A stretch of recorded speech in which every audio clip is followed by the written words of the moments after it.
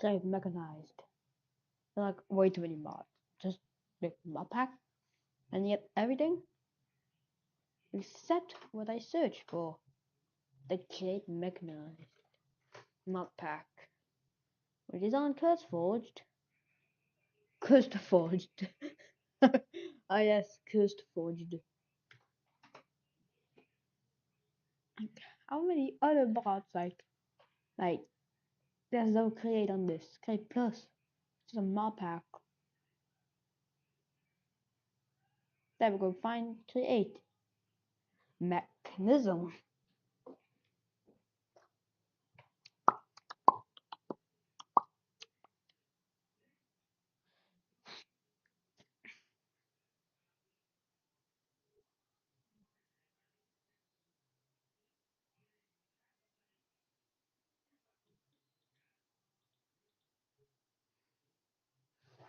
Chapters? 10 chapters? I thought it said 10 desk construct. I thought it said 10 desk construct.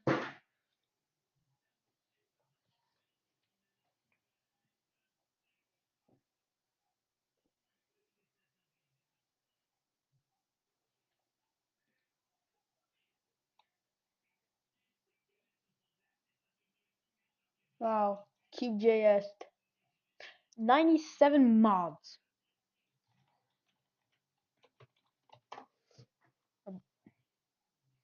You know you gotta add the web. It's everything every mod pack they can add the web. I just add the web. Files. Oh, CF. I put a D on accident and 1 milli. Yeah, this thing has 1 milli download. You know how much 1 milli is? It's at least one. Like, yeah, it's at least one.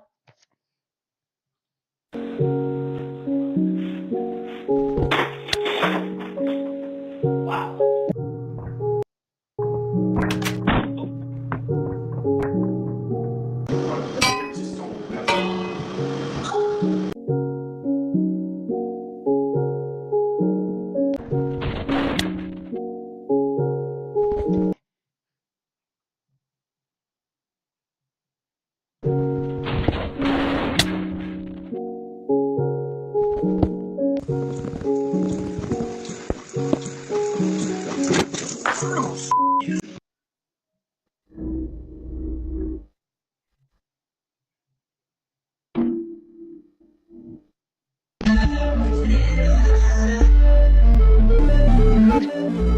Ха, ребята, смотрите, Стив хочет попить мой яблочный пирог, но я ему не дам. Ха-ха, чему?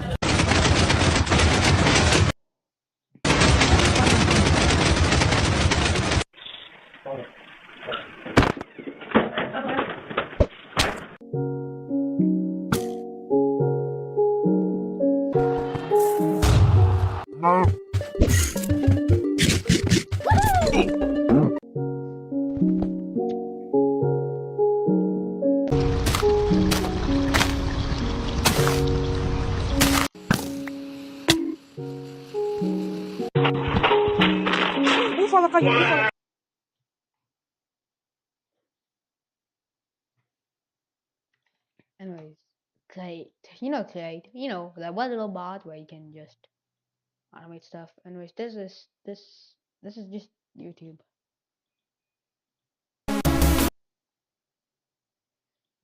You remember what we did last time, right? We just kind of freaking walked around. I'm gonna pretend I didn't see that. So there's an AI feature on Spotify. Stop asking me if I'm doing coke. It's not true. I'm just a little sniffly like every day. There's an AI DJ feature Spotify that asks that like is like, hey, I heard you listen to this guy, so here let's play like 5 tracks in the same vibes, and he switches the vibe up every 5 times. We're just gonna see what DJX has for us. Last time we enjoyed this feature a whole lot. He had some misses, but there were definitely some wins. On the way next, a non-stop round of bangers from our Guilty Pleasures playlist. Guilty pleasures. This is a W already. What? Schlatt, what's the drink of the day?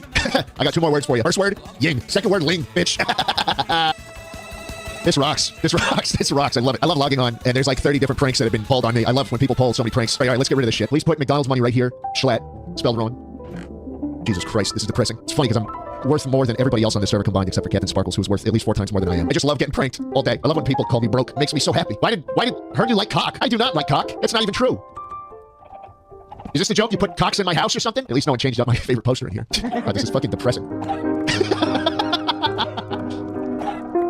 Is this Swagger Souls is doing? Yeah, that doesn't surprise me. What the fuck? I got chicken feet? This music just adds on to the massacre of these chickens. Yeah, it kind of does. There better not be chicken in my secret room. I'm just putting this out there right now. There better not be chicken in my secret room. What the fuck is this? Flash? Flash? What the fuck? Am I alive right now? Go away, Tucker! Go away! I want to talk to you! Go away! Go away! Listen, man, this is too fucked for me. I need to change a vibe right now. Changing it up, I got rock pick just for you. Rock pick just for me. People just scream outside my house. That doesn't make any sense. Schlatt, I saw Ted Nivison on r/boners in public. What? Fuck you! Fuck! Oh my god, there's more of them. No! Great, I get sad rock music. That's about how I'm feeling right now. Christ almighty. People shouldn't even know about this. This is my secret area. No, you're gonna make me kill the fucking goat! God, I'm so pissed. Get away from the goat so I don't murder him. Fucking shit, dude. 4 full stacks of cooked chicken. That's such a great prank. I love a harmless, fun-loving prank like that. I love a good prank. I have just 6 pairs of chicken feet. Why is DJ X recommending Radiohead? Why do you think, asshole? I don't even want to play on this server. Great, I can make another one. What the fuck? Aww! Ow! Ow! Why did you do that? I gotta get back down there. Fucking leave me alone. Bite the hand that feeds you? The fuck is wrong with you? I hate this server. I fucking hate it. I hate my life.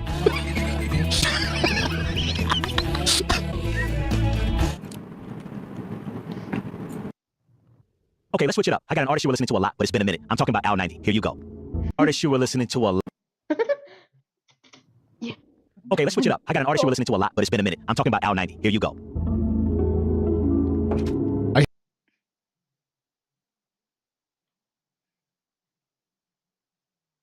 It's been a minute. I'm talking about Al 90. Here you go. Minecraft. Don't warn me about installations. You don't have any mods I download. I download at least one mod. Space.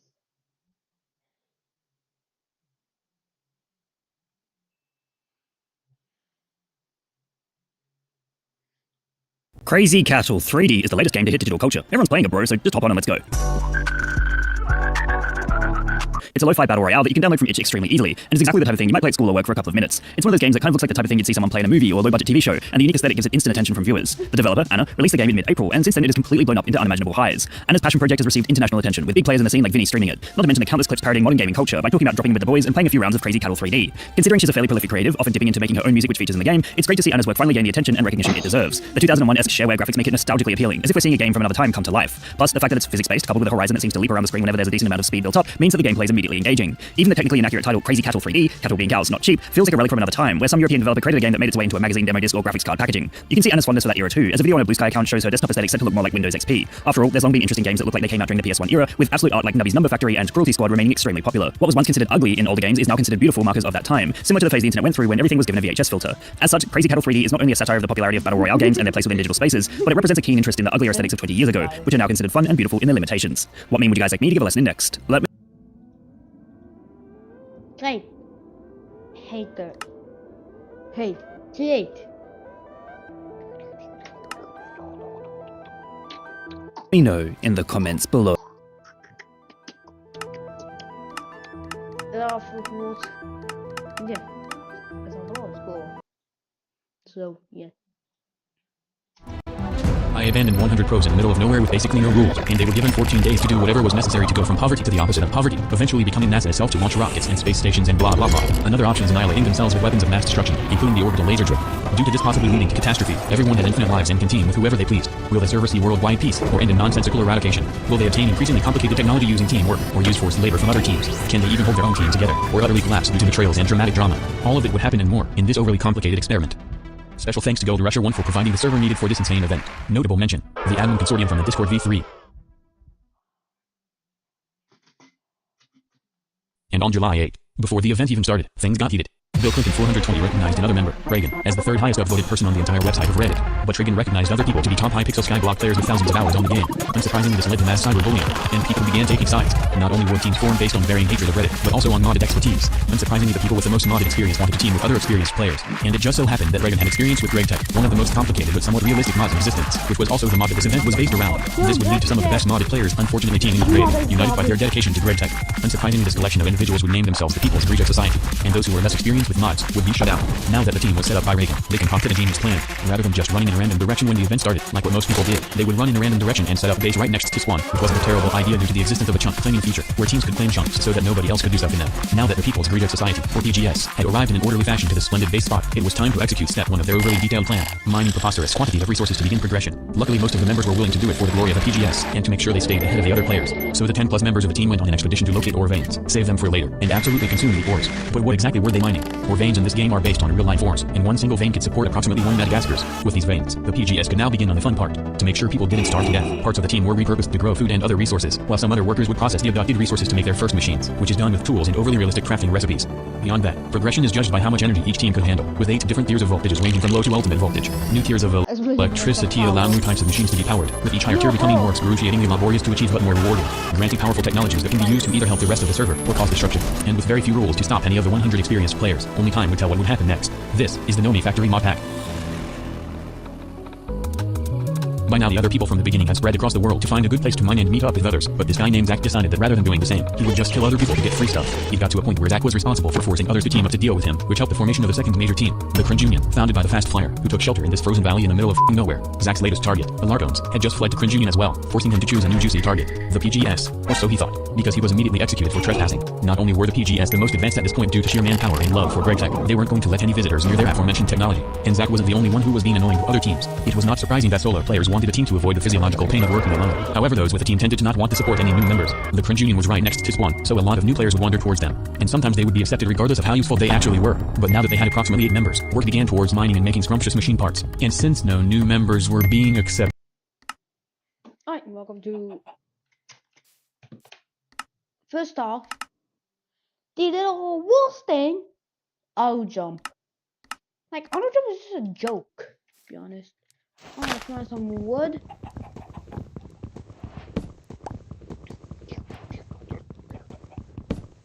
Let's quest, hold up. I gotta change my investments.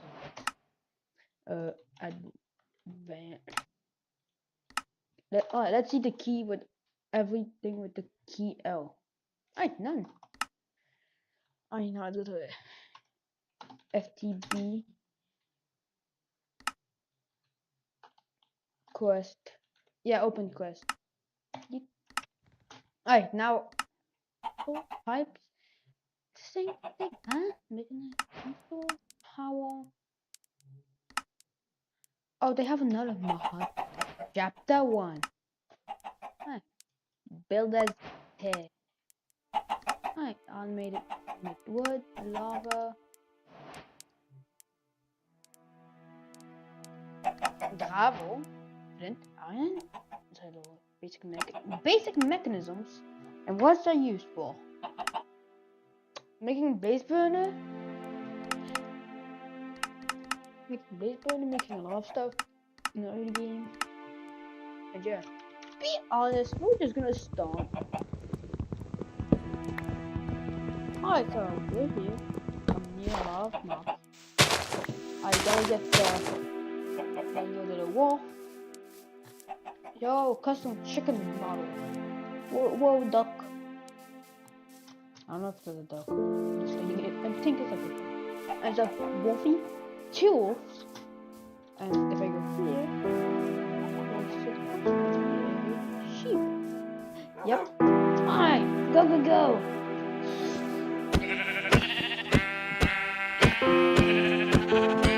Alright, we killed the sheep. Alright, so a deployer, this thing, deploying, requires a golden hand, which requires golden sheep. Pressing some gold, and I get gold out of the smell, gold ingot. Thank God it's the 1-to-1 ratio, not the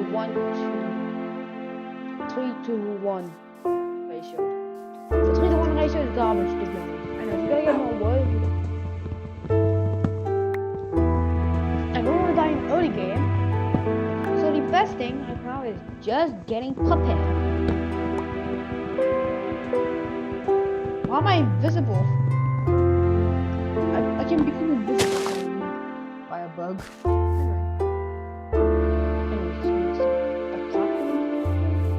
Okay, here's a gold level 9. Yep, it has iron.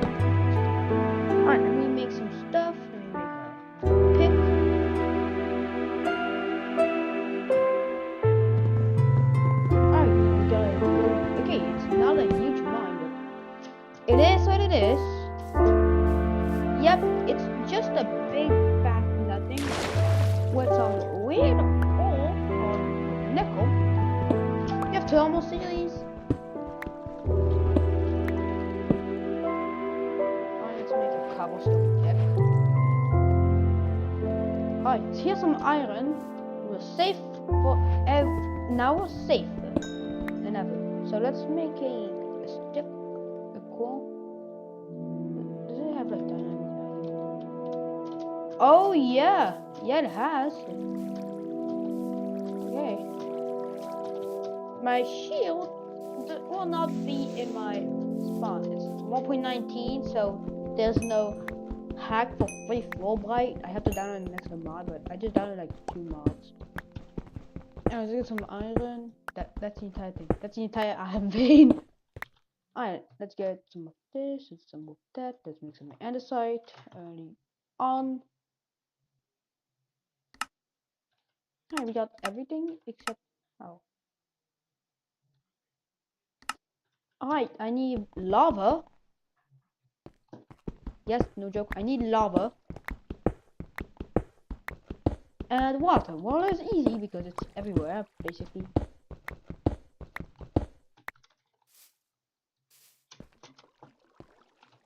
And let's craft a weapon.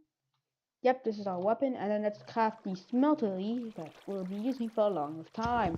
Until create. Now, we're in a very early game, so we're weak. And you can die by like everything, to be honest. Dude, a spring. Why is this big spring? They're called springs. Shiba?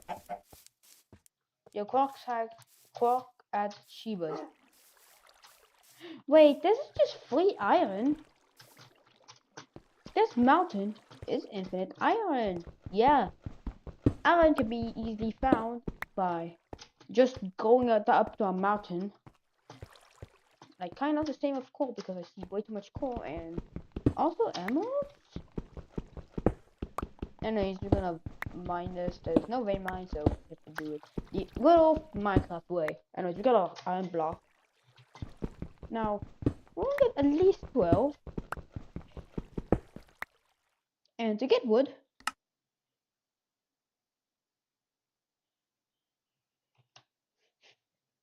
yes, to literally just get wood, we need some iron. Let's cook that iron. And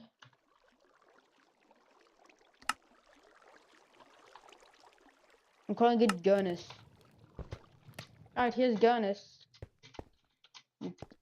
Okay, down more high. Higher up. The chunks. Anyways, we got enameled ore. Like, I can't even mine it. Okay, let's get some more iron, let's get some armor. Because that's the only way to survive. Armor. Almost the only way to survive getting hit by like a 50,000 mile plane going 5 billion miles. That's like the only way. A Minecraft logic to survive it. And you can survive anything with just your tools. There's still one of coal, but yeah, we're getting rich on iron. Not even by mining in a cave. Instead, just mining the normal way.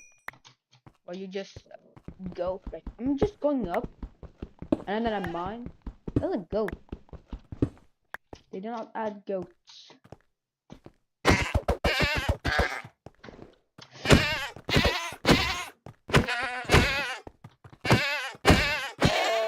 Alright, free XP. Alright, let's go to my Gurnus. I have found some extra iron. That's what the thing is. Alright, I get some more. Alright. Greed. Taking all the iron for myself. There's nobody else. Eat. Also, let's take some more. And there's more iron. Literally, this is the iron. This is the iron world. Caves are OP. Not the caves. The caves are worse. Hold up. What the brass hands are useful for? Oh, making a stand-up grip. Yeah, making a stand-up grip, and this thing requires to make brass. I need to mix some zinc and some copper with this. Or I can use a more. Or I can use something else. No. Okay. I can only use that other stuff. I can only use the mixing method to get it. And damn, this is an iron vein. Oh, it causes 2 corners. Well, 2 chunks. Is it 2 chunks? Alright, just how much iron is there? Dude, the game... Dude. I found sheep. Using my mini-map. Alright, they're all the way here, so... Alright, let's go. Alright, they're just here. Yep, they're here. So, if we go down, when we go down... We're gonna beat them with the stick. Alright, there's some sheep. There's a brown sheepy. There's some pearls. I'm just gonna... Alright, sheep only give me 1 mutton.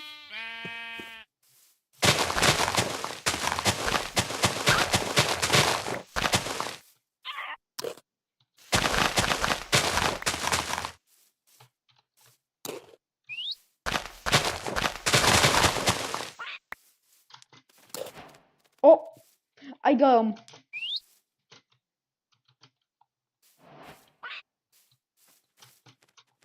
Follow me. So, I think there's like 2 darkness, I don't know. I just put some, I know that I guess it. Oh, he went straight on me. He's like, yeah, he took a couple seeds. What can't a couple seeds do to get a parrot? Like, I think it's like 4 something. Nice.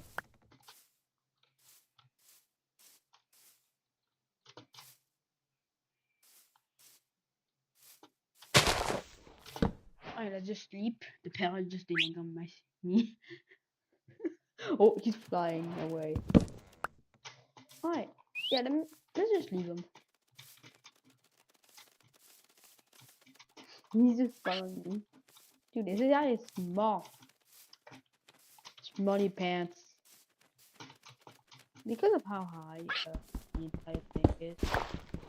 You wanna get a reliable source. Oh. If I get too far, he just teleports straight up to me. I can go commit teleport. Is that a big roll? Let's go to my furnace. Yes, it's called furnace. Not a furnace. It's not a furnace. It's a furnace. Hey, how much iron? Dude, the iron ore veins and up here are insane. It's just straight up insane. Like, iron ore at the top. The water is just like, it's not like coal. It's the same popularity as coal. But it's actually useful for a lot of stuff. Wait, how do you get zinc automatically? I need zinc so that I can make zinc. Like to get this, I can use it. Testing. Uses is to make a lot and make a lot of stuff. I can crush it to get it, so you have to go mining.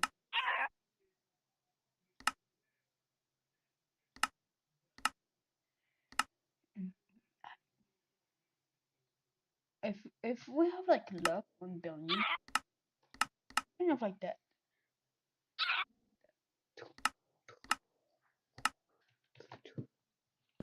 As I'm holding parrot. Yes, parrot. Only a goddamn parrot. I tamed him with like around 3 seeds. Yeah, he's not expensive to get. And I just got hardware. Now let's make our first and only probably iron block. Now let's make some armor. Yeah, who needs armor?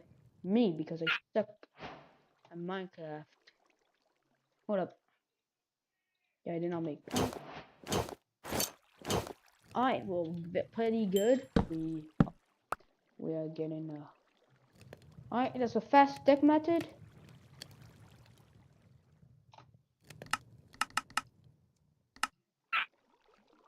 Oh, quark. Oh, it's made by quark. Anyways, let's get some emeralds. Yes, I'm gonna get some emeralds from the time I just found that single emerald. This is like the first time I'm mining an actual emerald for. Uses dust, a gear, some stuff, block, and some another static. Oh, it's only made for this, and its uses. Wait, making coins. Hell yeah, you can make coins with that. But what the use of coins when you're a single player world? Let's start making them sellable to the title.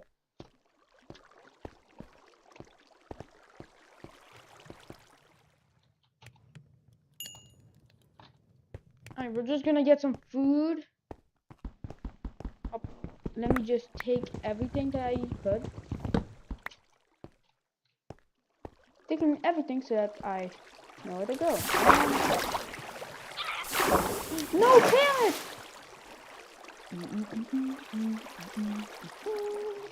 Why are you spinning?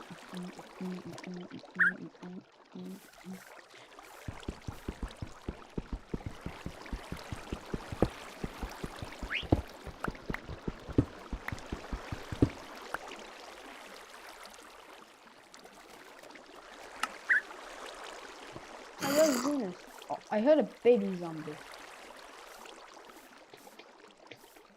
Oh, right there. Cool. Thanks to minimap. Mother adds, of course, the one thing you're seeing at the top right of the screen. I don't know if it's top right or top left. I see a couple pumpkins. Yeah, I see a couple of pumpkins.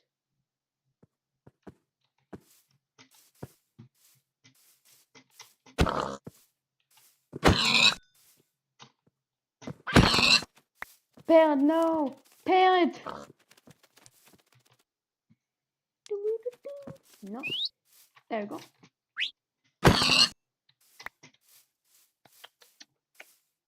We gotta kill all the pigs. They gave me most food. I don't know how I got only 2 food from the sheep. From a car. Oh, it's not slippery.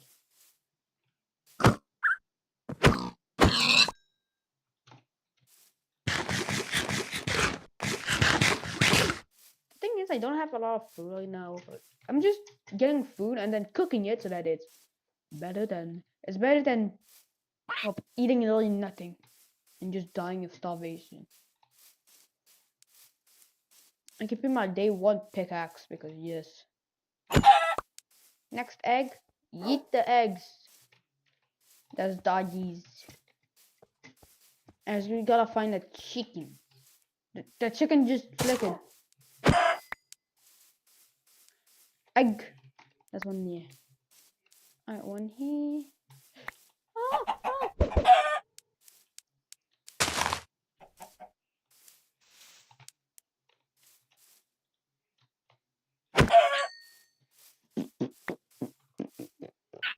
Do they always give me 1? Dude, pigs are the best food. Chickens are good food source because they're abundant in like a lot of places. Take this. I told your son away. And now you're dead. You're just serving me as food. Ooh, where's the chicken? Ooh. Parent, you killed me by playing creeper sound of MP3. And please not play creeper sound of MP3. You did it again. Ooh, cocoa bean. Oh. It took some damage. Just stop playing the creeper sound.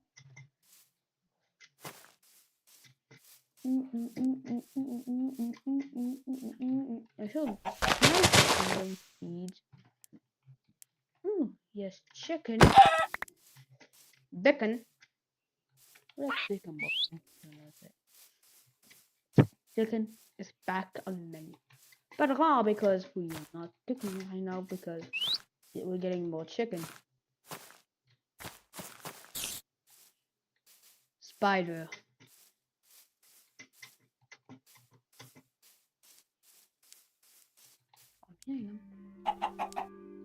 Chickens, you can't run away from me.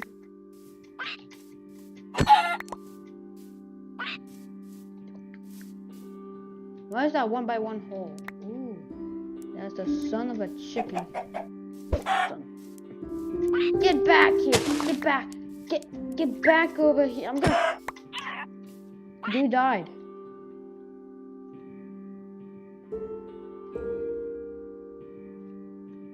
Build us. Alright, let's make our little dollar base. Thank God I brought my bed with me. And then shit. Beto! How can I feed you seeds? Oh, they cannot be fed. Oh my. That's the thing. They cannot be fed.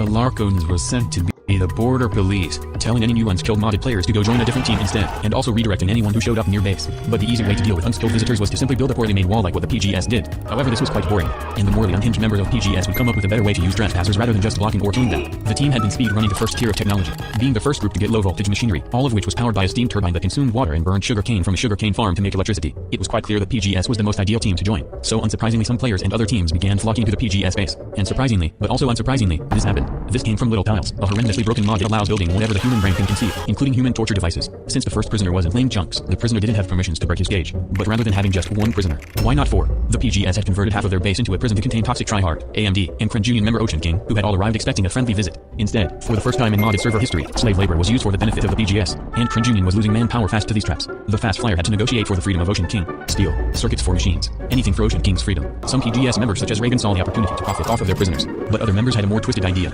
Some didn't see the need to buy resources which the team already had a lot of. The PGS was much richer than Cringe Union, and some PGS members just wanted some entertainment after a long day of work. So against all common sense, the PGS decided to use their prisoners as gladiators to fight to the death, and the leaders instructed all members to transport their prisoners to the gladiator ring that was being built at base, much to the disappointment to those who wanted to sell the prisoners. On the other hand, this is LeClown, a PGS member who wanted to do good for the team, but his execution was not exactly the greatest. LeClown was trying to transport Ocean King from the trap to the main base, when a slight mistake allowed him to die and escape, and the remaining gladiators were also not properly taken care of, causing one of them to die instantly when entering the gladiator ring. Due to these minor inconveniences, the gladiator fight was cancelled, and most of these problems were blamed on LeClown, even though he had been spamming for help, which was ignored by the other members who were distracted by the gladiator fight. LeClown was desperate to stay in the PGS and offered to do anything, but it was decided to exile him. This annoyed even more people who saw this trial as unnecessary and wanted to go towards the electric blast furnace, which was the key to unlocking medium voltage. The PGS was starting to split between the peaceful productive members and those who tended towards violence but were also kind of productive. And this slavery incident would lose precious time for other teams, who were already behind the PGS due to being smaller and spending most of the beginning exploring rather than settling down. The traumatized PGS prison escapers gathered at a temporary base, before they each said goodbye to seek out a new team. Cringe Union and the PGS were no longer accepting members so they could focus more on getting new technology. This would force people to eventually make their own teams such as the Mexican Cartel, Global Warming Foundation, Floppy Gang, Asbestos Nation, Catgirl Nation, the Church of Morbius, the Point Team, these assortments of people, this guy, the other guy, and more.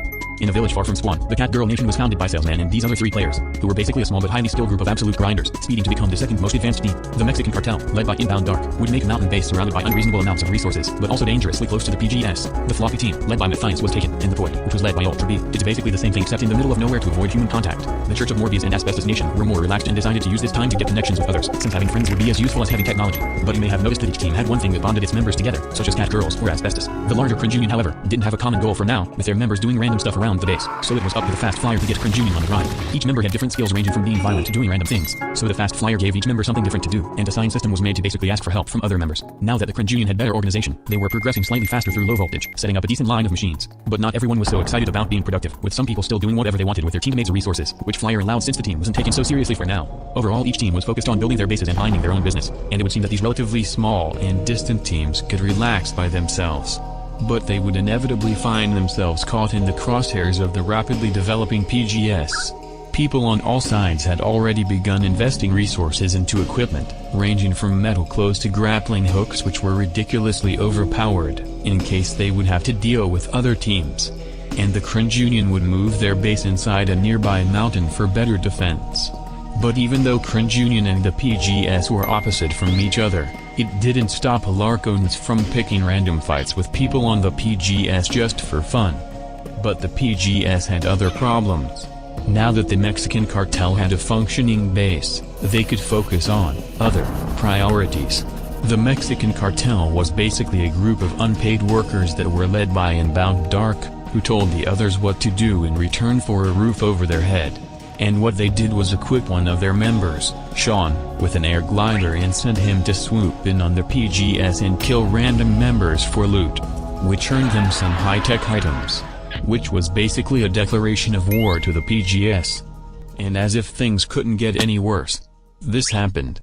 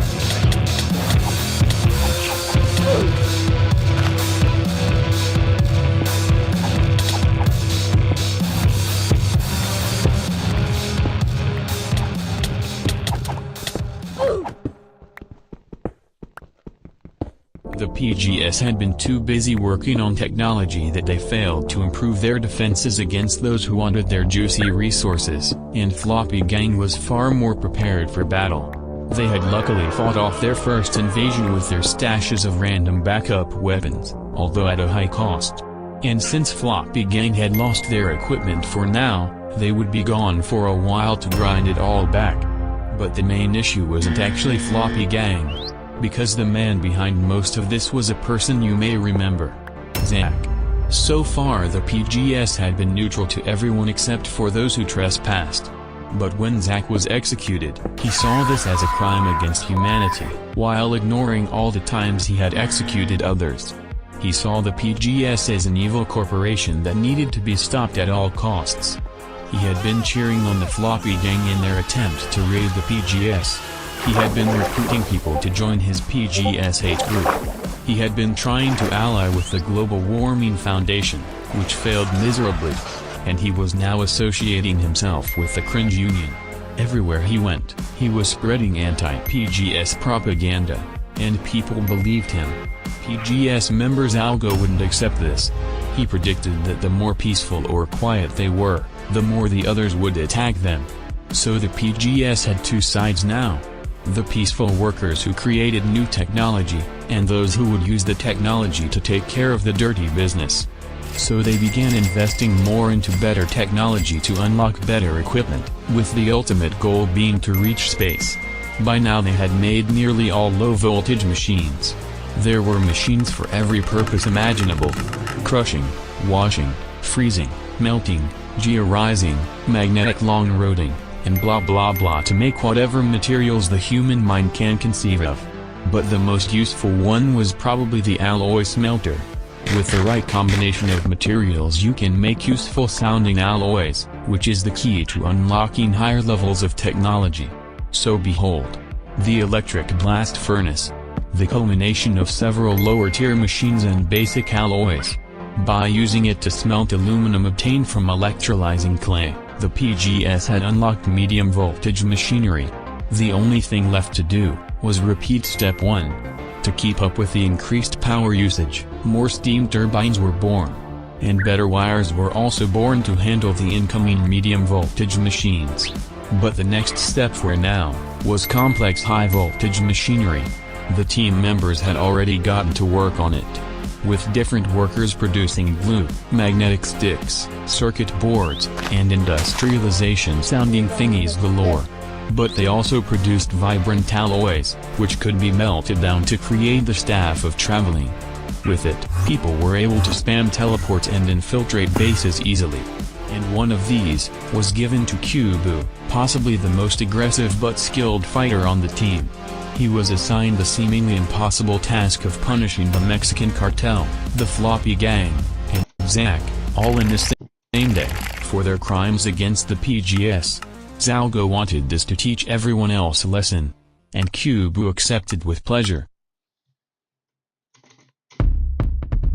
It was the dawn of a perfectly normal day. Most other teams were approaching medium voltage by now, and had plans to spend the next several hours absolutely gaming. But some other teams woke up to an unpleasant surprise, such as the invasion of the Mexican cartel. The walls of their base were too thin to stop Cuba from teleporting in and out, and he began picking them off one by one at their base until they agreed to never disturb the PGS again. And after this successful operation, Cuba went to his next target, Zack, who was apparently near the Cringe Union base. But when Cuba arrived, it seemed that Cringe Union was supporting Zack, because him and Alarcones would not back down even though the PGS had far superior technology, leading to this fight basically being a Tom and Jerry episode, until Cuba began using his strategy of teleporting back and forth and killing them slowly while staying safe. Cringe Union started to realize they were being invaded, and reinforcements began arriving, with Locke Zack doing a dramatic entrance only to realize that he was dealing with PGS members, and they all regrouped so they wouldn't be picked off on their own. But this made the actual base more vulnerable, and Cubu decided to go for their friends back at the Cringe Union base. They were no match for him when he phased through the walls and began his inescapable killing spree. It was then that his passion for killing was let out, with no survivors left behind. Zack was now panicking at what he had gotten himself into, and Locke Zack simply ditched the team. Both people used this as their chance to escape Cubu. Without any other way to defend themselves, Cringe Union member Ocean King demanded to speak to the PGS, and PGS member Gleese realized he could profit off of this destructive war. With their base still occupied, Cringe Union would be turned into a colony, which Gleese would manage, and he had a few things to talk about, such as taxes. To support the PGS race to space, Cringe Union would constantly pay taxes to the PGS in the form of technology, and the deadline to pay their first tax was 6 hours. The alternative was some sort of big punishment, and if anyone was caught showing aggression against the PGS, the deal would be cut off. So the Cringe Union disowned Zack due to his history of violence, and they got to work to pay off their first tax. These intimidation strategies were working surprisingly well, and Cubu returned home, where he was celebrated as a war hero for his slaughter of Cringe Union and the cartel. But they began to wonder, what other lesser teams could they turn into colonies? Cubu had been exploring the world for major bases with his staff, and Floppy Gang's base was located just a few hours later, so it was time for some colonization fun. People. 12 hours. That's how long this once-in-a-decade Minecraft exploit lasted. An exploit of such a scale that likely won't ever occur in Minecraft's history again. You've heard of Minecraft exploits before, loopholes within the game or certain server plugins that allow you to dupe, crash the game and server, or just do things you aren't meant to do. But these exploits pale in comparison to the most powerful exploit of them all, Force Op exploits. The story of an exploit where you only needed 2 chests to destroy any Minecraft server completely. An exploit which effectively allowed players to log onto any Minecraft server and gain full admin and op permissions in mere minutes, giving them ultimate and unlimited power to do I just set the spawn to air. as they please. There has not been anything comparable to this in history.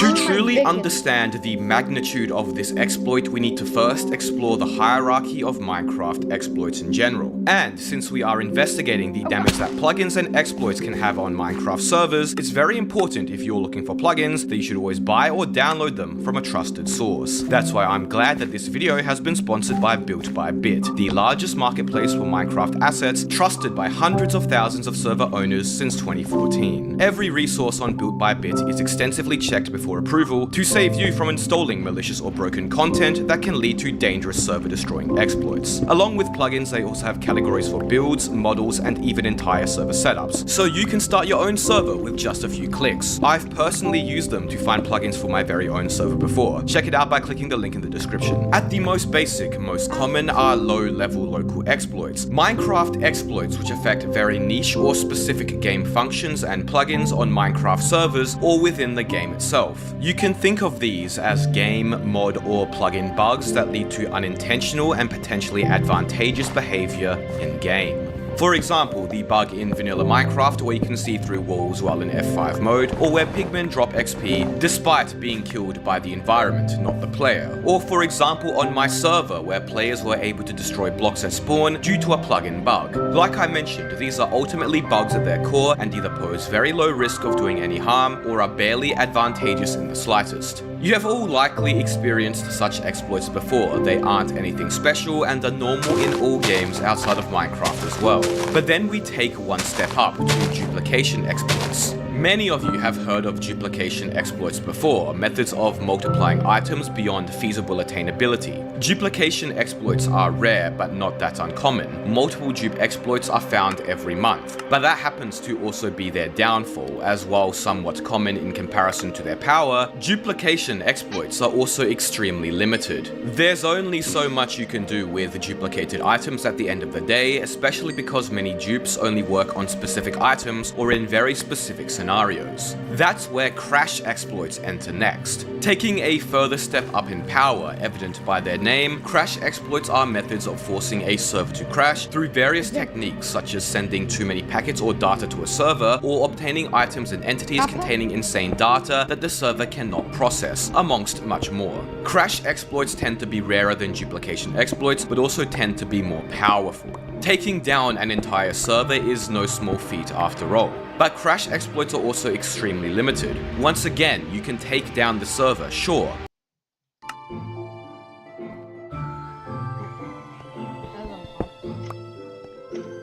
That's a key. Right? Right? Oh, that's a useless thing. Oh, yep, that's a creeper. I was right. Yo, sit on this side. I got lava. Dude, I'm scrolling down and finding no island.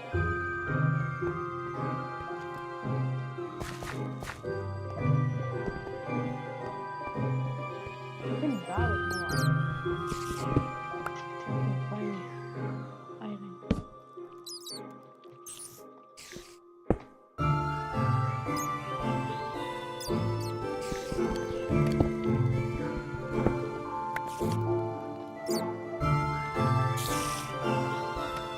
But that's it, and it will only be a matter of time before their exploit is patched, rendering any damage done null and void. And that's normally where this little hierarchy of Minecraft exploits ends. You can't really go further up than duping and crashing. Exploits beyond that don't really exist or are so niche and isolated that they might as well not exist. The only way a more powerful exploit could exist is if you somehow gain the level of power you should never be able to get. At the very top of the hierarchy of Minecraft exploits in terms of power and rarity, virtually non-existent are what's known as force op exploits. A force op exploit is a Minecraft exploit where a player forcibly gains server operator status without the server's actual operators and admins knowing. In practice, that's often either /op, admin permissions, or somehow beyond that, console access. All permissions which should be restricted to only a handful of extremely trusted individuals. With server operator status, you can effectively do anything on a server. The potential for devastation is unlimited, but with great power comes exceedingly great rarity. In fact, up until this point in the entire history of Minecraft, there has never actually existed a true force op exploit. This isn't the most powerful force op exploit ever. This is the only force op exploit ever. Ignoring the YouTube clickbait, a true force op exploit where you can hop onto any server, big or small, and gain full access to operator powers in mere minutes is simply something that requires far too much to go wrong to ever logically be possible, or rather should require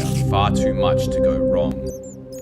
Just like our so-called hierarchy of Minecraft exploits, there also exists a hierarchy, or what we are going to call a pillar of force op exploits, with true force op exploits, the most powerful and rare of them all, yet to actually exist to this day, sitting at the very top. Beginning at the bottom are vanilla force op exploits. These are force op exploits which only work in the vanilla game, or more specifically on entirely vanilla Minecraft servers. The last time a decently known vanilla force op exploit existed was 2014, almost 10 years ago during Minecraft 1.8, where due to an oversight, Mojang allowed any player to execute any command from command blocks on servers. This allowed hacked clients to create command blocks with stored NBT data that could opt players, and much more, that could be activated through a dispenser, a feature which had to be patched out and never returned to the game since. Vanilla force op exploits are for the most part entirely useless nowadays because almost no notable Minecraft server runs vanilla server software due to its abysmal performance, opting to use modified server software known as Spigot or Paper instead. Moving up the pillar one step, we have plugin specific force op exploits and backdoors. Basically, these are force op exploits which can occur due to oversights in specific niche server plugins, or with plugins that have been manipulated to contain secret functions that allows malicious players in the know to execute commands at a console level. I'm sure you all know the 2B2T backdoor stories. Now, while both of these exploits sound powerful, the issue is that they are never globalized in the slightest, localized to niche specific servers, or just one single server overall. They almost never cause widespread issues because the plugins and thus exploit aren't widespread enough. As such, these tend to be isolated once-off type incidents. Moving another step up the pillar is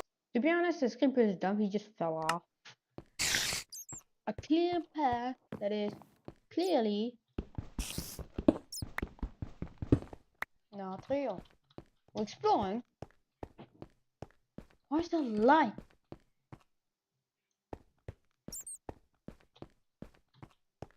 I'm just like, get up. Oh, there's a paper tin wall.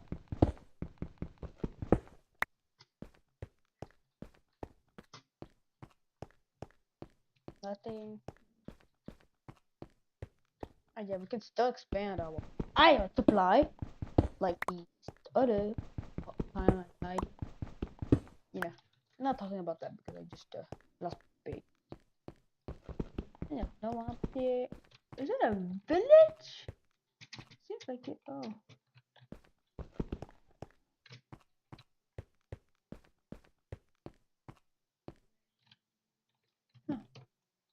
Wait, they're upstairs. They're up.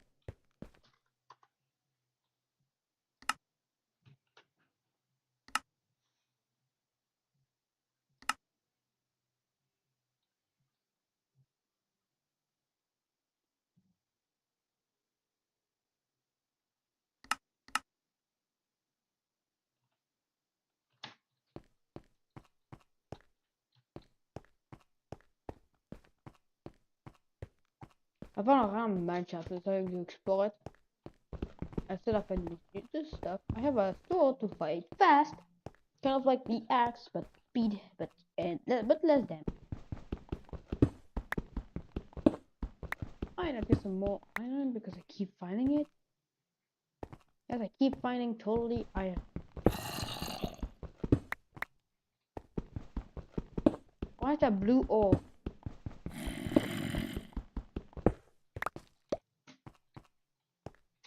I have a single spruce stack. Okay, that's the entire thing. There's an appetite.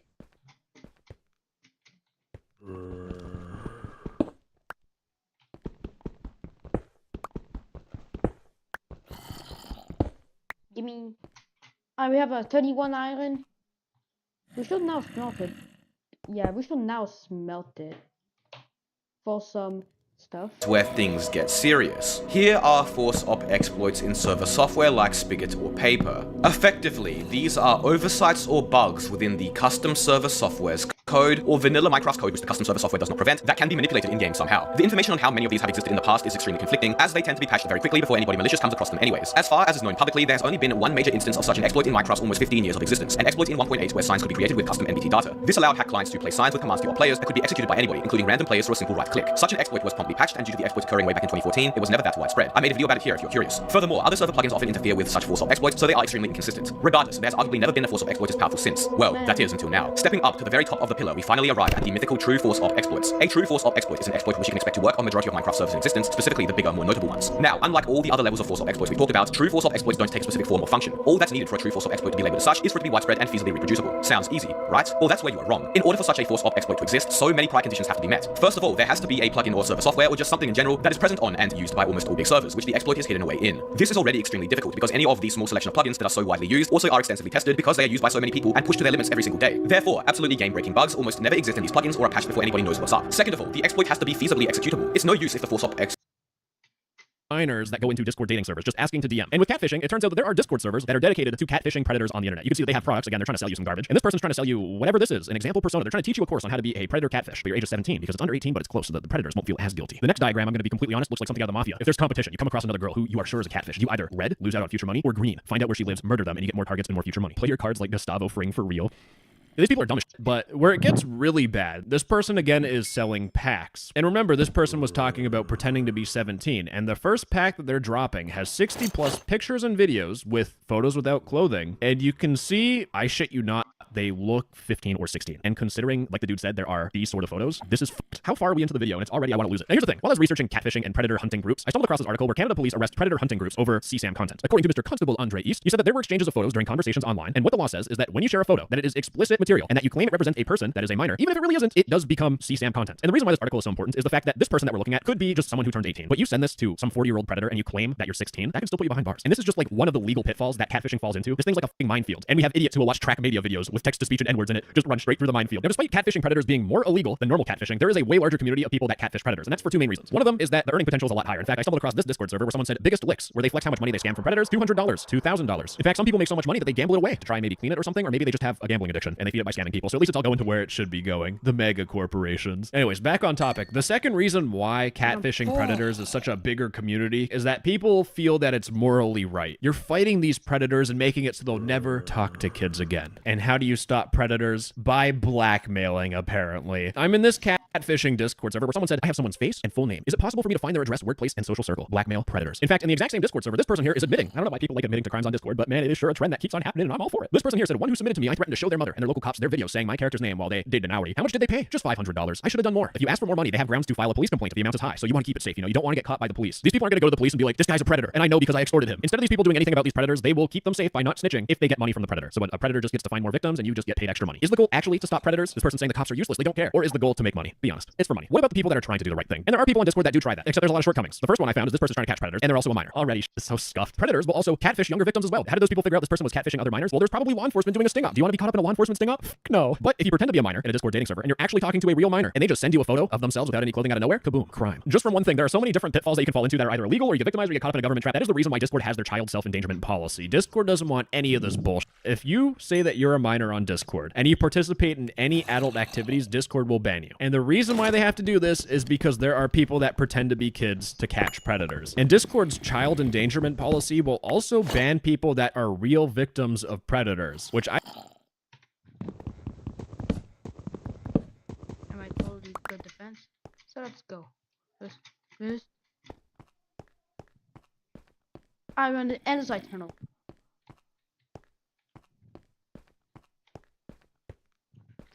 Then we're in the tunnel. Diorite. Stuff. Planks. Iron mine in the bar. Let's go here. Alright. Absolutely no food because it's nothing except some little iron.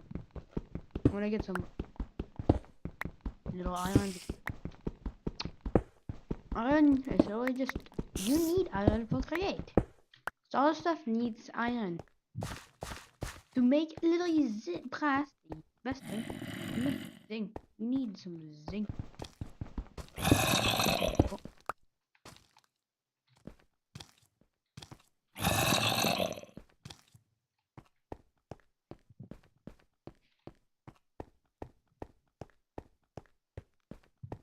Right. There's nothing. There's a 10 again. Go up.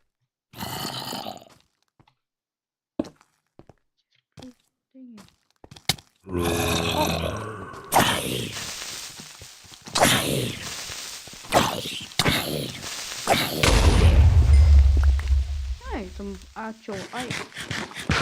Much food.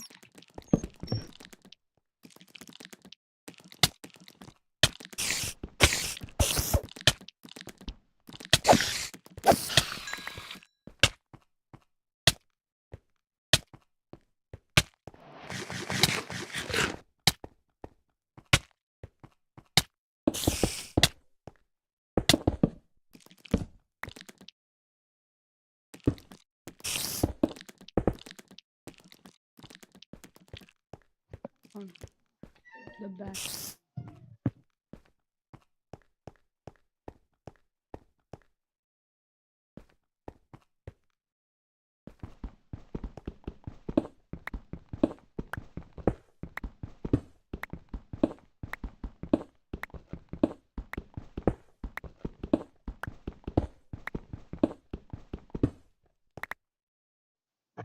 Zing.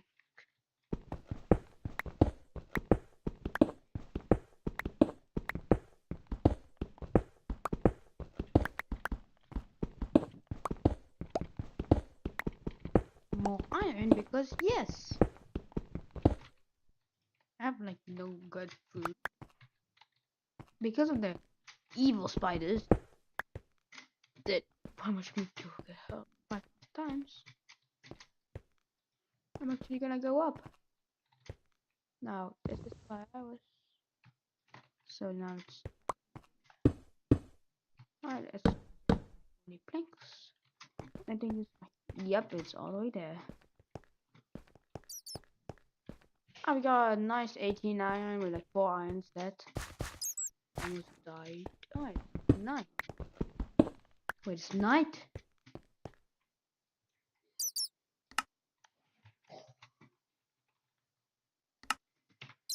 Alright, let's go here probably.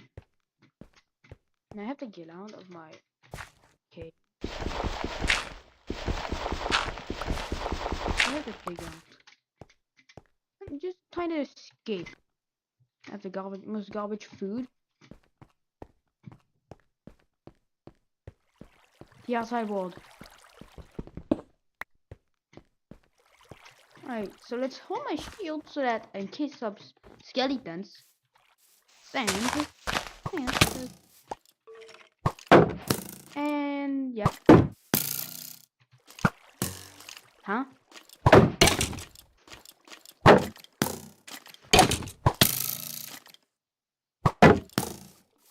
Or just go. I clearly blocked it.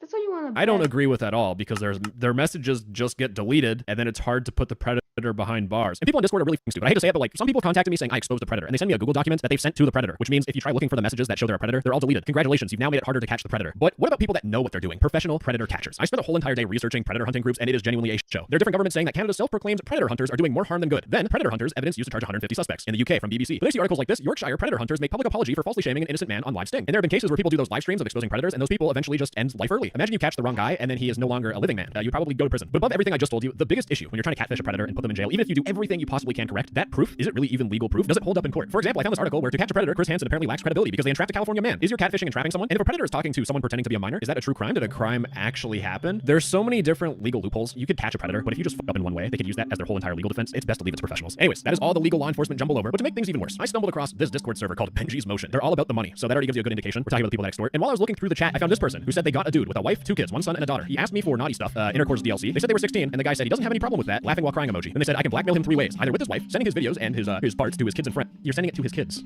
That's a crime too. What the these people don't think? I didn't even notice that. Or I could go to the police because he's a predator, even though I'm gonna blackmail him and this evidence would be sent.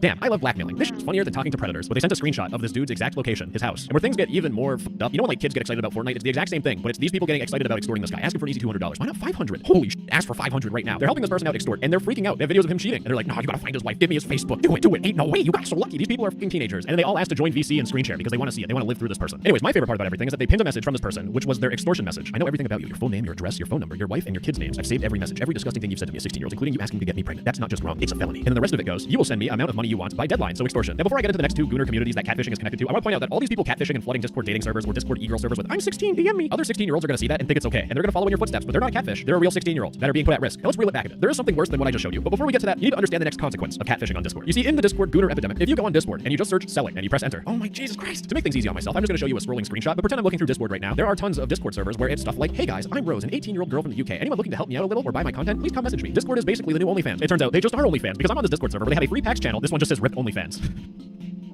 Dudes will do anything but get a job, and the best part, people still fall for this nonsense. The Discord server has a flexing channel where this person here flexed that they made a whopping $15. I ain't no broke motherfucker, but that's the first time I paid a girl. Get a fucking grip, dude. This is just shameful. Also just ironic. I ain't no broke motherfucker. I give you $15. Nicole, the same person that catfished the rich dude out of $15, said, I gave all my money to my mother, chat, hoping to make more. May God bless us all. I'm gonna make some deductive reasoning for a second. This is a minor pretending to be an adult to catfish dudes into giving them money. So if you are a gooner on Discord, just remember, when you're giving money to some random person on Discord, even if they say they're an adult, they could easily be a minor. Should make you feel a little gross inside. And speaking of things being gross and speaking of minors, we get to the worst of the worst. We get to the final Discord community that is the biggest piece of shit that exists on Discord. This is the reason why I hate Discord gooners so much. Because we talked about adults catfishing. Then we talked about minors catfishing. We talked about adults selling adult content. And now we're talking about minors selling adult content. And the first Discord server we're looking at is one that tells us to join to get rich easily and scam predators. And when I joined, I hated myself. In their server, they have a channel called Clothes Remover AI, where you can turn images of people like this, which this is obviously someone who is not over 18, and they're running it through an AI to get a naked image.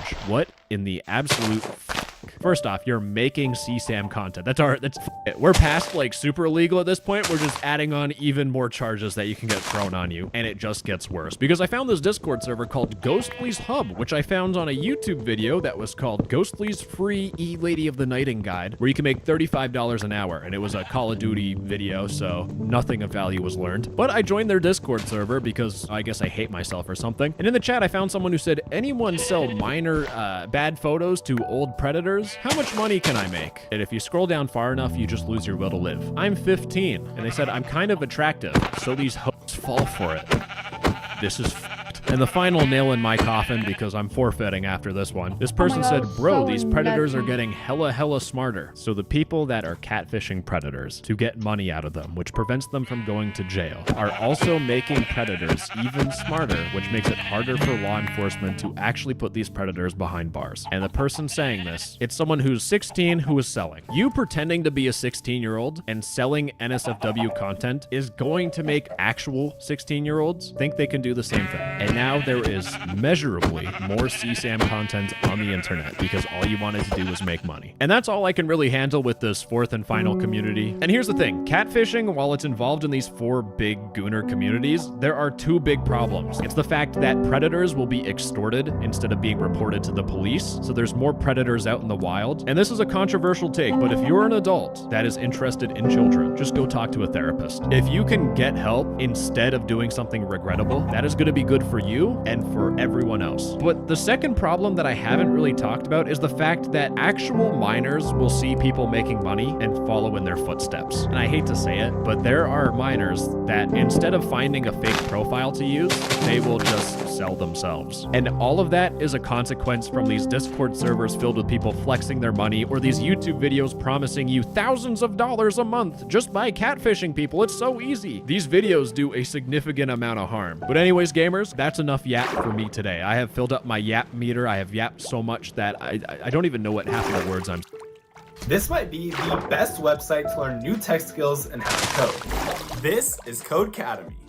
Discord has changed a lot recently, for better or for worse. We have this new UI that everyone 100% totally loves. We have nameplates, and we have feet photos in the shop. Things aren't looking too good right now, but I do have a handful of new and leaked Discord features, and I'm going to answer the question whether or not they're just a disgusting, greedy cash grab by Discord to try and get your money. Now, before I get to those cash grab features, I have two massive elephants in the room I need to talk about. We have the April Fool's event, and we have Discord's new UI. I am working on a video to fix Discord's new UI. There is a way to go back to Discord's old UI, but it's broken, and it gets worse every single day. Yesterday, it was acceptable. I probably could make a video about it. Today, half of the chat isn't even on the fucking screen, so I'm working on a more permanent way of fixing the problem, but for now, you guys are just gonna have to thug it out. But during this week, Discord released their April Fool's event. If you open up Discord, you should have seen this notification saying the last meadow, traveling across the lands, and when you click on it, it's an April Fool's joke. Discord tells you to play this game. They have this big trailer about it that looks like it's gonna be an epic RPG world exploration thing, and then when you click on the game, it's a hooky clicker, but you just touch grass. And as you continue playing the game, it gets injected with 1,000 memes and a whole bunch of pop-ups where there's enough things on your screen where if you're playing on your grandmother's Windows XP computer that you used to play Freddy Fish 3 when you were a child, that thing would blow up. Thank goodness, though, Grandma wouldn't be mad because she's dead. But you have until April 7th to play this game, and the only reason why you would play it is because once you finish it, you earn an avatar decoration of you touching grass. Horrifying. But don't worry, that avatar decoration expires on May 1st. Anyways, this April Fool's joke was greatly received by Reddit. Just with this pop-up ad, people had conspiracy theories up the wazoo. If you had anything to do with the last meadow, please know you've made today a little worse for so many people by helping Discord spam paying Nitro all users with ads a mandatory pop-up. And now that we understand the average intelligence of a Discord user, it is a perfect time to start looking into Discord's cash grab features. But let's start off with our first Discord cash grab, the nameplates feature. Now, you might not know what a nameplate is, but you sure as hell seen it. If you look in your member list, some people have this weird background next to their name. Now, this shows up both in the member list, also in your DMs, and if you buy your own nameplate, it will show up in the bottom left here by your profile. At the time of recording, 10% of people have the ability to buy one of these. And how do you know if you're in that 10%? Well, if you open up Discord, you should get this pop-up saying new nameplates featured. And thank goodness I had like 30 different Discord alt accounts because only one of them had this feature. But if you're one of those oh so lucky 10% of people that can give Discord money, you should have the option to buy these nameplates in the shop for $6 for an animated background next to your name, or $5 if you have Discord Nitro. You can save money on this by giving Discord more money. Now, at the time of recording, there are 8 different nameplates that you can purchase. However, I do want to point out that there is a website called yapper.shop that allows you to see Discord leaks and everything in the shop, and it turns out they found some unreleased nameplates, stuff like Kitsune, Kawaii Gaming. And the reason why I'm talking about these leaked nameplates is that there was a way to buy these leaked nameplates. So if you look on Discord, some people do have these, but unfortunately, it got patched. So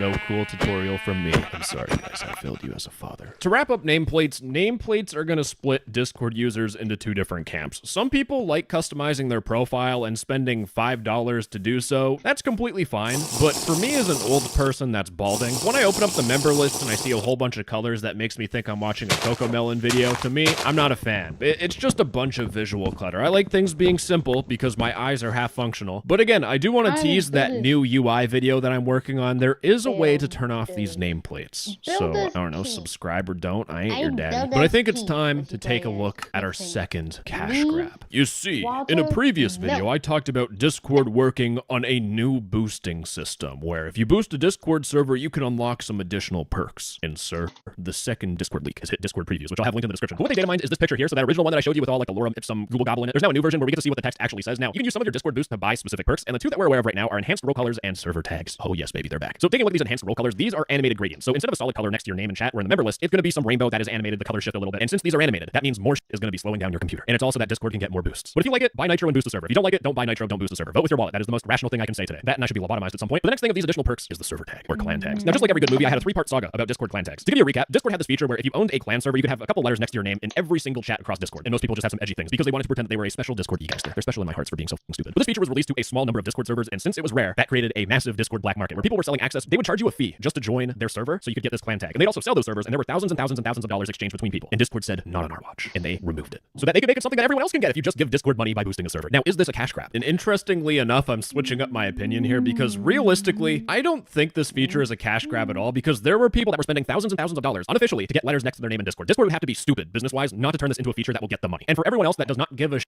about 5 letters next to their name in Discord, they'll just be like, okay, I'm just not going to give Discord money. This really isn't a cash grab feature and more of Discord making smart business decisions, in my opinion. And that trend actually continues. Discord is adding DM wallpapers. Now, if I... You were hauled off to jail. You feel like you can speak privately. Jailer, roll. John Willard. Wagga Baba Bobo. The jailer has decided to execute you. Jailer, no, please, I swear, my role really is Wagga Baba Bobo. Please don't kill me. Give me a big ol' Wagga Baba Bobo in the comment section for this one, boys. Can't get no privacy. She talking about that, but she keep eyeing me, and I wanna talk about it if it don't apply to me. To Vanessa. Vanessa betrayed me. This video is no longer for her. I hate you, Vanessa! In space. Nobody can hear you in space. Alan. Eggs and Bacon. Eggs and Bacon is a short song sung by Candace while she is carrying eggs and bacon to her mother in Mom's birthday. Lyrics. Candace. Eggs and bacon. Oh yeah. Background information. This is Candace's shortest song. Verse 1. Candace. Eggs and bacon. Oh yeah. Got called racist in Greg's earlier, lads. Tell us what happened, lad. I got called racist in Greg's. Yeah, but why? I was being racist. In Greg's? Yeah, it was in Greg's. So hold on. You're meaning to tell me that he was being racist in Greg's, right? It was in a Greg's. And he was being racist. That's what was happening, right? When someone takes the last piece of bacon. How dare they take the last piece of bacon? That makes me so angry. You know, what makes this meme so bad is the fact that they used the picture of the dog. They could have used, like, any other angry face and it would have literally worked the same amount. There's no significance to this dog being here. I know it's... What's up, boys? We did it! We...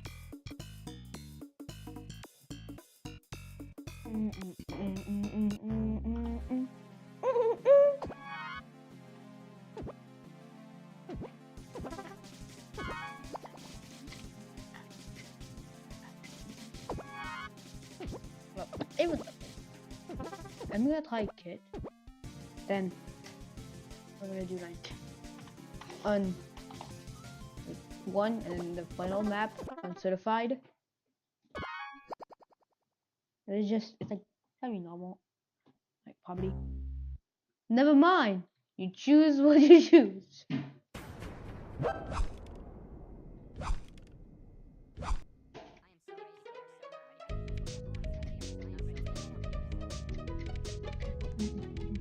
Speed. You are so dead. Oh. Oh my god. No. This is. Dude, it's annoying with the punch. Like if we just walk normally, just. Alright, speed. But 1 HP. Fantasy CEO. The server's lagging.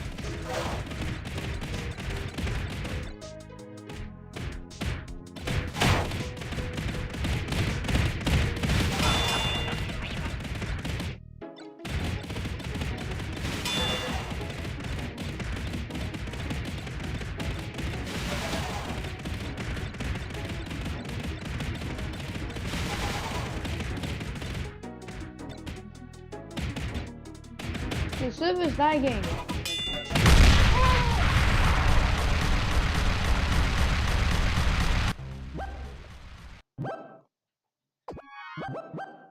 To be honest, Roblox is just dumb.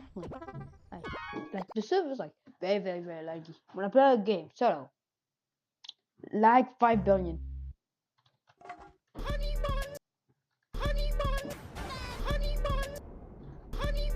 Honey bun.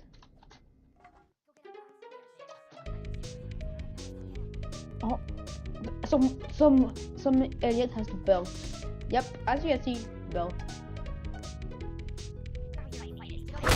Dude, the server's locked. Honey bun, yeah, you go honey bun.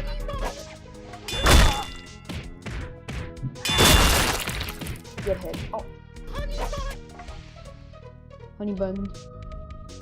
And the server keeps lagging because of how bad Roblox is.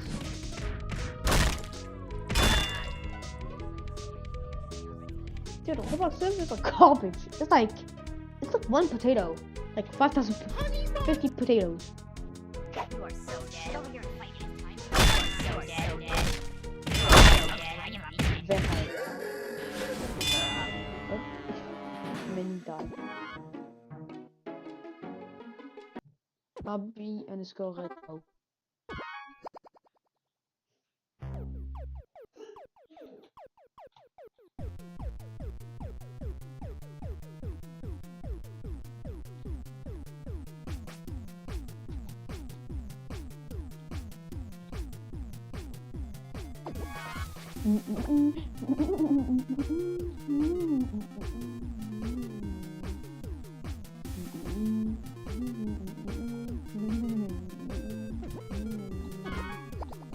Omania.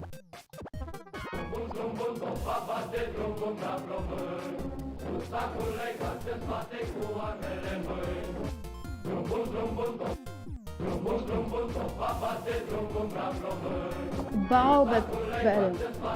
Clicked and texted Lenderboy.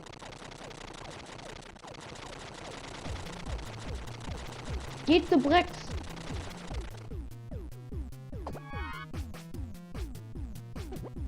Yo, fish button.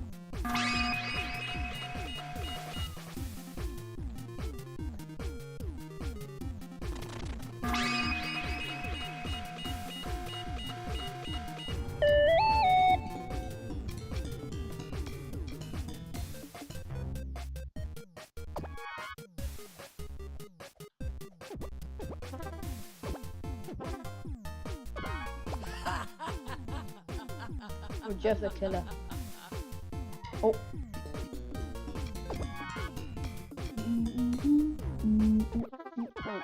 No, I could shotgun. Reloading 101. Alright, 25 lives and you're all blank.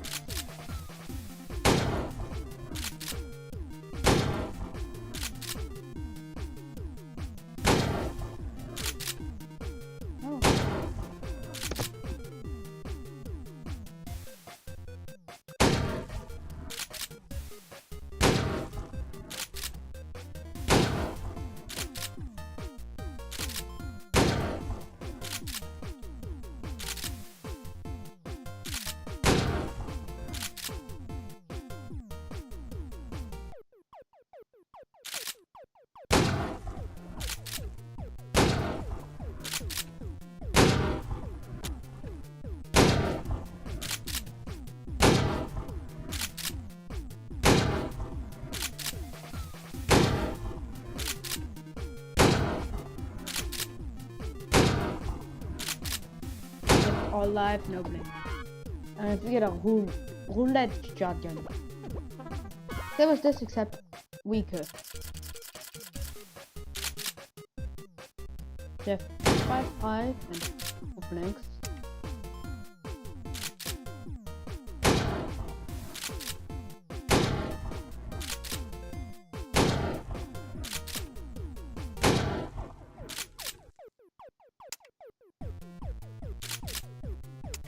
The rest is just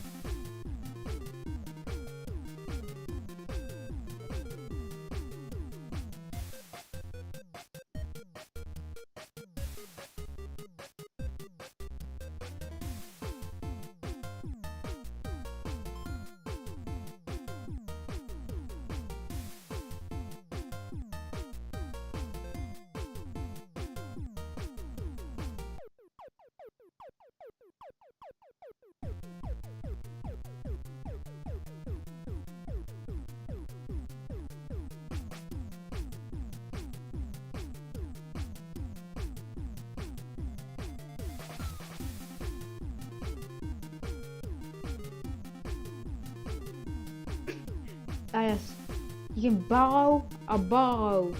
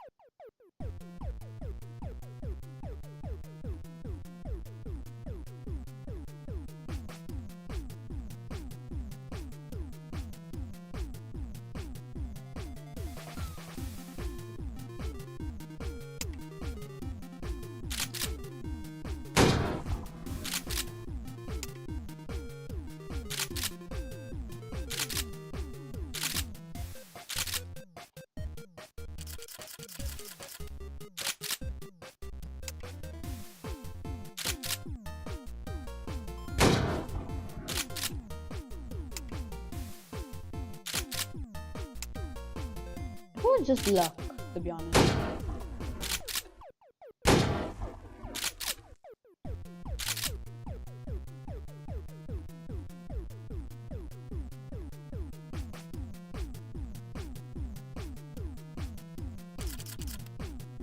Also, like better version of the game. It's just admin. That, like you shoot and then you gamble. Like this can be this, and this can be fake, and then you reload. And you have a random amount.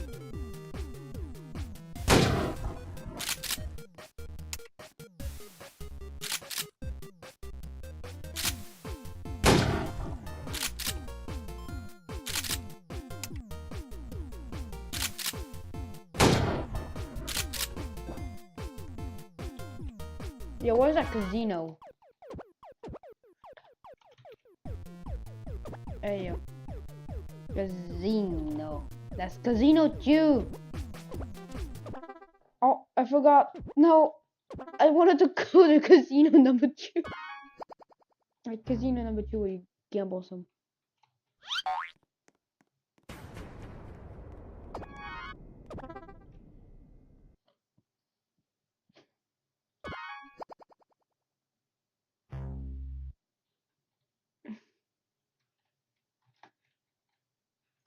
Oh, darkness. Anyways. Casino.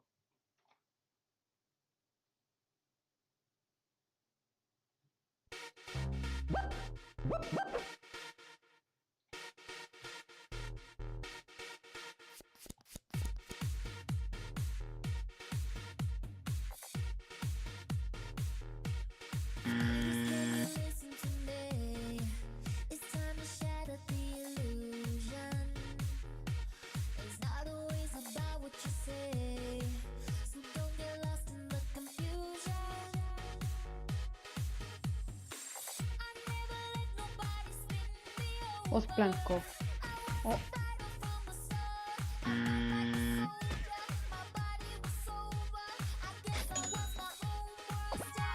At least you got a bit of money back.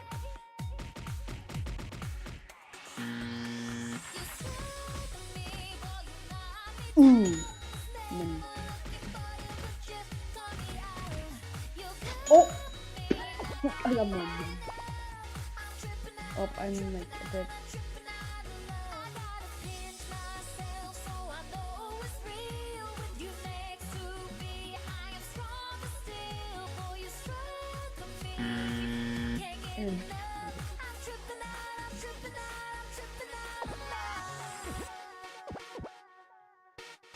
Tell us, can you listen to me? These are the rules of engagement. If you wanna stay in this game, don't play with JJ.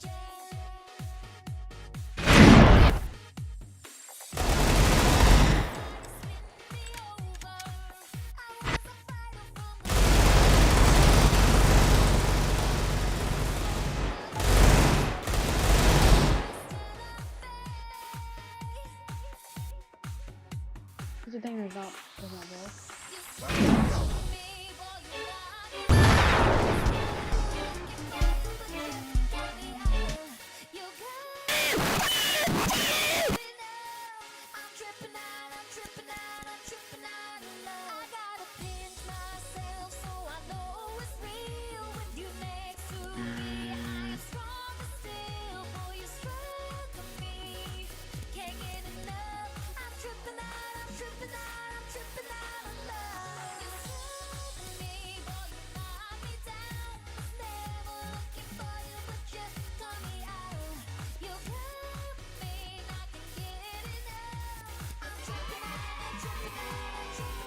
I won. It doubled my money. I lost more.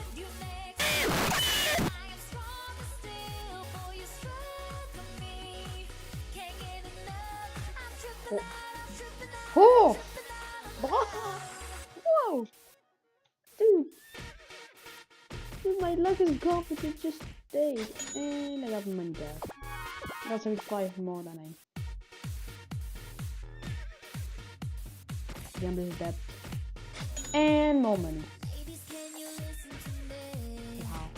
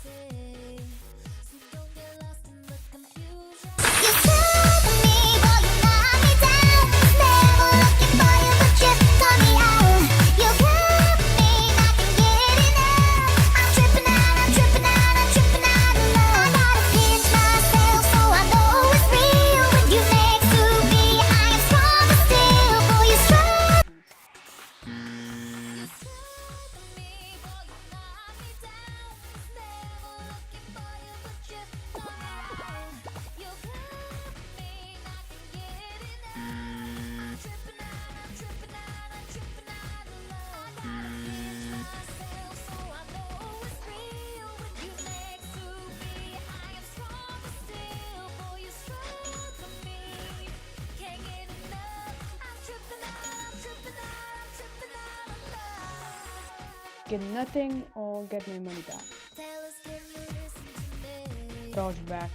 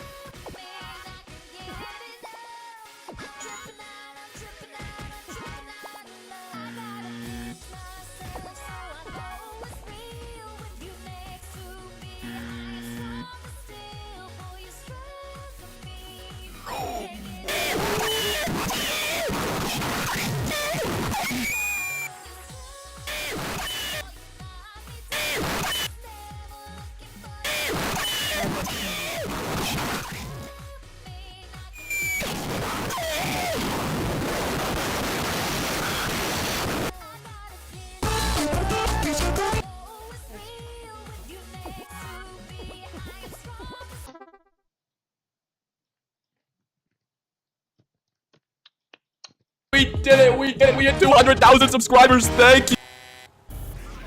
70% of strict parents. Now, I didn't grow up with the strictest parents ever, but nah, growing up with foreign parents, bro, that's a completely different story. Now, I didn't grow up with foreign parents, but I'm sure some of you watching this video did. When I was younger, I thought my parents were extremely strict, but honestly, now looking back at it, I'm kind of glad they did what they did. And for that, I thank them, because I definitely wouldn't be here. And now, the reason I thought my parents were so strict is because I wasn't allowed to do certain things, but my friends were. I would always be pouting and bitching about it, and the words that would leave my mouth a lot were, "That's not fair." That would always be leaving my mouth. I'd be like, "That's not fair. My friends are allowed to play video games for more than an hour." Some kids probably weren't even allowed to play video games. I don't know why the hell I was complaining. I was a bum when I was in 2nd, 3rd grade. Like, I wouldn't really do anything. I didn't play sports until I picked up baseball. Other than that, I wouldn't really do anything. So obviously, they were trying to get me to go outside, because I would be on that Discord mod timing with my Wii, bro. I'd be on there for like 6 hours a day. So when they implemented this, obviously I was so mad, bro. Like I could have cried and bitched all I want. I could have passed out on the fucking floor. Like I could have used every last breath until I tired myself out. They wouldn't care. And that's a good thing, honestly. Why would they ever listen to my spoiled ass? I was over here acting like I paid for the Wi-Fi bill. Nah, I was collecting pennies on the floor, bro. I was not balling. Like I was a fucking brat when I was a kid. Like I'm not even lying to you, bro. I would whine like a bitch until I got Mario Galaxy 2. There's an entire story behind this, bro. Like we both got fucked up haircuts, right? My brother got a goddamn mohawk. And my dad was like, "What the fuck do you have on your head?" "All right, I'm shaving both of you." We were like, "Yeah." And they got us the game because they went through enough that day. They did not want to hear us bitch any longer. And they were like, "All right, we need a plan. I'm sick of this kid bitching at me to buy him stuff. How about we give him an allowance?" So that's exactly what they did. I got an allowance, and you know, I was saving up enough money to buy these games. And I was making like $5 a week. Yeah, it took me a while, but I did it. But hey, man, it taught me the importance of money, and it's good to teach kids that at a young age. Obviously, I didn't understand that at the time. I was just being a little bitch. It's not like I had a huge ass laundry list of chores. Like I was complaining over 4 things. That's all I had to do. 4 things. Take out the trash, wash the windows whenever they needed to be washed, dust, and empty the dishwasher. Oh, the horror. Oh my god. In this scenario, I don't know why I was complaining, but I would also get money for when I would do good on my report card. I'd get like $5 for every A that I got. So when report cards came in, I made some pretty good money. But whenever I got bad grades, oh, it was raps. But we'll get to that later. Now, when I was in elementary school, I couldn't really get a bad grade, if that makes sense. The grading scale was like all over the place. There was like a no child left behind law or something. I don't know. Now, when I wasn't playing video games inside, I would be at my neighbor's house. I would spawn camp there. That was my spot. And my neighbor was like, "Yo, can you sleep over? Like, just ask your parents." You can already see where this is going. I would go home and be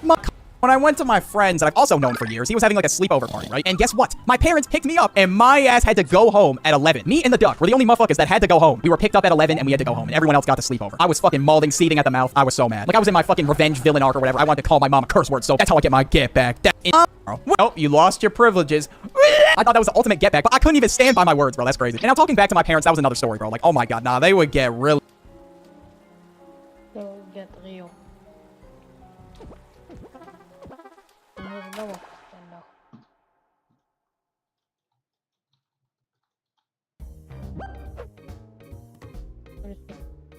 Yeah, they just expanded it because you know, I think it's just the same map.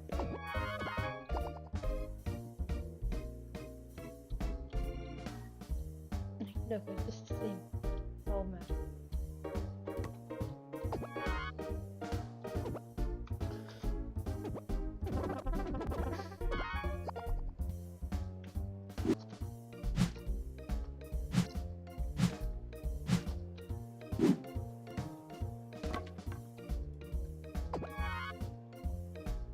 Let's go to yourself.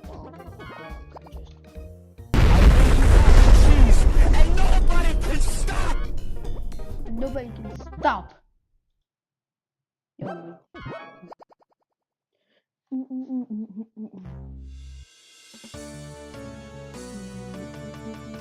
Is it a?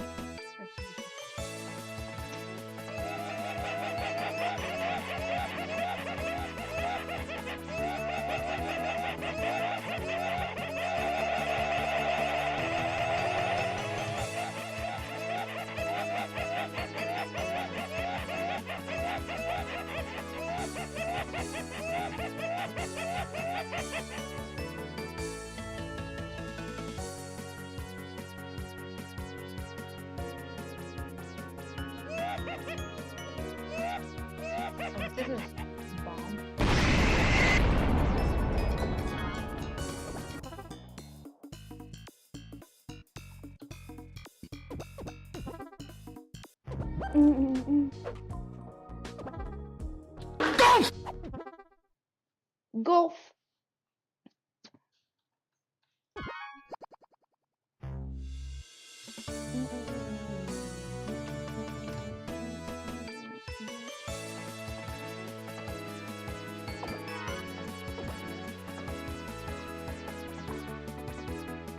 Just a secret item.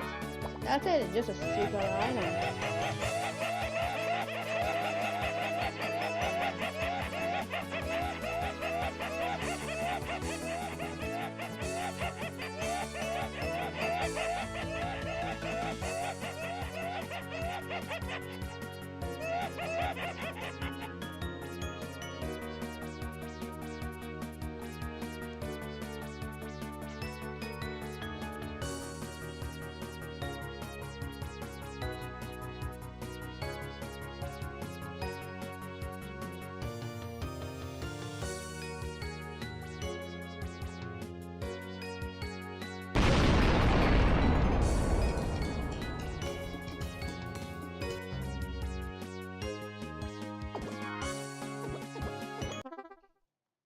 It was like big luck. Like you also need luck, to be honest.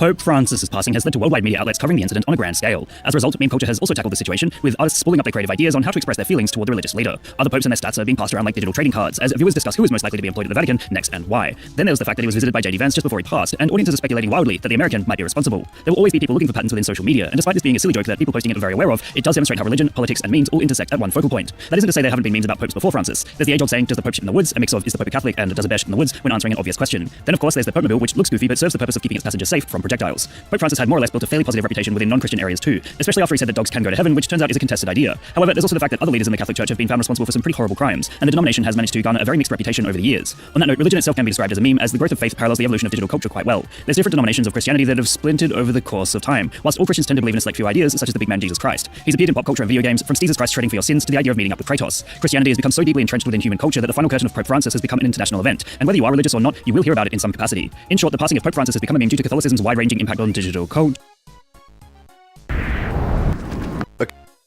A common request I see in the Terraria community is that Relogic should give the players an infinite world option, kind of like Minecraft, a system where you can explore as far as you please, with the game constantly generating new terrain as you move from the left or the right. But is this actually a good idea, and could it even be implemented in the first place? I think there are good arguments on both sides for whether or not this would be a good option, but I think we should start by talking about the potential benefits. An infinite world in Terraria would mean that both the Corruption and Crimson could exist in the same world, making it easier for players to 100% the game. This would also make it easier to collect items from either biome. You could go into the Corruption and fight the Eater of Worlds for the Worm Scarf, and then go to the Crimson to obtain the Brain of Confusion. Obviously, you can technically have both world evils in Terraria's world already, but having an infinite world with both biomes built in would be very convenient. Biome spread in general would no longer be a huge problem. Say you have a jungle biome and it gets corrupted. In current Terraria, you would need to contaminate the entire area to make progress, while in an infinite world, you could just go to a different jungle. Another huge benefit would be infinite building resources and therefore way more opportunities. This doesn't matter as much for people like me who already suck at building and don't really care, but for more creative and dedicated players it would be great. You would no longer have to worry about replanting acorns if you need more trees or having a set amount of dungeon bricks to use. Resources in general would be way easier to collect, not just for building. With an infinite hell biome, for example, you'd be able to collect far more items from shadow chests, which a lot of players would really like. These are the biggest arguments that I've seen in favor of infinite worlds for Terraria, so I think now it's fair to start talking about the problems that would come out of this. And spoiler, there are a lot of problems. First of all, how would you even purify your world? If the world is completely infinite, there would need to be an endless supply of world evil biomes, making it impossible to actually cleanse the world as a whole. This isn't a huge deal, of course, but finally purifying your world in Terraria is a great accomplishment, and infinite worlds would straight up just get rid of that. How would the dungeon even work? There would need to be more than one of these in an infinite world, of course, but part of what makes the dungeon so important and cool in the first place is that there's only one per world. The same thing goes for the jungle temple and the shimmer. I really can't think of a good compromise that would make these areas just as valuable in an infinite world where there are a bunch of dungeons and jungle temples and shimmers. Another huge problem would of course be the celestial pillars. Where would they spawn? They can't just spawn randomly across a nearly infinite world because that would make tracking them down an absolute nightmare, but it would also be an issue if they all spawn near the center of the map because a lot of players will probably set up a base far beyond their spawn point by the end of the game, and so getting back to the original spawn would just be annoying. The Wall of Flesh battle would also become a lot less interesting. With an infinite world and therefore an infinite underworld biome, the challenge of beating the Wall of Flesh before reaching the end of the world is completely gone. And one of the biggest reasons this boss fight is so cool in the first place is that added layer of difficulty. The biggest issue is ultimately that infinite worlds would not work with the current world generation we have in Terraria. In Terraria right now, the entire world is generated by the time you press play. The world isn't made as you explore, it's all created beforehand. That's why you have to wait a little bit after you create a world to actually play it. It's generating everything. This system obviously wouldn't work with infinite worlds though. If Terraria tried to generate millions of structures and biomes before you even enter it, you would be stuck in the world creation menu forever. The only way to fix this would be to fundamentally change the way worlds generate in Terraria so that the world gets created as you explore new areas, but that is not possible. That's not going to happen. Terraria's game engine is bad. Straight up, it's just not good. Terraria still uses Microsoft's XNA Game Studio, which was okay at the time, but it's been discontinued since 2014. Terraria is basically powered by a hamster spinning on a wheel. The way I see it, there is no universe where Terraria, with its current engine, could properly implement infinite world generation. It's not feasible. Ultimately, I think that infinite worlds in Terraria would have more problems than benefits. Having infinite resources would be very cool, and it would be a good novelty for something like multiplayer, but ultimately, I don't think it's worth it. If you have any differing opinions on this stuff,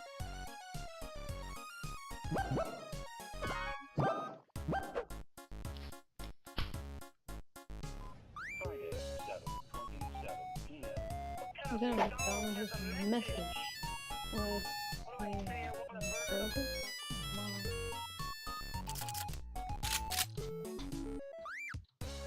Anyways, vandaag ga ik de rest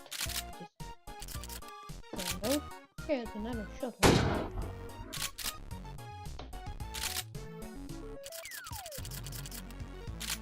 Oh, this is good. And this no.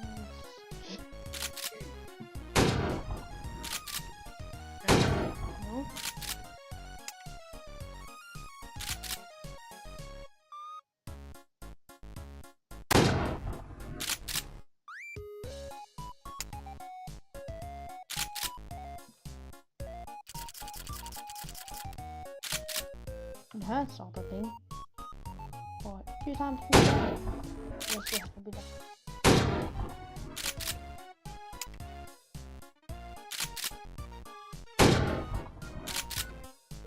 $50-50.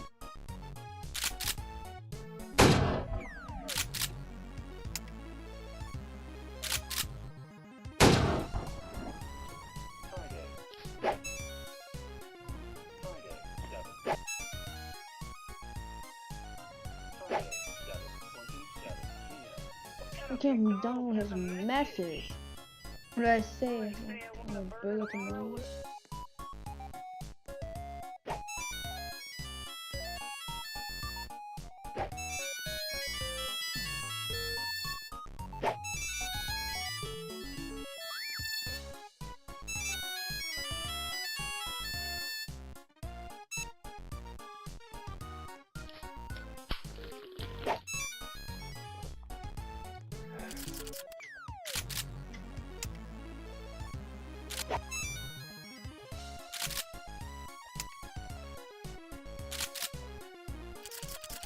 One was a one-time use until they changed it because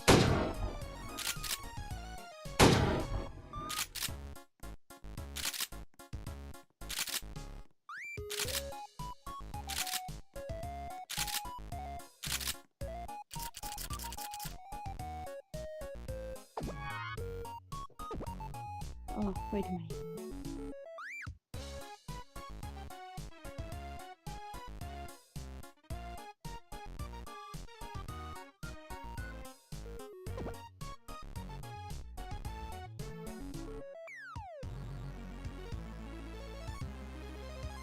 There's a car that doesn't work.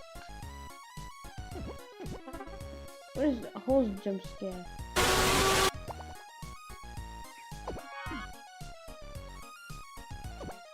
Fortnite card. Okay, $19 Fortnite card. Who wants it? And yes, I'm giving it away. Remember, share, share, share.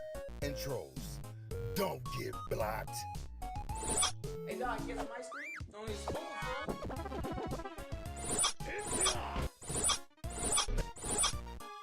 I got a spell that physical attack. Shut up.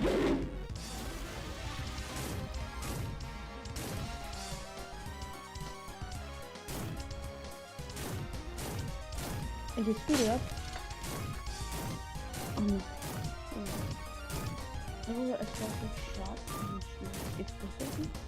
Hey, dog, get some ice cream. Hey, dog, get.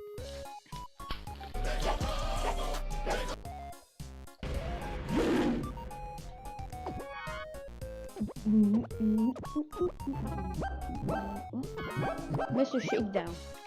Retroessence. Ultra Instinct.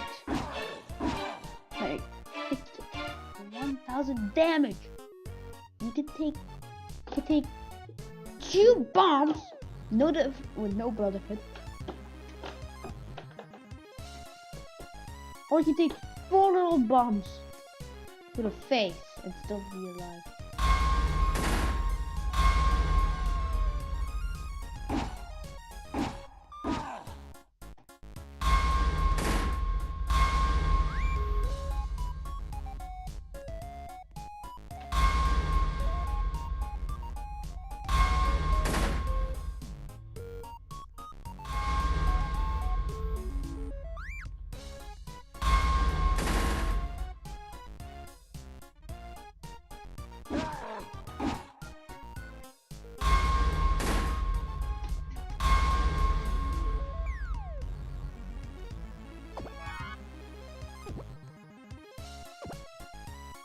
15.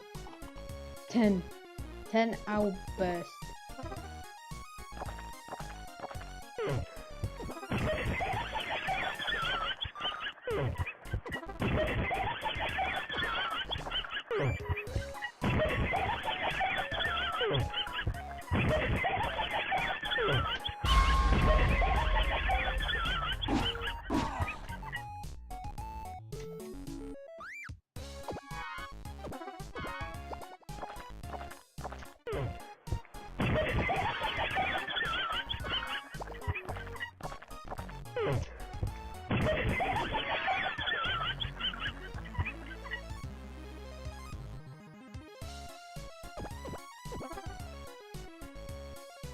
For the cards. That's a thing.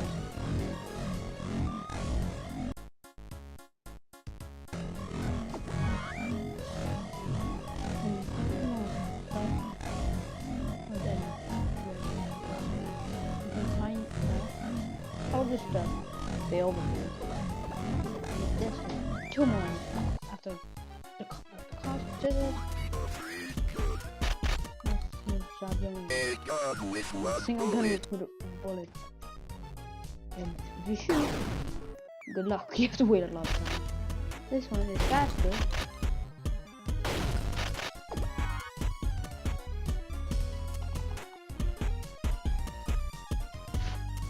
Yeah, fire axe.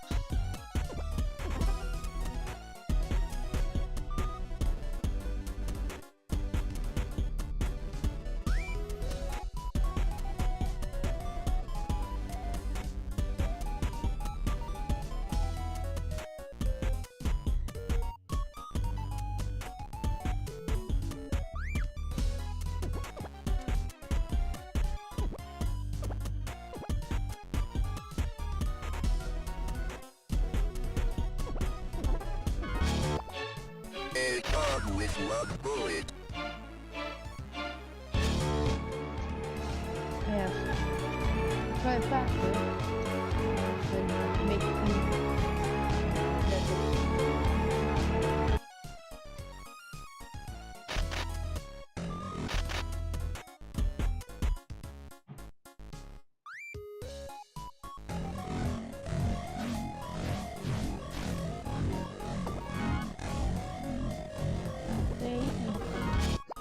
I'll put and then like fire again. Then hit him. Try and hit. Oh, this is really so $7,000 for this car, but I got a slight dent in the back. like everyone done.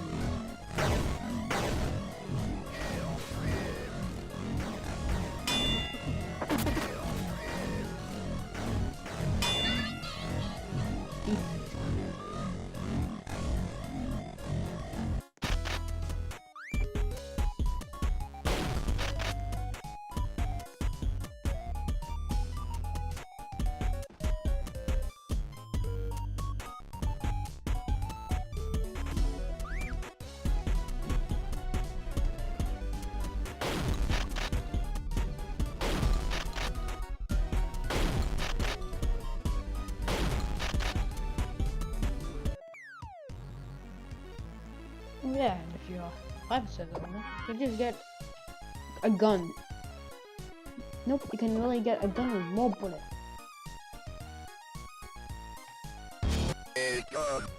This is a gun.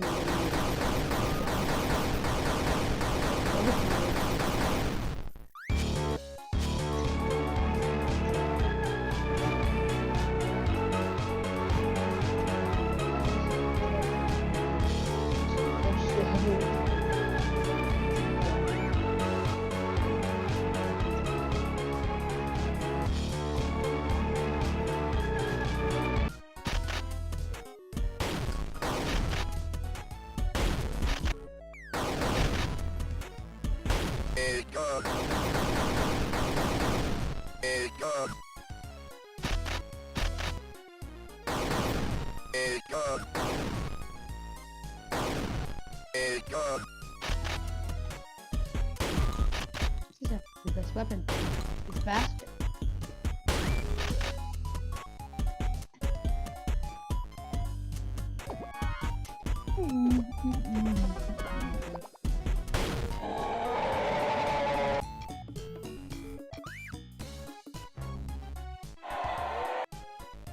Yo, what the? Yo, fire jet? I can't even get in. Oh, yes I can. Well, I just clicked outside. And it does not work. What? Why am I not dead? It's the hot box closure. Done again. Alright,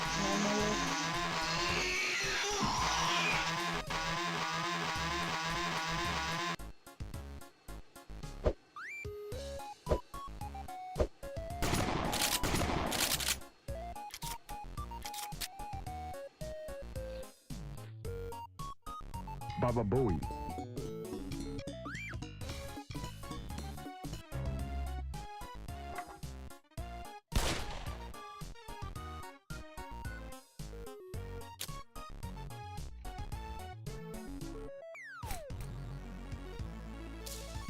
Just say yes past the wall. Wow.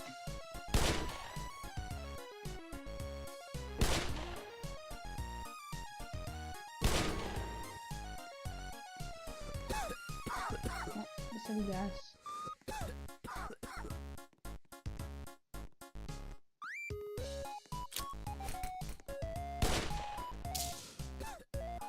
What's this city guy?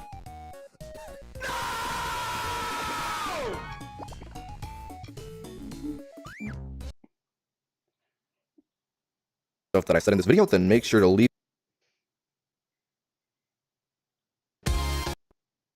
Bad customers. If you've ever worked a retail job throughout your life, you have definitely experienced bad customers. And for those of you that keep up with my channel, you will know that I used to work at a grocery store. And of course, everybody needs to get food somehow. So you know who the hell and what kind of characters you're going to be dealing with for the day. But it doesn't matter. I signed up for it and I was getting paid $11 an hour to deal with it. So there were many peculiar characters I ran into, as you know. And I talked about some of them in videos prior, but today I am dropping more lore and talking about new characters I came across. I think it's great to start off with the fish guy. Now, of course, my grocery store has a seafood section. And a lot of times my mom and dad would buy stuff from the seafood section. And this dude, the fish guy, was there all the time to remind people what they put in these fish and blah, blah, blah. And one time my dad, when he was buying fish, this dude seemed to have like some kind of crash out episode. Like as my dad was waiting in line, somebody was like grabbing salmon or something in front of him. This dude was like, do you know what they put in these fish? Pesticides. They put pesticides in these fish. Like, all right, buddy, put your tinfoil hat away. Holy shit. Because if they were, people would be dying. All right, people would be dead if they were genuinely putting pesticides in these fish. And he would just stand there for like minutes at a time and tell people that they're putting pesticides in the fish. Like he was some kind of activist raising awareness about it. Like he would stand there with a fucking sign. Okay, he would not stand there with a sign, but you get my point. But he would camp at the seafood section and he would be there quite often. And when I was sitting there on my break, my dad told me about this altercation that he just came across. And I was not ready for what I was about to witness next. And it was about time for me to get off break afterwards. I clock back in. And then of course, one of my first customers is Fish Guy. And I didn't know it at first. I had no idea. And then this dude tells me everything that he was telling everybody else about the pesticides and the fish or whatever. And the entire time I'm scanning this guy's groceries, he's just yapping about this whole fish thing. And I've never wanted to tell somebody to shut the hell up more my entire life. And you know how it is with crazy people, you kind of just have to agree with them and be like,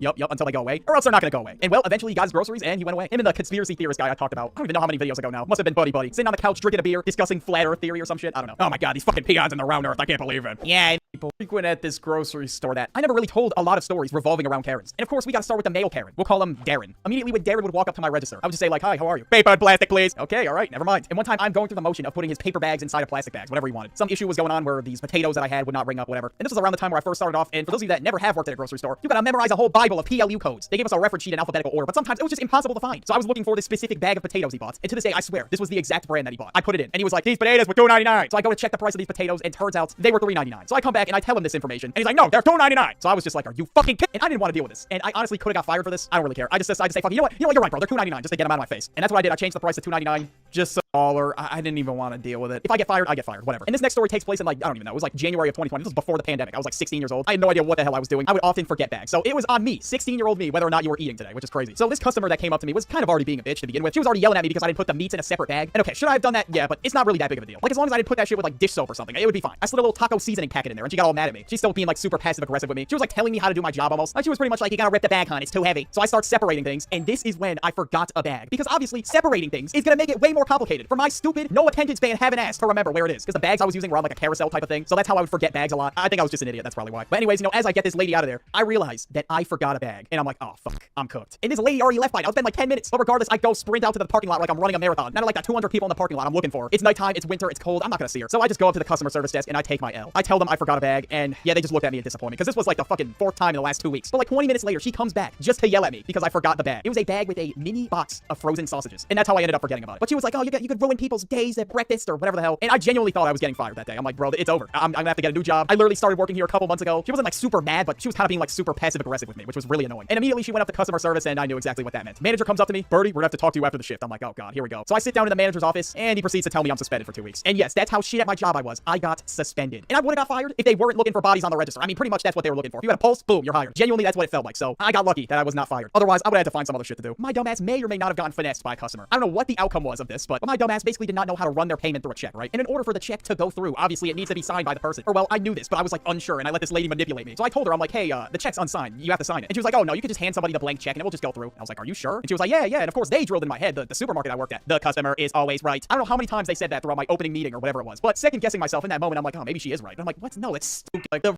have a greater came up to me after I handed in the check when my shift was over. She was like, what's this? I'm like, a check? The moment that happened, I knew I was in deep shit. And yeah, my manager definitely thought I was an idiot because the amount of time she would yell at me for doing dumb shit was just unbearable. I mean, I was like 16 and I just started the job, but still, I truly was a dumbass, okay? Like, I really let this lady manipulate me into getting finessed. And yeah, my manager sat there and told me, yeah, I'm writing you up for this. You need to make sure every check you get is signed because then you won't be able to cash it. And I have this problem in life, just in general, where I always second guess myself. But I knew it. I was right. And even though it has her account number on it, they still won't be able to cash it without a signature. It doesn't matter. Or maybe they will. I don't fucking know. So I never really found out the outcome of the situation, whether the check went through or not. But I still got written up regardless. And I'm lucky I didn't get suspended again or fired because that very well could have happened. And like I said earlier, they definitely just let it slide because they needed people out there. They were just fucking deploying any other person off the street to work at my grocery store. It didn't even matter to them. The interview process did not take that much brain cells to go through. So they were pretty desperate for help at this point. But the craziest customer I have dealt with by far, I mentioned him briefly in my last video, but I never really went into the full lore. Crate Guy. And the reason why we would call him that, well, he would carry around this big ass milk crate with him everywhere he went. And Crate Guy was a spectacle, truly. He was one of the regulars, always in the store every single day. Now this took place from 2020, 2021, around that time. And the very first encounter that I had with this dude is that he was apologizing to my friend. And I was really confused. I was like, what is going on? And who even is this guy? I just got off break and I'm like, okay, clearly some shit must have happened. And I asked my friend what happened. And pretty much what he said, he asked him if he was in school and like what he was doing for like extracurriculars and shit like that. And he told him he was doing mass debate. Some of you may see where this is going, some of you may not. And basically what happened is Crate Guy said, so are you a mass debater?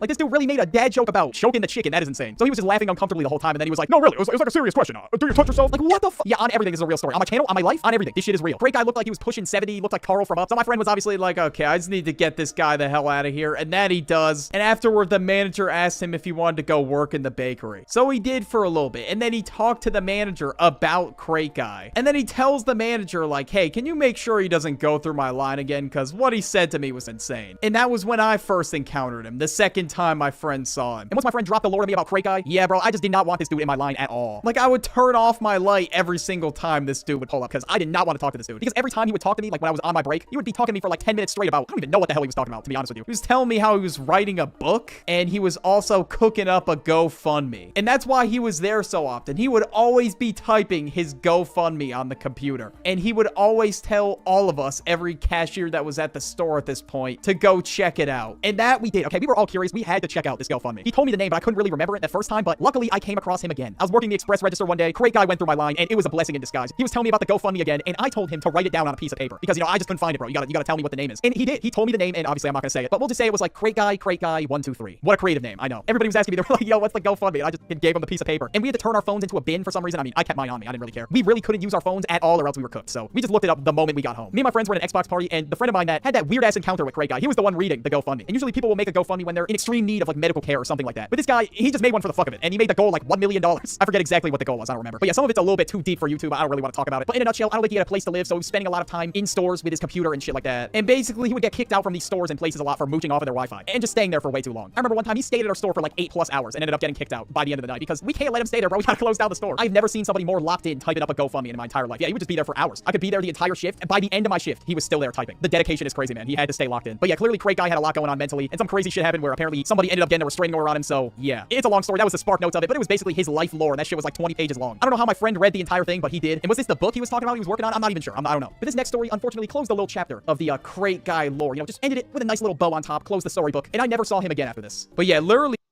Roommates, the biggest hit or miss ever. Whoever it is out there in this universe that eventually ends up being your roommate, you gotta hope by some miracle that you're able to live together. Like for example, my roommate keeps his room a fucking biohazard. Obviously, I'm gonna want him to clean that shit. If it's looking like Asmongold's room, bro, it's time to get the vacuum and clean it up. No more excuses. And a lot of people's first experience with roommates is when they go off to college. And well, that was mine too. And I didn't really get bad roommates per se.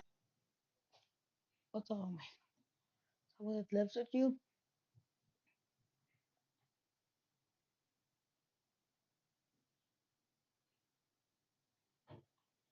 I wanna play my game.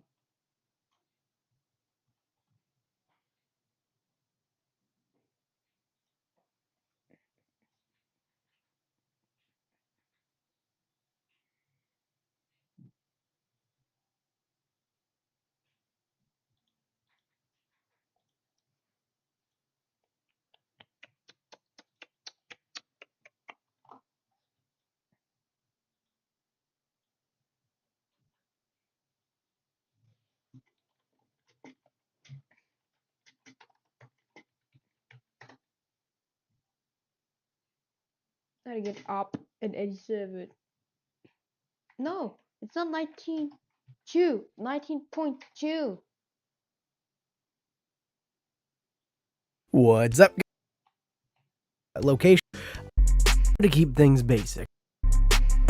Now, coming in at scene number 1, I wanted to keep things basic. I wanted to keep it on the easier side of things. So you spawn into this nice flat plains biome. And if you're a new Minecraft player, you have plenty of food, and then you have a village directly behind you. Now, this one, like I said, I wanted to keep simple. So the terrain generation is really flat, and that's maybe something even advanced players are gonna want to play around with. So you have this little village, nothing too crazy, no blacksmith, but it's gonna get you a farm, and it's gonna get you a food source right off the bat. So you don't have to worry about that. And you know, killing animals, yeah, maybe you don't want to do that right away. You want to preserve the wildlife. But then, if we fly over just a little bit in this direction, we follow the river, we're gonna find village number 2, which is a significantly bigger village, but still no blacksmith. They're a little harder to find in the 1.19 update. But there you go. Yeah, you got it right here. You got 2 villages, and I never thought. You know, I say this every video because I try to get one of these seeds per video. Flat terrain. That's something you're looking for. Well, this seed has it all. I never thought I'd be able to find flat terrain and people be excited about it. Look how flat it is. You can build whatever you want. Mega base, 2 mega bases, 3 mega base, 1 mega base. Go ahead, build something mega again. Give me the first seed.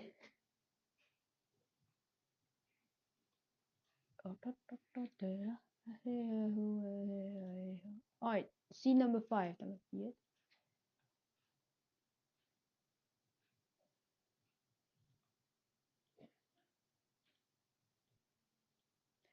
This one, like I said, Minecraft. So scene number NCS. Oh, NGS. That's NCF, not NGF.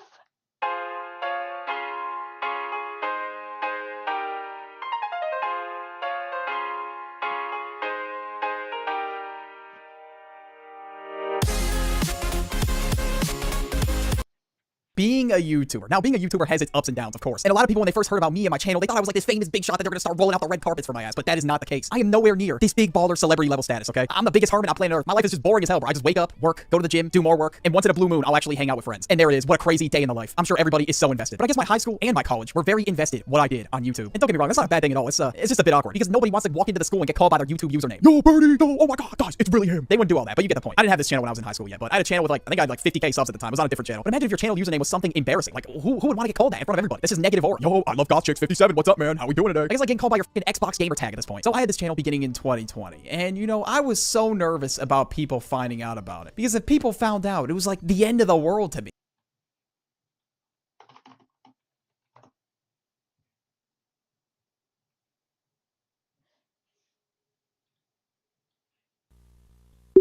Fuck you, nigger. I don't. Every time you sleep, you die. Someone else wakes up in your body thinking they are you. You are alone in your mind. The world around you is your lie. Soon, you will be nothing. You will never again hear sounds, never again see colors, never again be anyone. I mean, maybe you won't, but death ain't inevitable for me like it is for the rest of y'all. I'm on that quantum immortality type beat. I'm smoking on some ascension above the mortal plane pack. These humans ain't nothing to me. Humanity ain't nothing but window dressing to me, man. Hi, good guys. And growing up, I was very firmly an Xbox kid. I grew up on the 360, paying for Xbox Live, and trying to justify why paying for my online service was better, actually. You know, because that was gang. We were basically having turf wars on the playground against Sony ponies. I was really in the trenches. And honestly, I still stand by Xbox Live being the superior service in the 360 area, even if it was less accessible. Like, sure, people met on the PlayStation Network for sure, and I've switched over to PlayStation since those days. But Xbox Live on the 360 had a real culture built around it. Sony probably had all these features in some capacity, but Xbox had...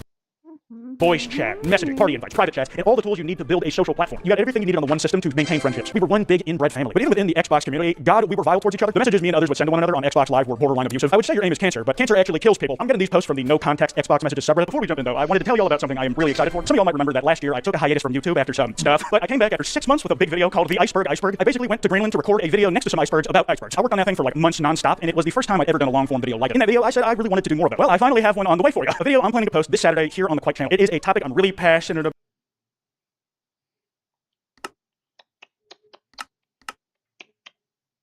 Iron Farm. Who doesn't love Iron Farm?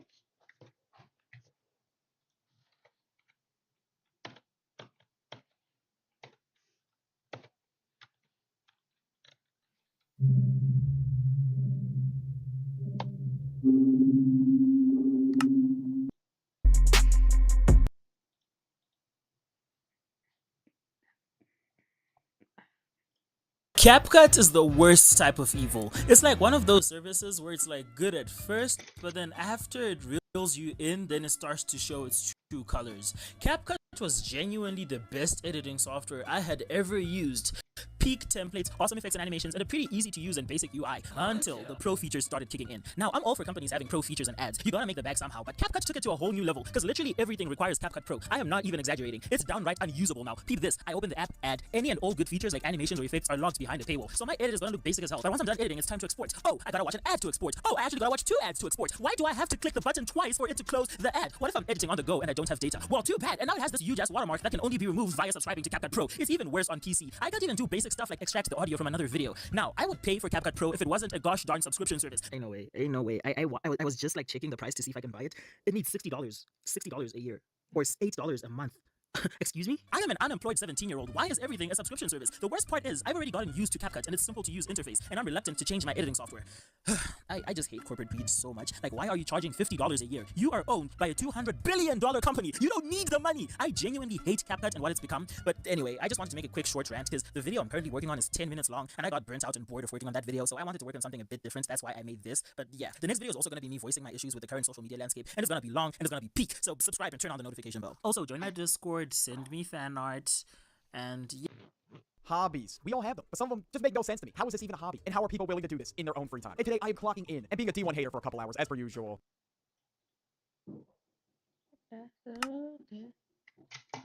The Cetus. Not as expected, but it still has a village. How did I don't know if the sea is the same, but because of the random stuff, we got a village, and we have a big cave. Look at this. There's a dripstone block in water, stone and water, stone and water, stone and water. Why is there gravel and water? Anyways, damn. Alright, I built this tea. There's the idiots that can sell me stuff.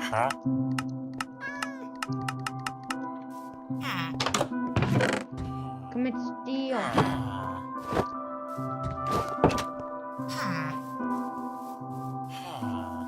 Yo, what's the beehives? Bees hives. Oh, play bees. It's not free. So I'm almost leather. Ball leather.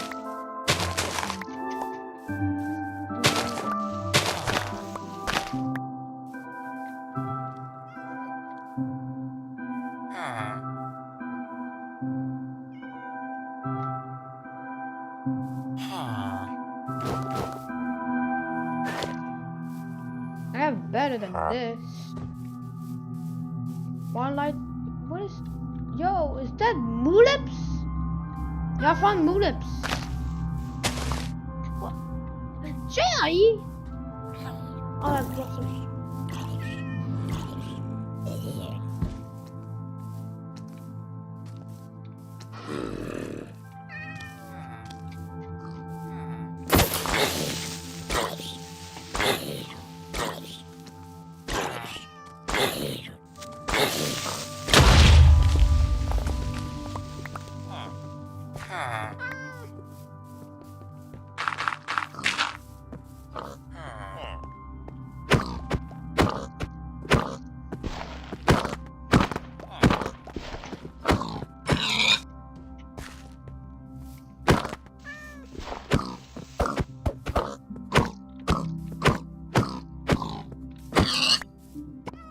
Die.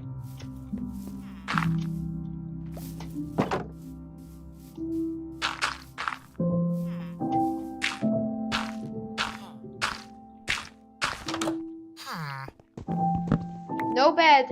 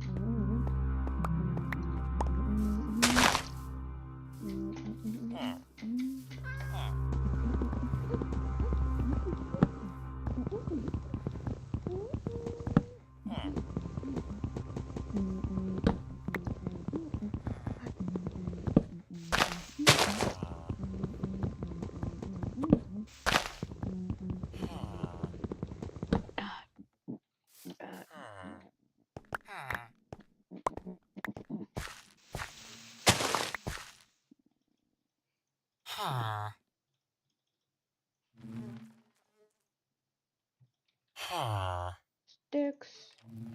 Planks, total.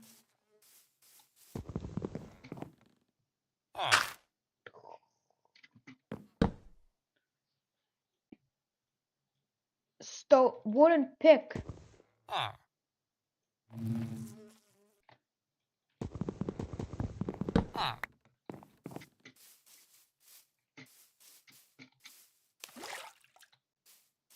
Where's the iron golem? Oh, there we go.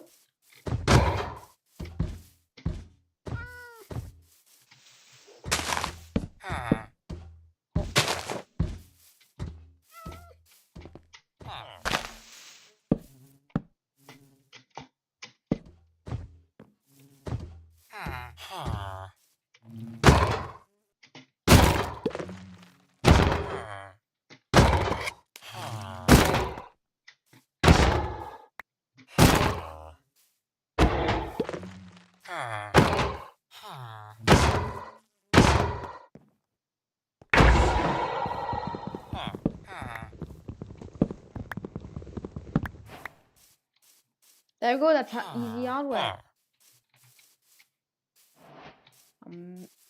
What?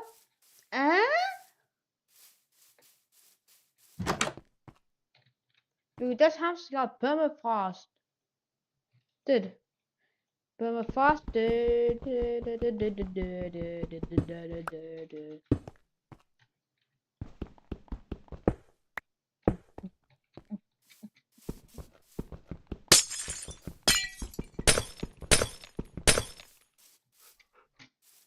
Why?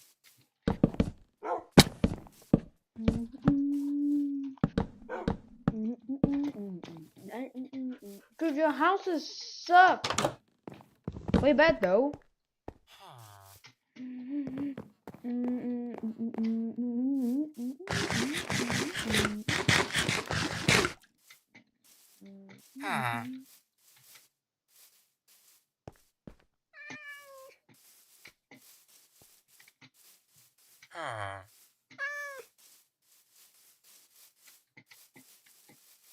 This is pretty big.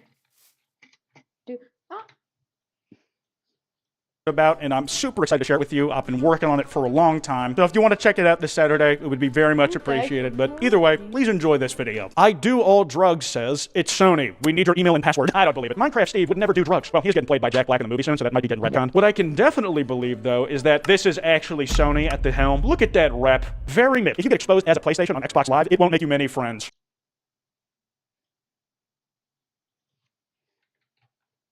best. Give me more seats.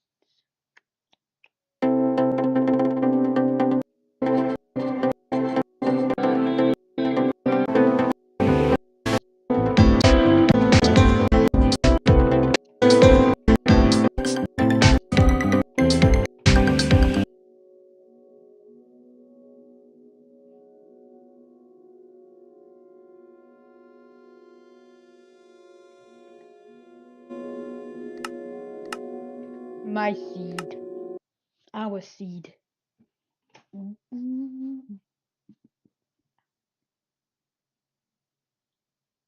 At every video.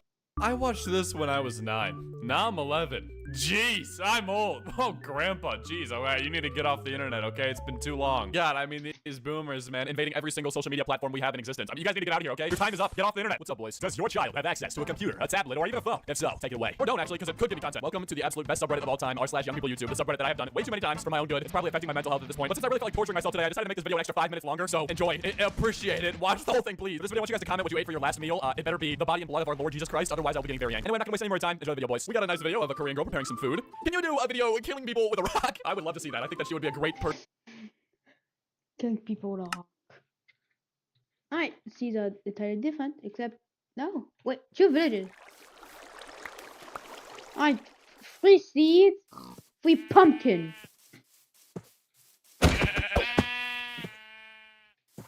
Iron.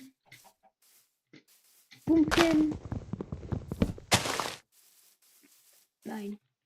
Yo, they have a place.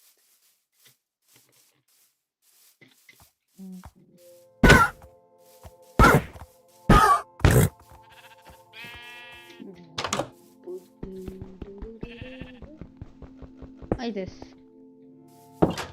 There are no broken stairs for me to steal.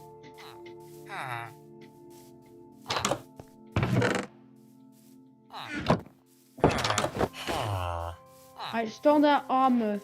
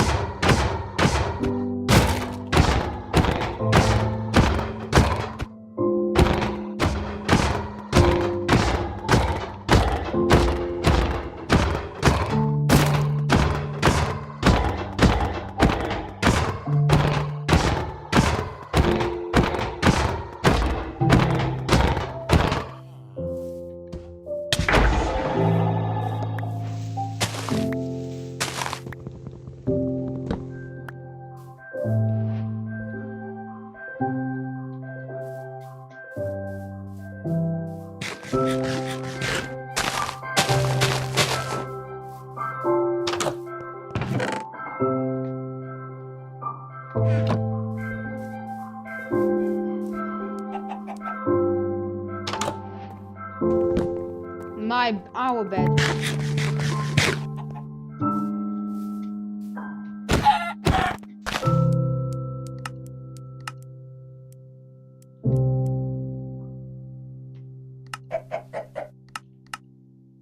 How to make andesite?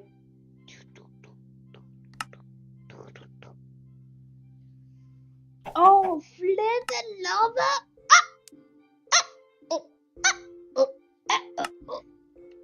I killed him. I'm gay.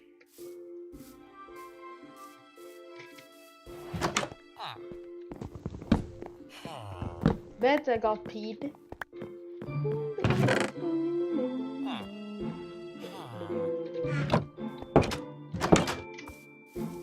Alright.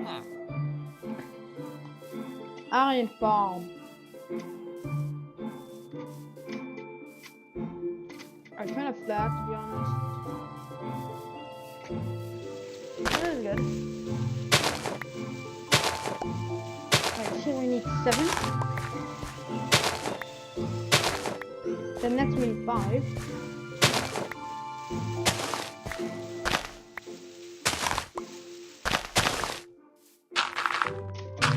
Alright, here's the edge.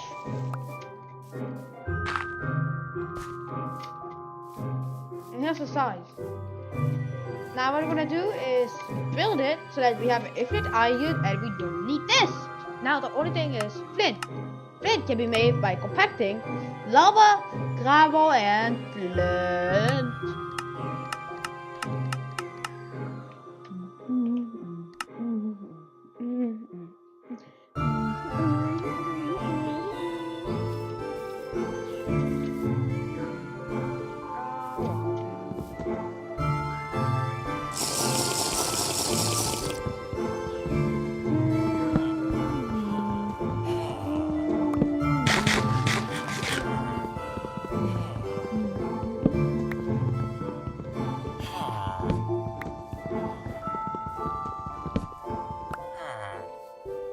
Alright, quick. Boom. Boom. Iron shovels.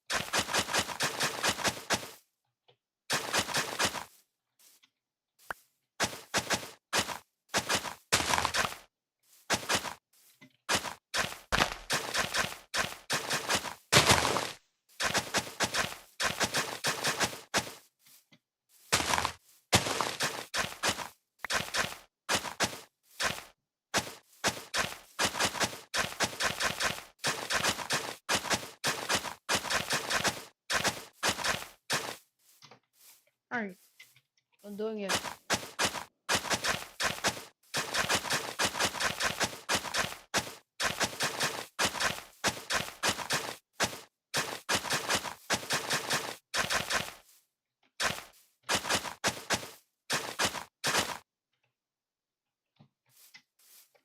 Made one extra angulum. Do, do, do, do, do, do, do, do, do, do, do, do, do, do.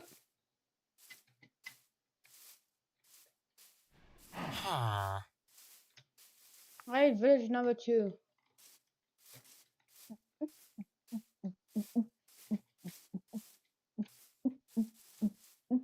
Oh, yes, they still have it. Let's go. I can beat them with a shovel.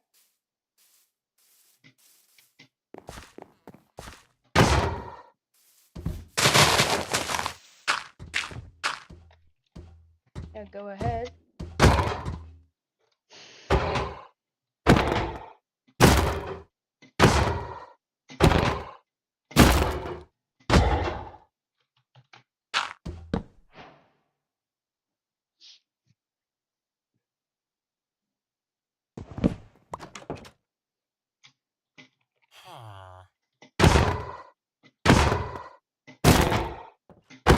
Being you with a shovel.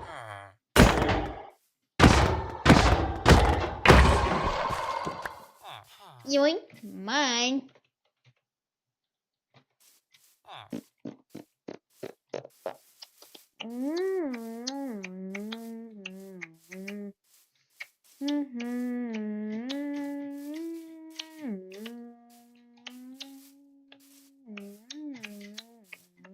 I don't know mine a lot. Iron can be infinite from farming and golems. So why don't we farm them?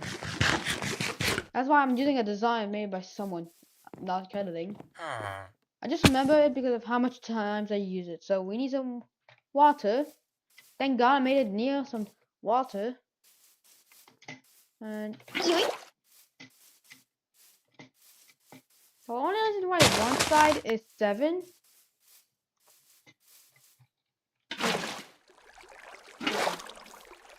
I have to finish it. Yeah, I have to still finish it because it's not done right now. It's still the work in progress phase. Then we'll move to villages.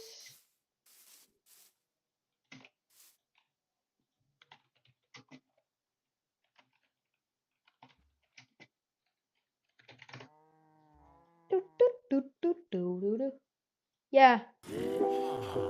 This thing.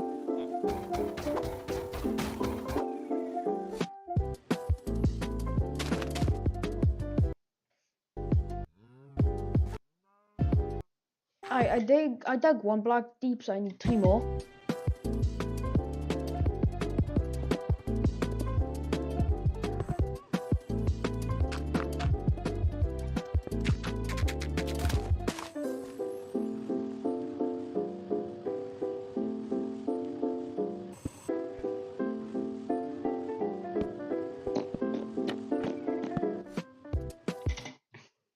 Alright, I need pickaxe.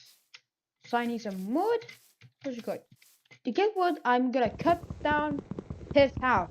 I'm gonna use this idiot's house for my selfish needs.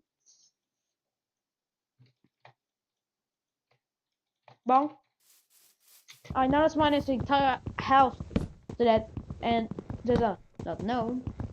The FBI cannot arrest me by destroying this man's house.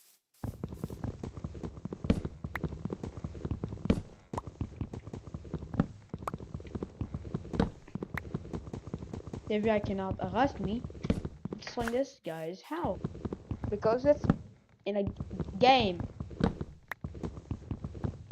And that AI. And I deserve it.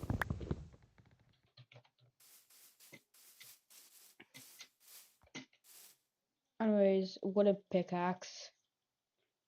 Let's make a wooden pickaxe. And boom. We have a shovel, a beat up and non golem. So I beat up life There's lots of squid in this damn pond. I hope they explode.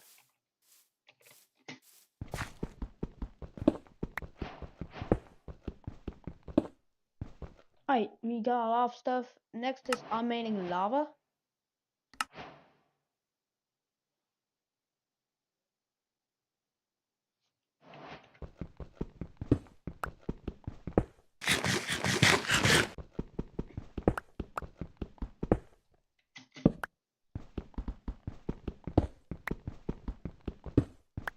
Alright, this will be that workplace that will stay in forever.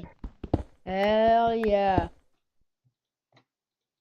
Let's make a quick crafting table so that, you know, I can do stuff like making slabs, a trapdoor. Yeah, we need trapdoors. Then a slab. Alright, then we need to place slabs like here.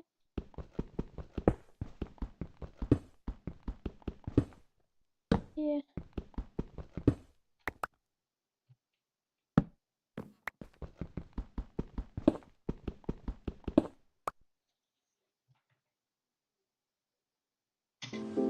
Alright, okay, so I'm wrong. That's supposed to be down.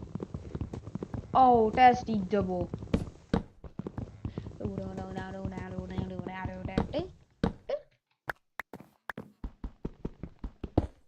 Alright, here's the area where the villagers will go. And it'll still get bats that got worsted by other villagers.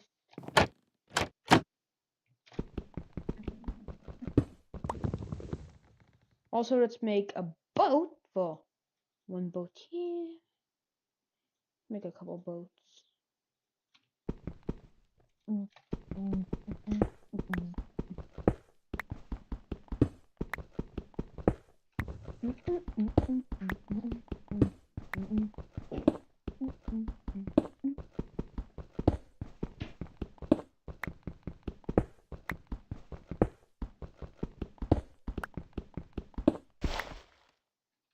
Let's place the boat.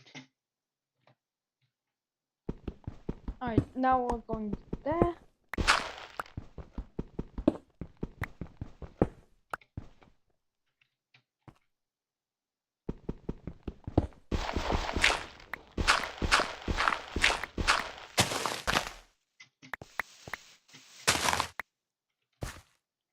Oh yeah, also we need an extra trapdoor. So we can trap a undead mob for me to exploit it. Yeah, exploiting me. Exploiting wins. You know, don't go for any bed after I break off the wood bed beam. Ooh, emerald. That's like 20% useful. No house. You're getting no houses.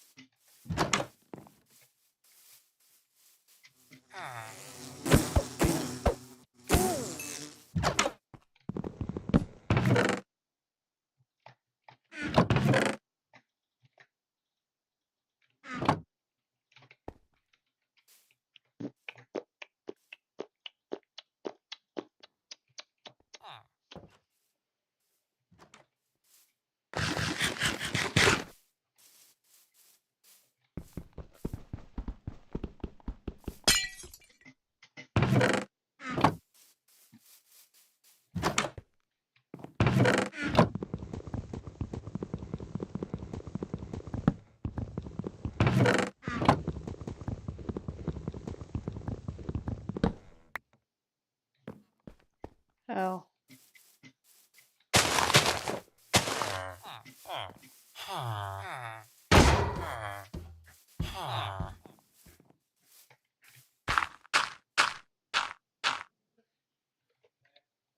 guy dumb?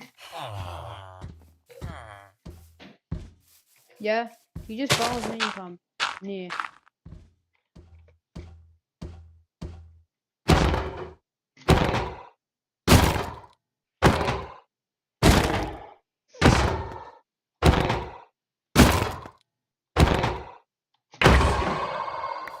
Easy.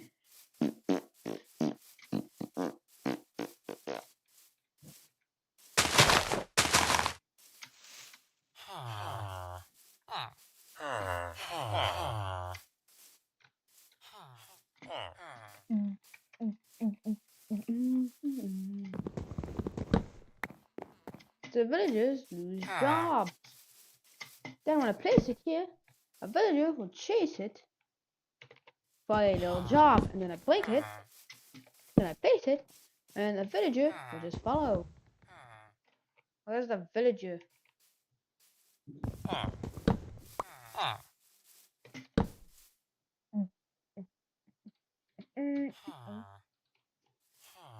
Well, you guys dumb. I placed a all the beds already there. If you want to sleep, go to my hall. The hall is way better to sleep than your dumb.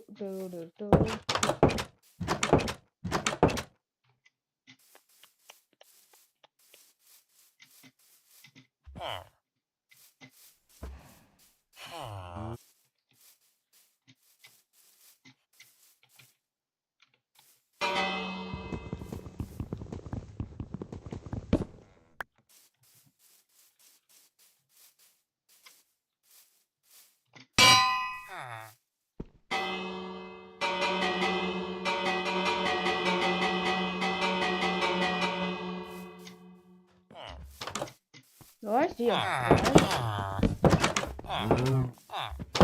No! No bed! That's only my normal good level.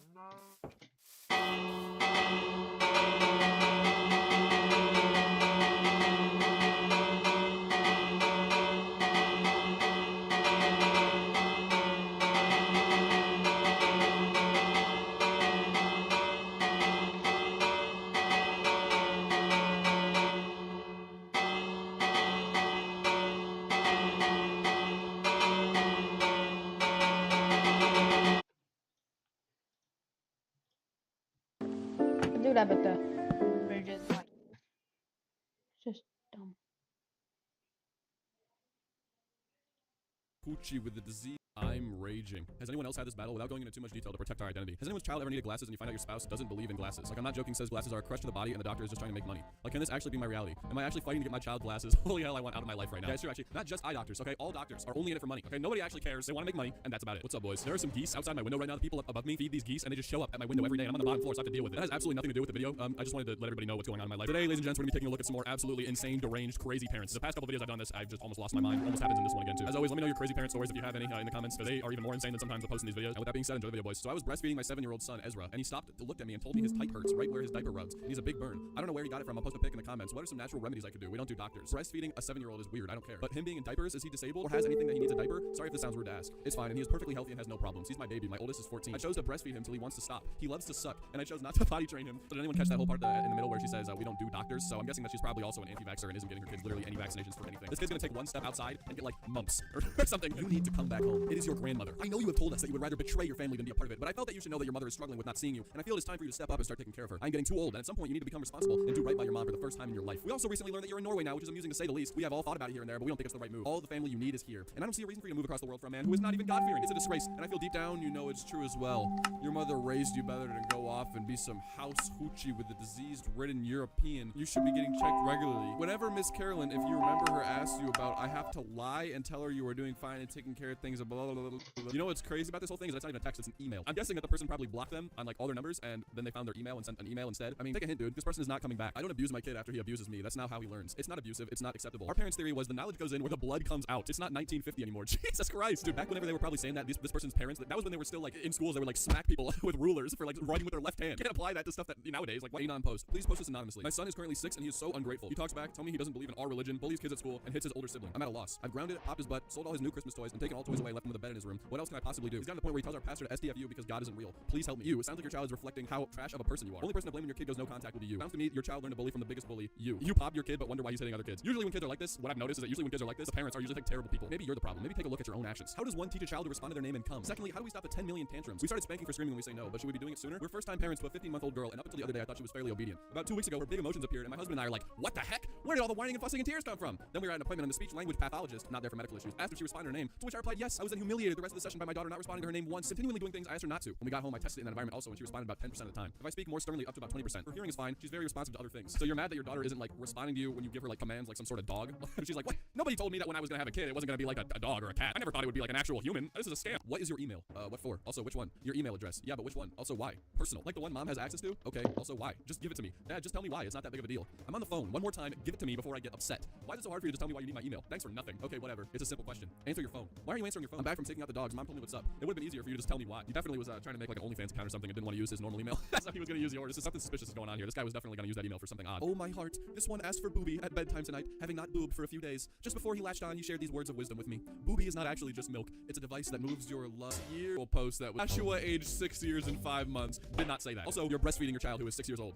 That speaks for itself on its own. Hey guys, I need advice. My son, in quotations, invited me to his wedding with a man. When I told him I don't want to go because I want to be subjected to the gay agenda, he called me homophobic. I just did not want to witness such things. Him getting married to his best friend, who is a man? I cannot. When I told him I don't want to go because I don't want to be subjected to the gay agenda, he said that I'm homophobic. How is that homophobic to not want to be subjected to gay people?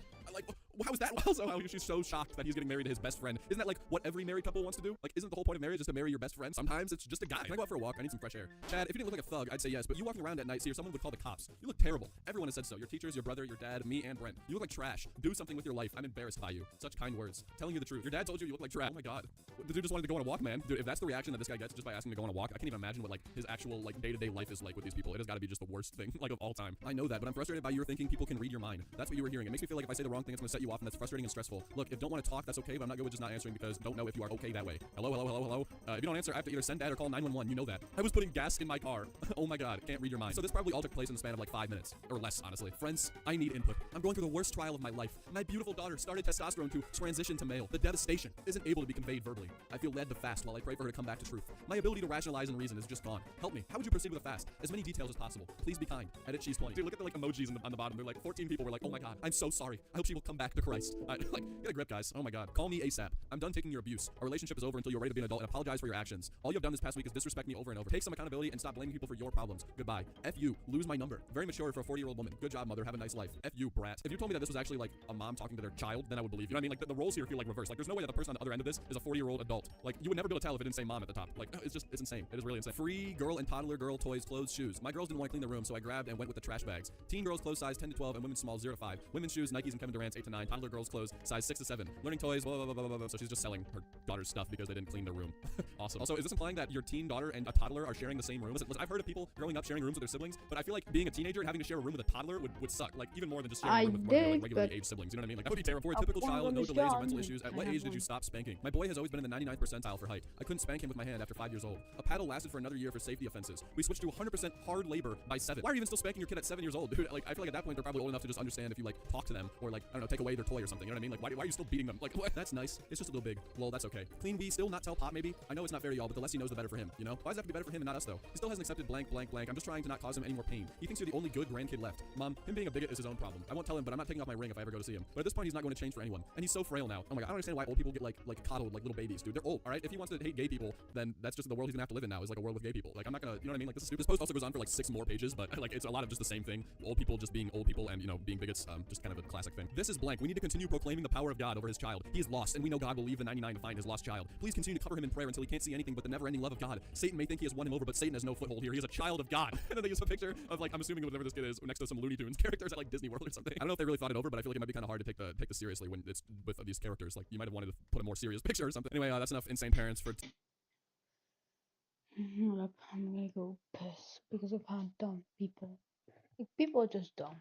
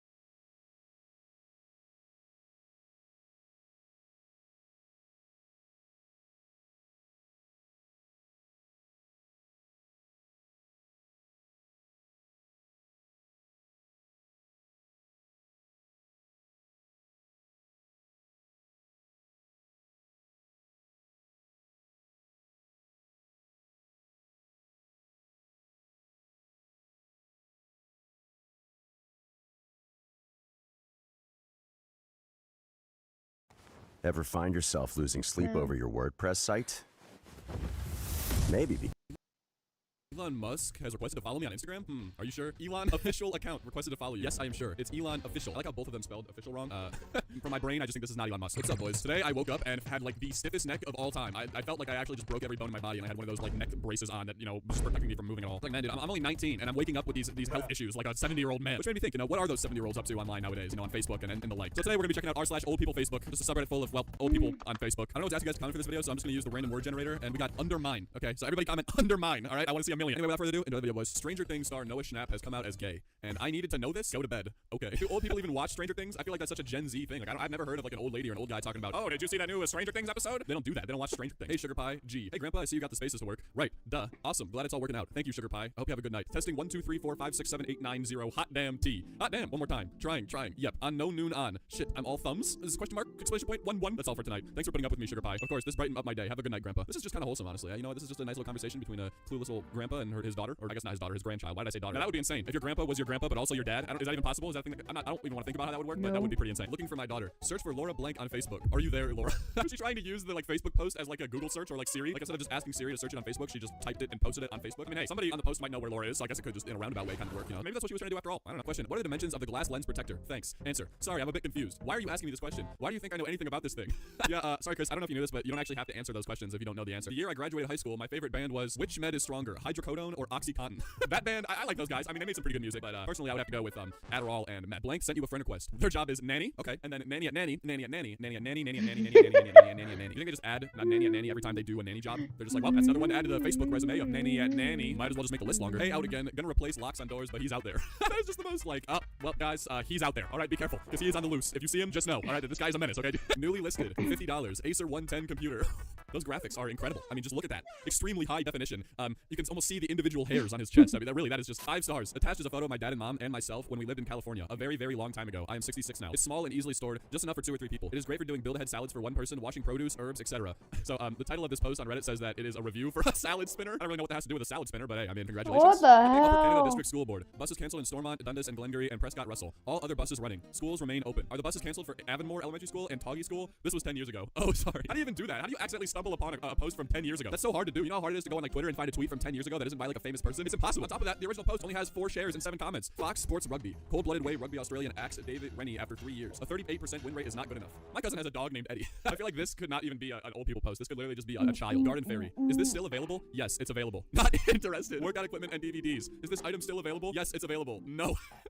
Tula free to grow baby carrier. Is this item still available? Yes, it's available. Not interested. I don't know why I think that's so funny, but it just is hacked today. I think I have been hacked. Do not accept any request from me until I get it straightened out. I like how they post it as a life event, like similar to like having a child or getting married or, you know, breaking up with your girlfriend or boyfriend. They're like, guys, it finally happened, everybody. I have been hacked. And everyone's just like, congratulations, this is a big moment for you. Congrats. I really thank you. I'm here, Amanda. What does this mean? Where's is it soccer? Is she at the soccer game? That's the only thing I can think of. Maybe the move here is just to stop actually texting people. Just make vague tweets or fake Facebook posts or Instagram story posts. Just like, I'm here. Where are I don't know how to leave this group. Can someone remove me? Everybody's furious or sad about something. Yeah, you know what? This lady she doesn't need that negativity in her life, okay? She doesn't want to go on Facebook and see everybody being mad or sad about random things in the Normanville and surrounding areas community. r/insane parents. You guys seem to like the last one, so we're doing it again. Just like the last one, I want you guys to drop.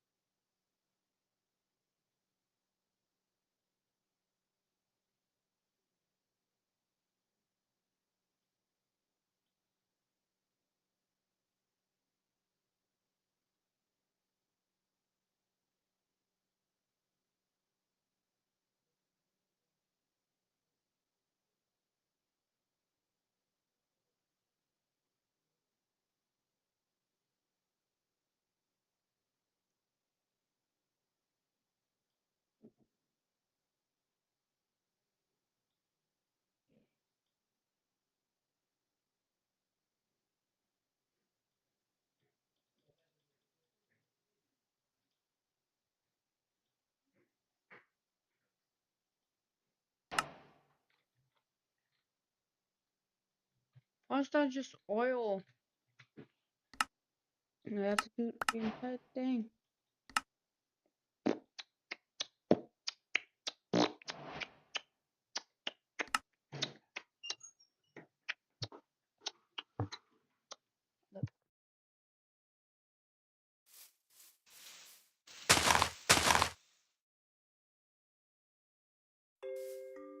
Yo, I found a whole nether portal.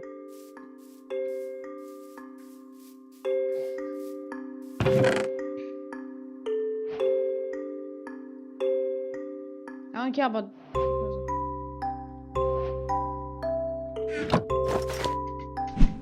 What? Ow!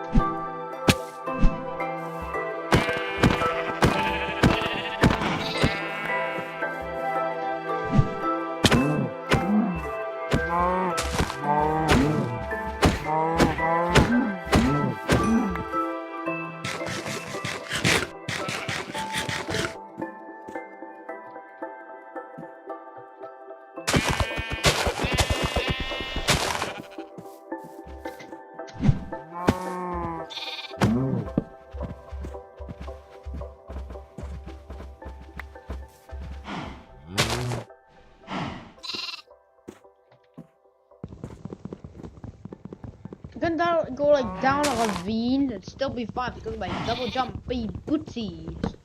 Booties. Oh.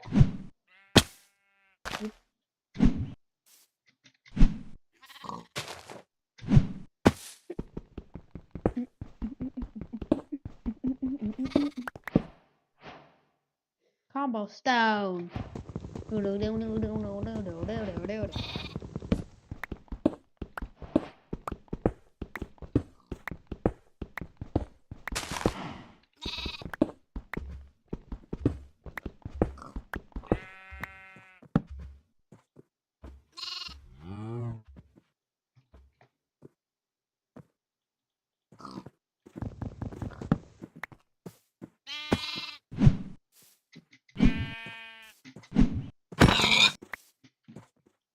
Oh, Paul.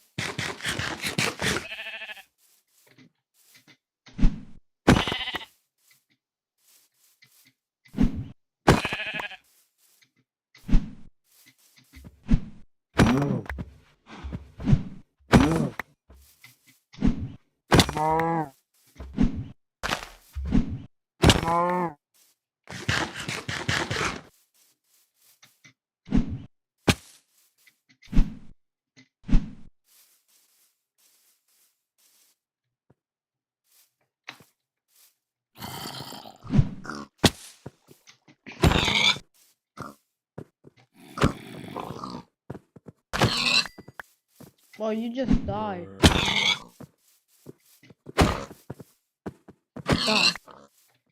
Die. Die.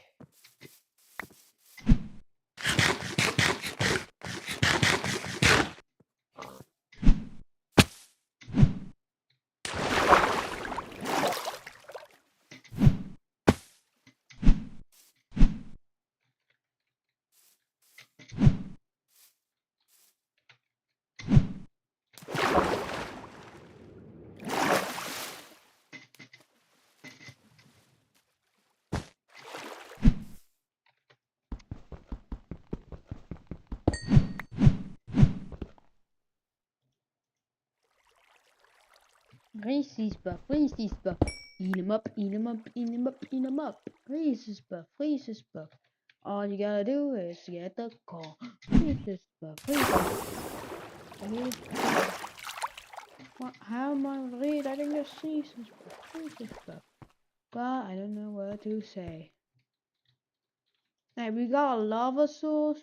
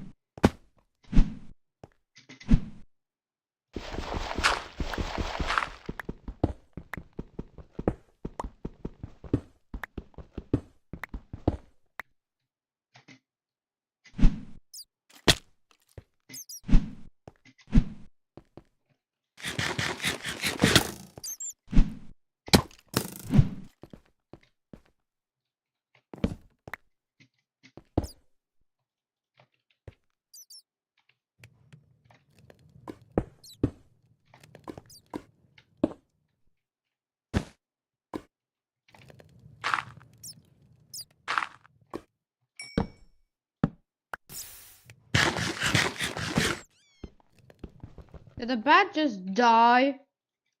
Yes, it just died.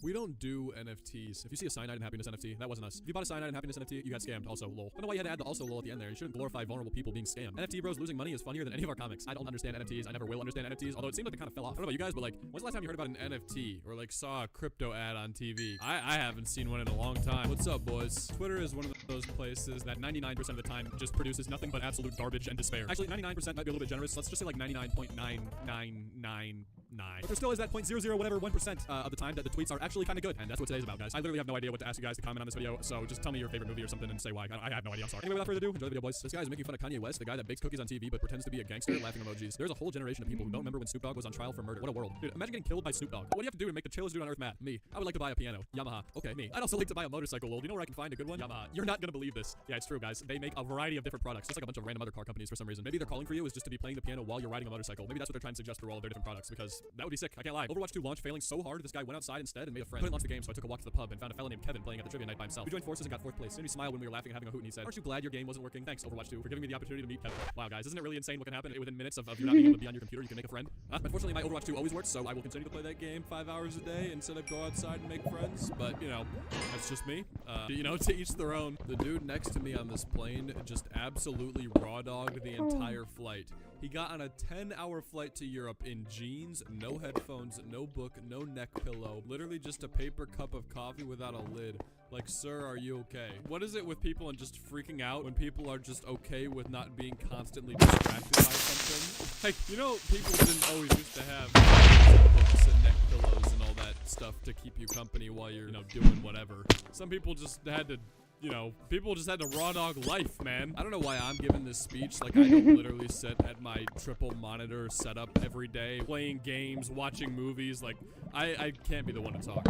Who would win in a fight? Remy from Ratatouille versus Stuart Little. Remy, I hate street rat. Stuart with his bare hands. Stuart hasn't worked for anything in his life.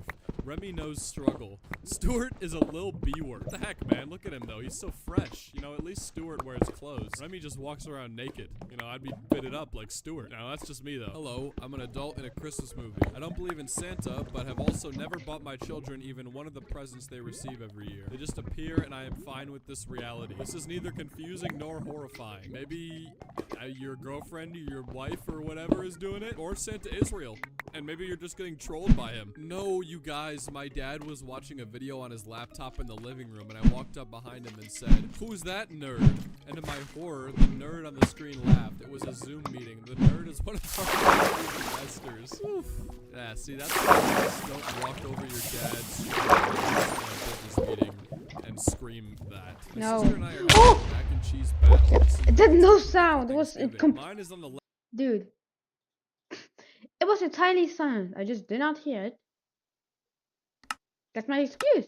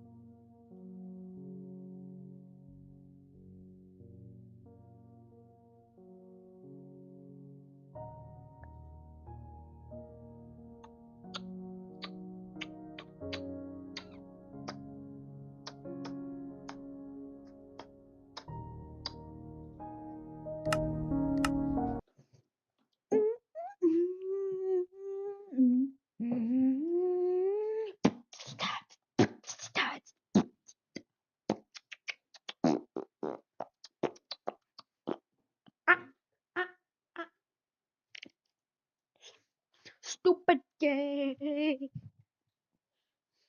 Creeper. Silent. Me, just found Creeper. Then I died. It's not my fault that I did not hear a singular creeper. Like, how was I supposed to know creeper? Yo, what is this used for? Yo, wait, that's better cool.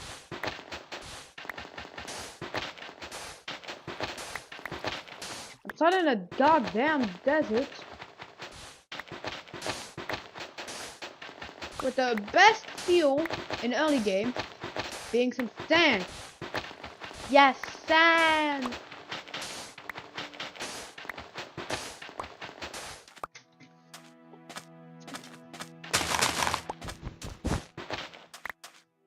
Cactus. Supersonic racing.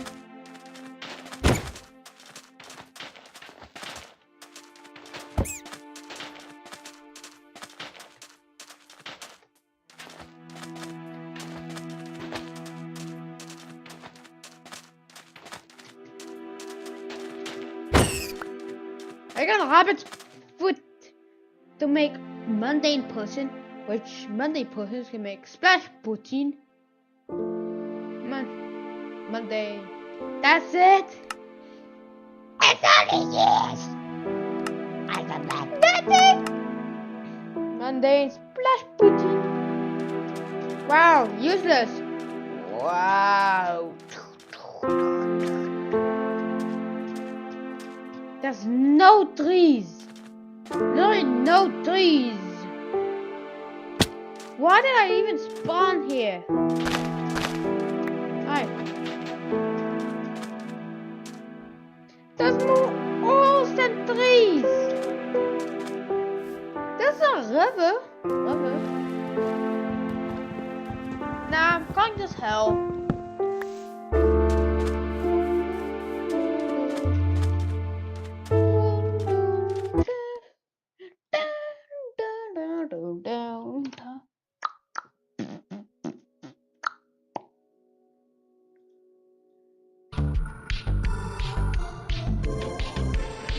Hello everyone, tonight I decided to check my email, and to no surprise, it was no different than usual.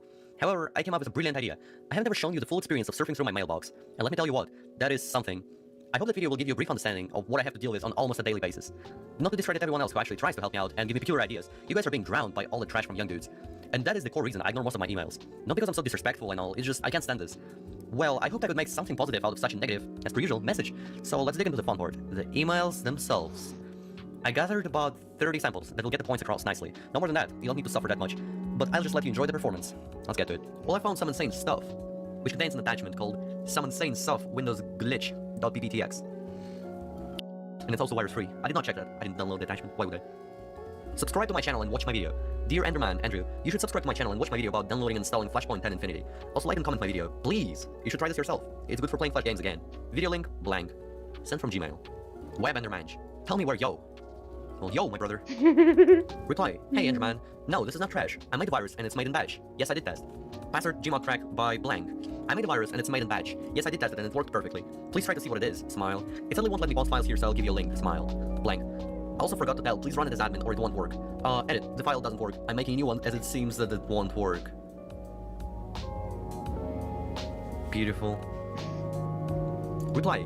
WGY. Give me your account password, please. I swear, no remove your videos. Please give... Why? Why is your new vid only for premium? I'm now sad. When you will upload a non-premium vid? Sent from my iPad. Chromium. Chromium is a malware? Please make a video about Chromium. Bro, if I wrote you malware, would you open it in a video? Yes, I translated it from Google T. Arrow 11. Hello, do you ha? Hello, do you ha? Well, yes, my friend, I do ha. Faynerd. Hi, I'm your fan, and I made you a fan art. I hope you will like it. Smile. That's a long one. Reply empty. Hey, I need help. Is it okay to format my Windows 10 while No Escape is running? Hope you see this as soon as possible. My parents are gonna kill me. I don't know how to remove No Escape. I accidentally downloaded it. Please help me. Please help me to remove this malware. Please reply as soon as possible. Please reply to me as soon as possible. If I reset my computer right now, does this help to remove the malware? Please help me. I'm scared. Please, Andrew, I need your help. Please help me to remove the malware. My father wastes his money for this computer. Please help me to remove the malware. I don't want them to get disappointed to me. Help me to remove all of this. I reset my computer right now. I hope it gets better. I don't want my parents to get disappointed at me. I hope this works. I don't know how to do what to do. I don't know what to do what you did, so I reset my computer. I hope it works. That marks the end of conversation. I don't know if you managed to fix it or not, but yes, resetting the Windows does help in removing No Escape. In fact, it completely removes it. It was found by my subscribers. Can you please unban me? This might be the best website to learn new tech skills to advance your career. This is Codecademy.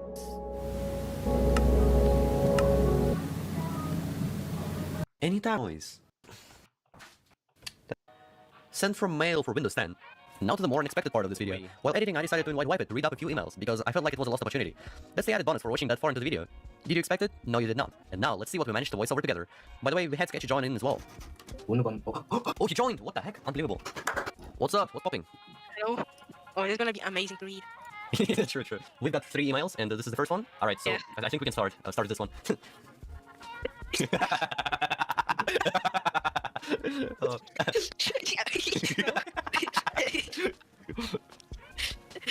No, okay, I'm gonna try. How much it is from Unban this email? Why are you laughing? Because it's like this to read. It's like unban me. Send from mail for Windows 10. Unban me. Send from mail for Windows 10.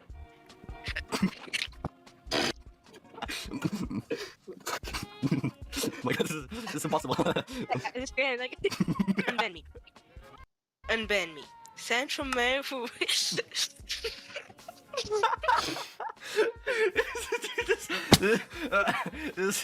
sent from mail for innocent just sells the entire email. It's at the beginning. Yeah.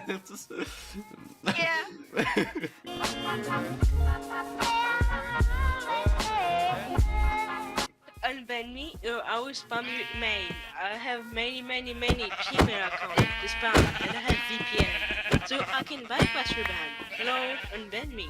Oh my god, beautiful. Alright. This is most certainly almost impossible. Okay. Okay, so this one I think we passed. Next one.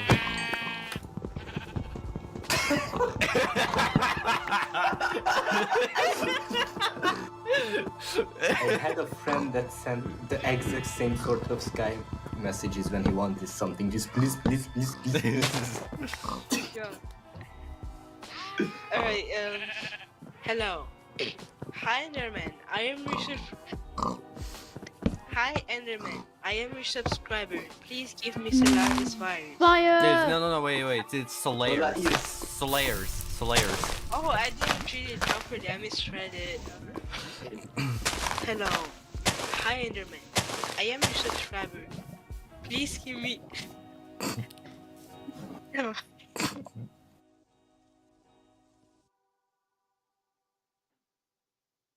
Hi Enderman, I am your subscriber. Please give me Solaris virus.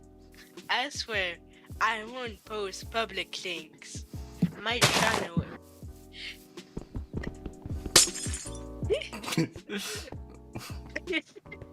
Boy, My not a channel village. is in a submerged state. I have no subscribers.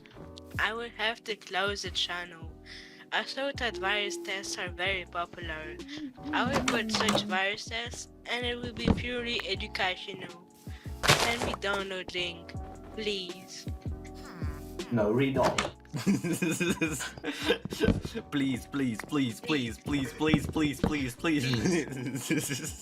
But I have to note there is a mistake in the middle of the message. Just so you know, there is please, but then it becomes please. It just a single word, please. There are multiple occasions. Please. I think it's because he copy pasted a space at the end. Oh yeah, true. I think that's how it happened. Alright, I think the final email. You will not withstand it, wipe it. No way. Right. Get ready. Yeah. Begin reading. Fuck off.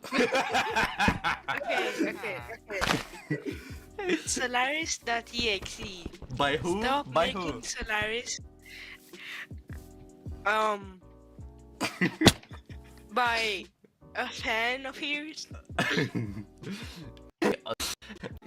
That's a with my Windows reply. I need download. Please upload the Windows 7 x64 ISO file to the your site malwatch file. I need to download it to my notebook with a disk with 150 or 120 gigabytes.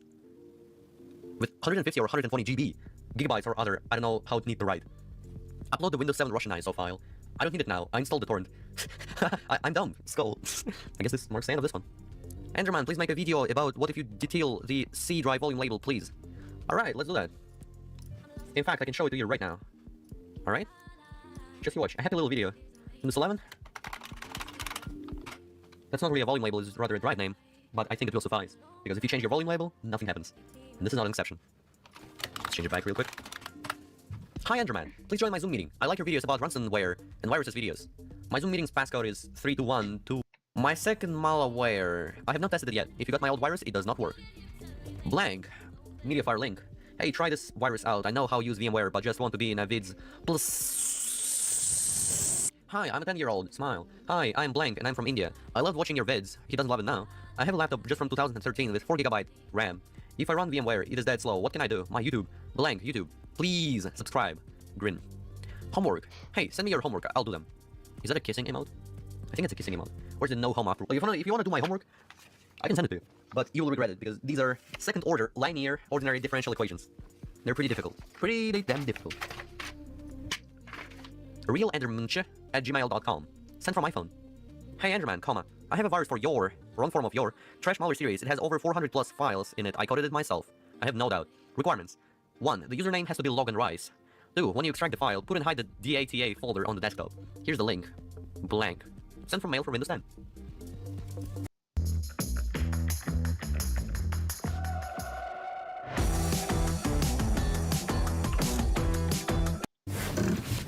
Malware submission. Do you hear that dog as well? Do you hear that barking? I get that.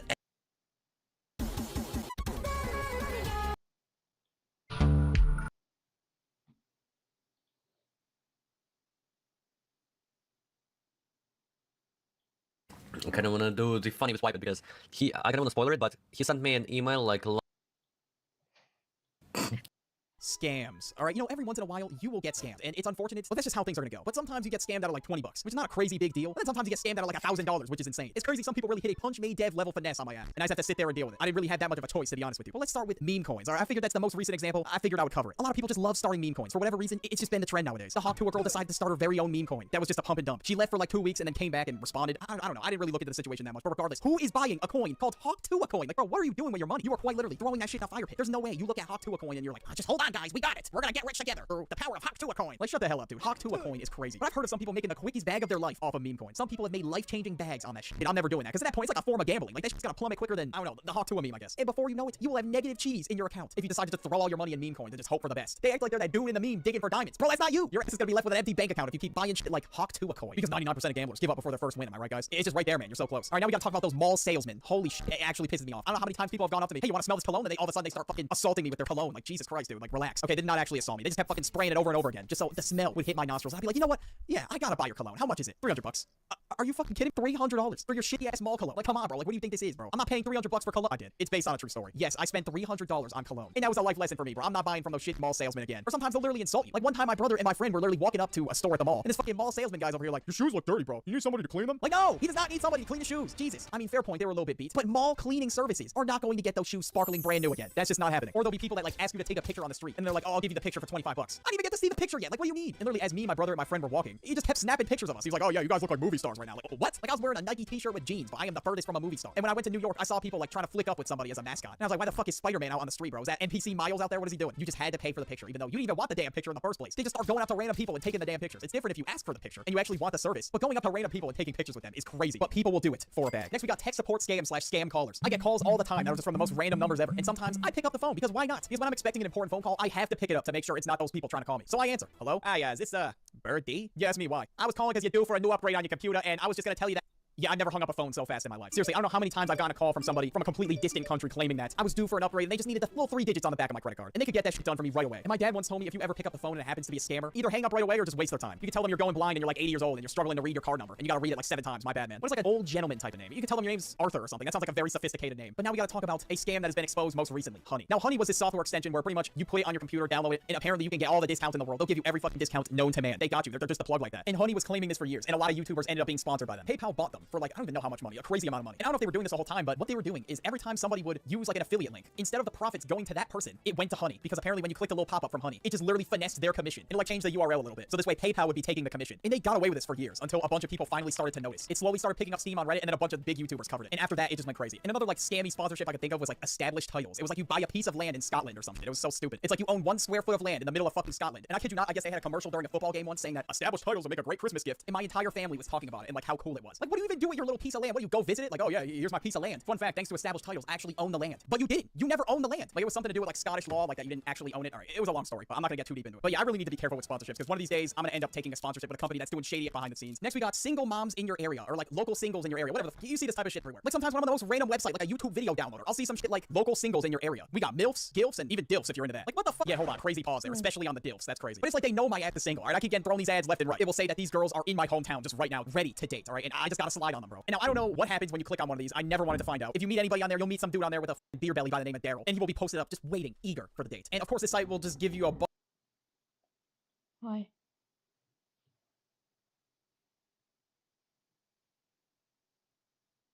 Dude, what's that now? Dude, the free stuff if you do that thing. I'm not getting to Roblox.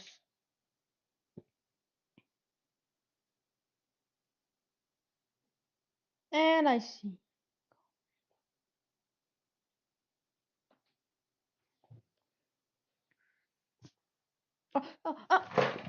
I fell off my chair. Welcome. Frost Studio presents you Text. Tic-Tac-Toe Tycoon. I just goddamn fell off my chair and hurt myself.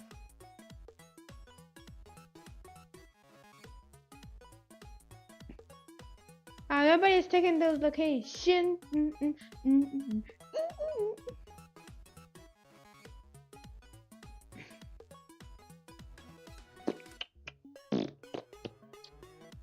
Texas. Text to text. Text to text. Text.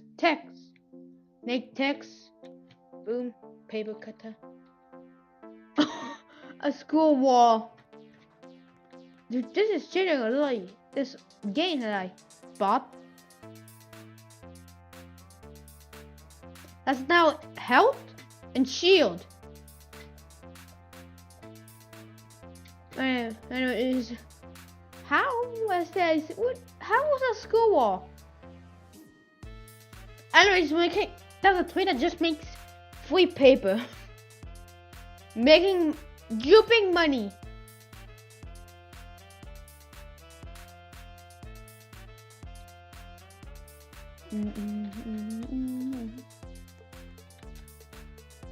Oh, I forgot. Oh. Roblox is laggy today. Roblox is dead ass laggy. Our server's 50 potatoes just running for a single person. Like in a single play game, the game will just lag a lot and then it'll like catch up and then I just die. Anyways, more money. Give me more money. $3. I'm making $3.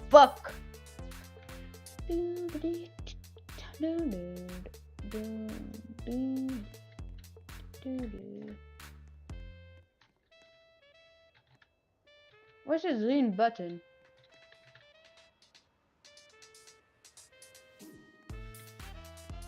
Alright, golden. Yo, free gold. Yoink. I'm touching gold. The station of train has arrived. Yo, mineshaft L. Yes, mineshaft L. Whoa, what the hell is this? This is a low. Yeah, this is just a random snowman. Just.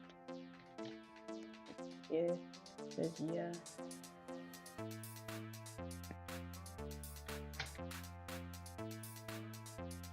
Alright, money.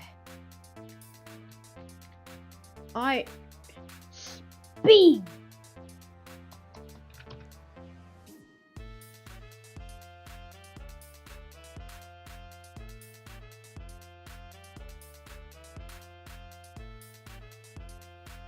The Roblox servers are 5 potatoes. It just feels like that.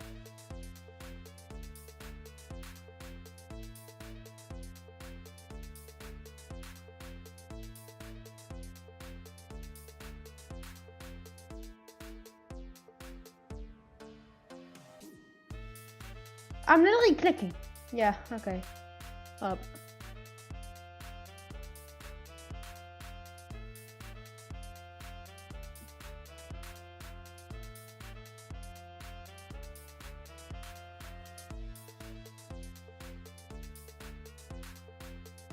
Anyways, to be honest, I think like Roblox is server like 50 potatoes.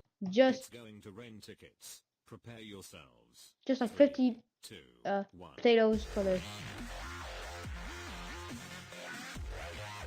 Yeah, money's raining.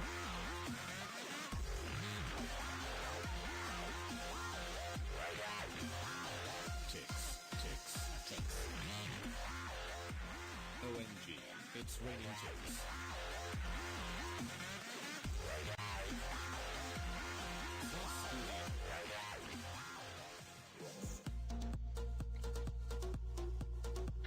Boost thing. I boost everything. Rain ticks. Ticks. Ticks. Just 500 money. OMG. It's raining ticks. Ticks. Gotta get the money.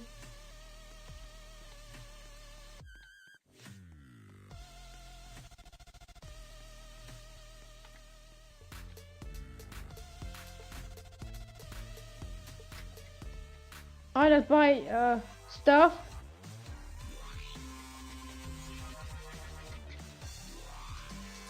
Alright, we need a duplicator, so time to steal more money from Rain.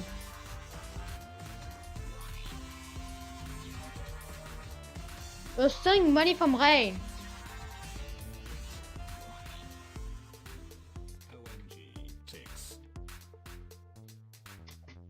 Alright, let's buy the duplicator because of how powerful.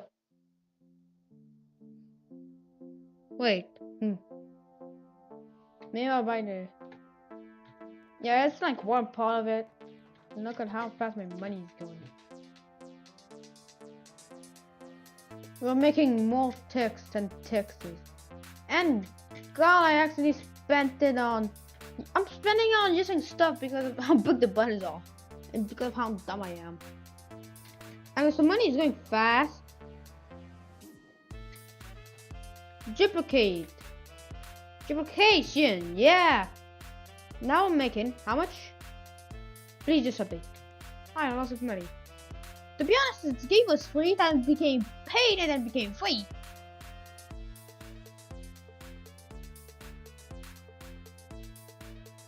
So it was free, paid, and then free. Is that weird?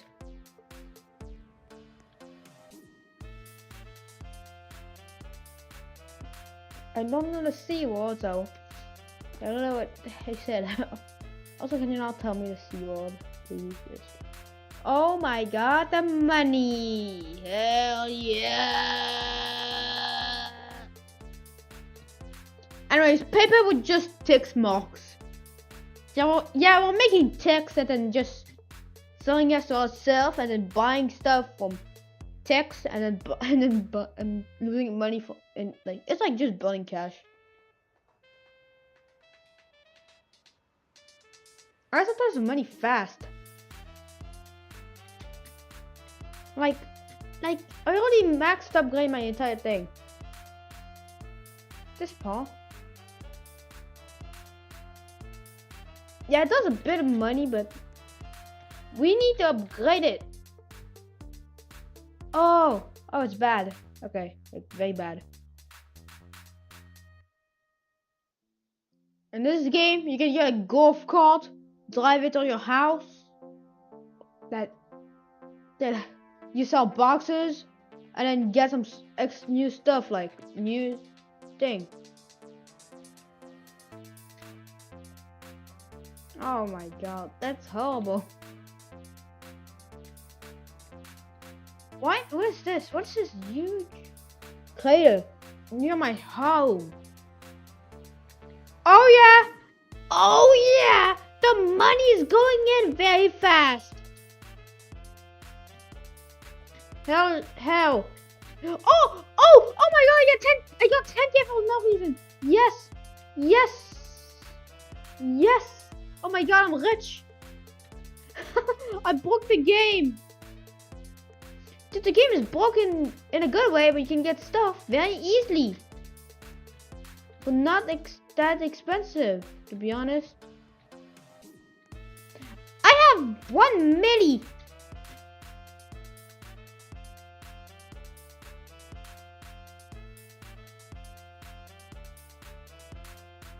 I need 10 milli. That's the entire thing. I just need 10 milli. And that's how broken the game is, because how you can make easy stuff. Upgrade. Upgrade conveyor. Text. Upgrade and good. Good lord, I have 40 mil. Just text makes me accident. The text accidentally made me a textionaire.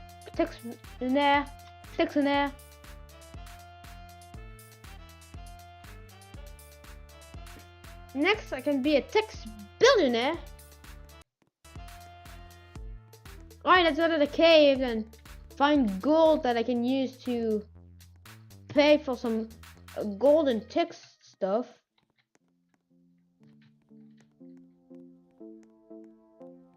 I don't know why that's the last Newman. There's just a gold right behind him. I'm stealing it.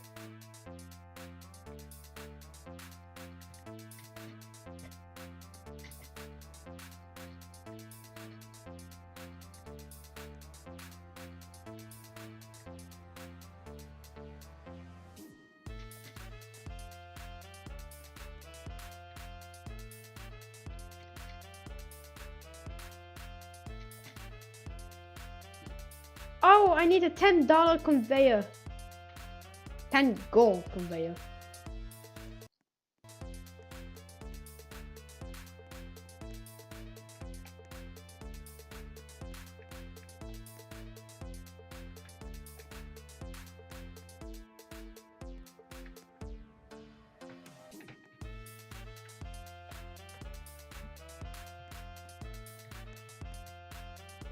Mineshaft L.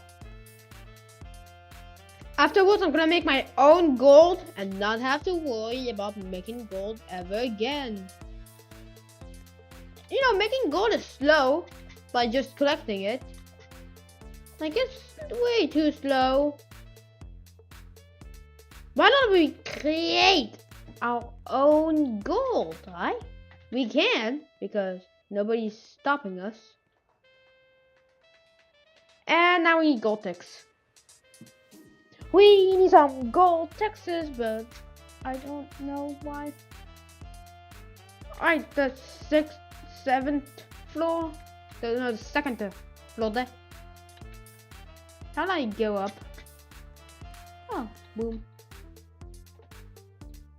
Ticks in there. Anyways, that's the tree of conveyor. Text unit, 1 mg ticks.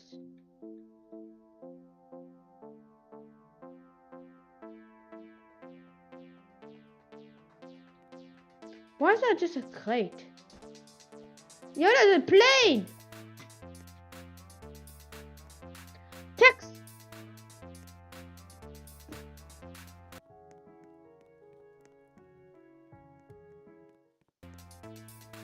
That's why. Alright, we're gonna go get the helicopter. Can we get the helicopter stuff? Probably not. But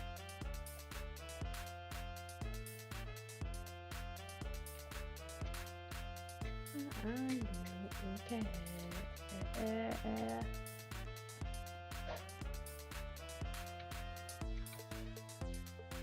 The plane left.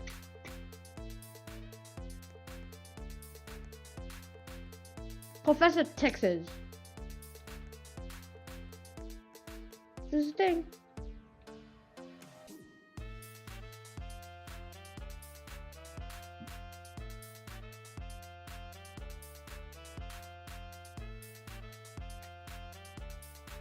Oh no, test cargo.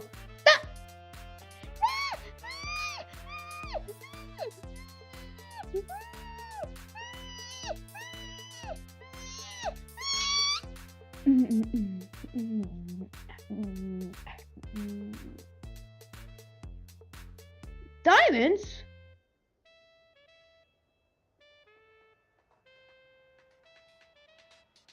What? There's now diamonds like Minecraft?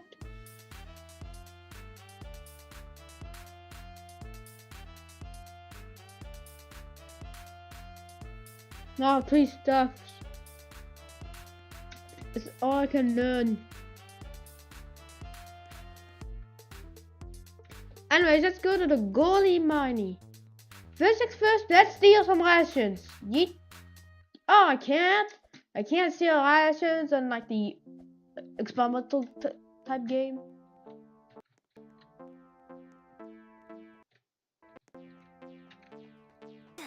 Oh.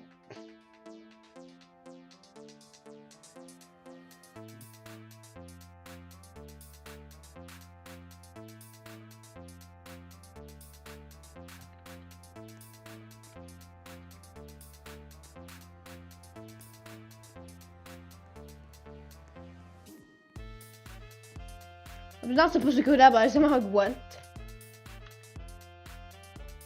And you know what? I'm gonna go 2 times speed. That's right. It's something else. But I get 4 gold. Oh my god. Yeah, I'm in the mine shafts. Now just give me the gold. Dude, gold is so common here. I'm just trying to get the gold.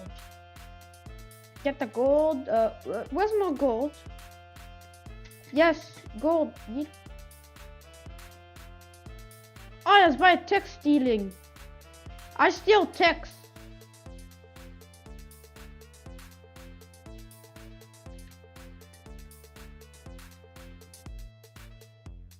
Glitches.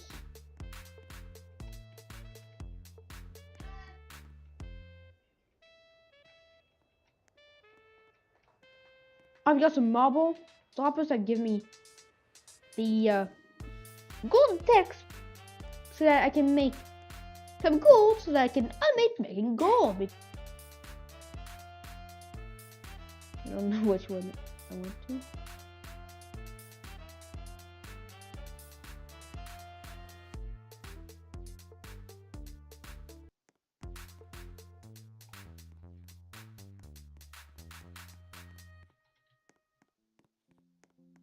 Anyways, let's buy upgrades because yes. Where do I find the gold? Oh, that's where I found the gold. Like 8? Oh, 12? 12?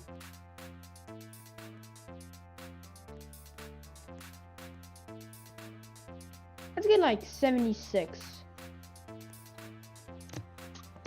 Around 76. Alright, gold up. Yeah, I just collected 2 golds. We're going back to go the other way.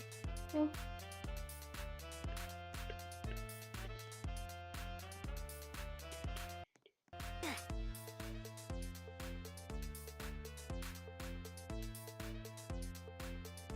We keep going to the VIP only.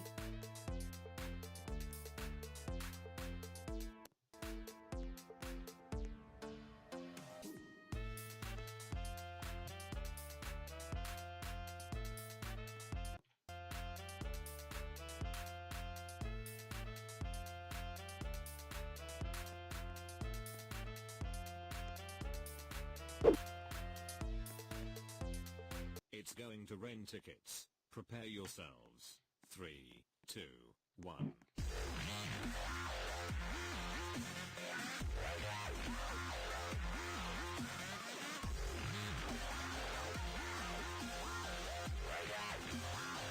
Ticks, ticks, ticks. OMG, it's raining ticks.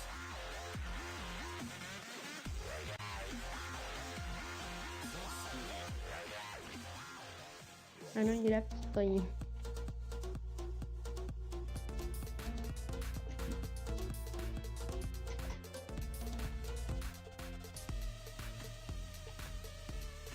There. Rain ticks, ticks, ticks. OMG, it's raining ticks, ticks.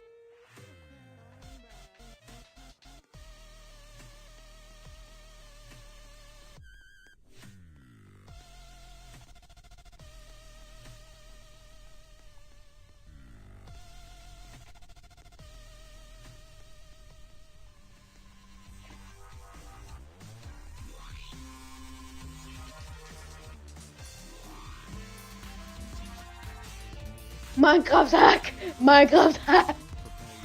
Yo guys, I just downloaded the 4x in this Minecraft game. Minecraft. That's totally not another Roblox. Totally not Roblox big thing. It's not. 32, 35. OMG ticks.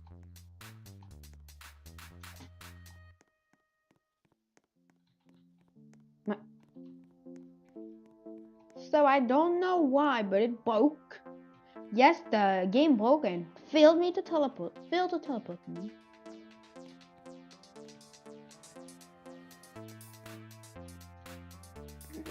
It tried to teleport me. Failed. So wait, he can't move.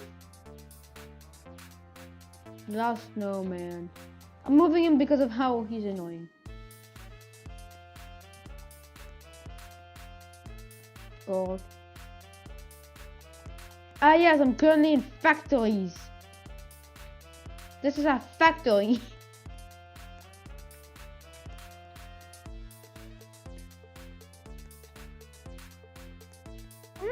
Yeah, factory.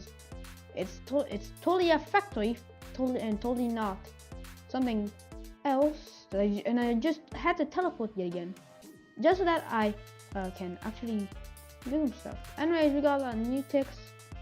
It's by the golden mining machine. The gold machine just makes you gold. 1 gold per 1 gold. Yeet. Wait, that's a diamond thing.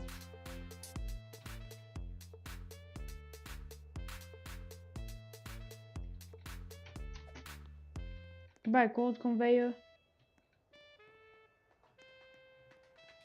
Yes, I bought a gold conveyor.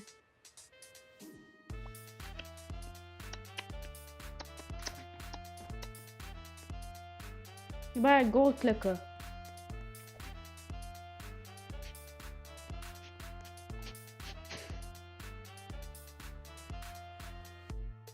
Still here? Huh.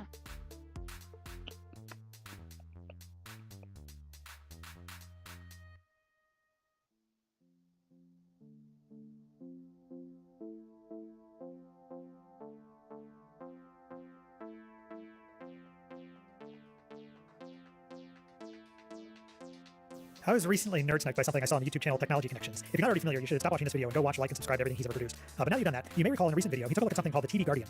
The TV Guardian filters out foul language from cable or satellite TV and home video sources like VHS tapes, DVDs, and let's not forget laserdiscs. He goes into plenty of detail about how this 1980s era Marvel works, including mentioning that baked into its programming is a dictionary of offensive words and phrases which, for science, I'd love to see, but it's not written anywhere in the manual. Aw, shucks. So I figured it'd be a good idea to, for science, see what it takes to extract data from a device like this. So I found my own on eBay, and let's take a look at what I got. And I have to say, the construction of this thing feels exceptionally cheap. But inside, it's pretty straightforward, just a single board. One of the first things I noticed when I opened this up is there's a chip here with a sticker that says 1.05, and that sticker presumably is a version of software, something that's programmed into that chip by the manufacturer of the TV Guardian. So let's try to get that sticker off and see what kind of chip this is. This is a PIC microcontroller, PIC16C622A, and a microcontroller is basically a microprocessor with some RAM and ROM all built into one package. In this case, it looks like there's 2K of ROM and 128 bytes of RAM. So there's definitely going to be some code programmed onto the ROM on this PIC. So, but that could prove difficult to get. Let's take a look at what else we have on this board. We've got the Zilog Z8612912 SSC. This is a NTSC line 21 decoder. So this is going to decode the closed captioning. And then this JRC chip, this Japan Radio Corporation 2207. That is a video superimposer, so that's how it's going to put the closed captioning back on the video that it puts out. So that sort of makes sense that you have a closed caption decoder and some sort of superimposer for putting text on top of video. For the last few weeks, I've been watching a Spanish YouTuber who is also a game developer and is quite well known. He is a streamer and YouTuber with a curious and interesting background. But first, who is this guy? What games did he create? And what does any of this have to do with pigeons? His name is Alvaro Mejillo Sanchez Mateos, but is better known as Alva Majo. You may know a game called Pineapple on Pizza, right?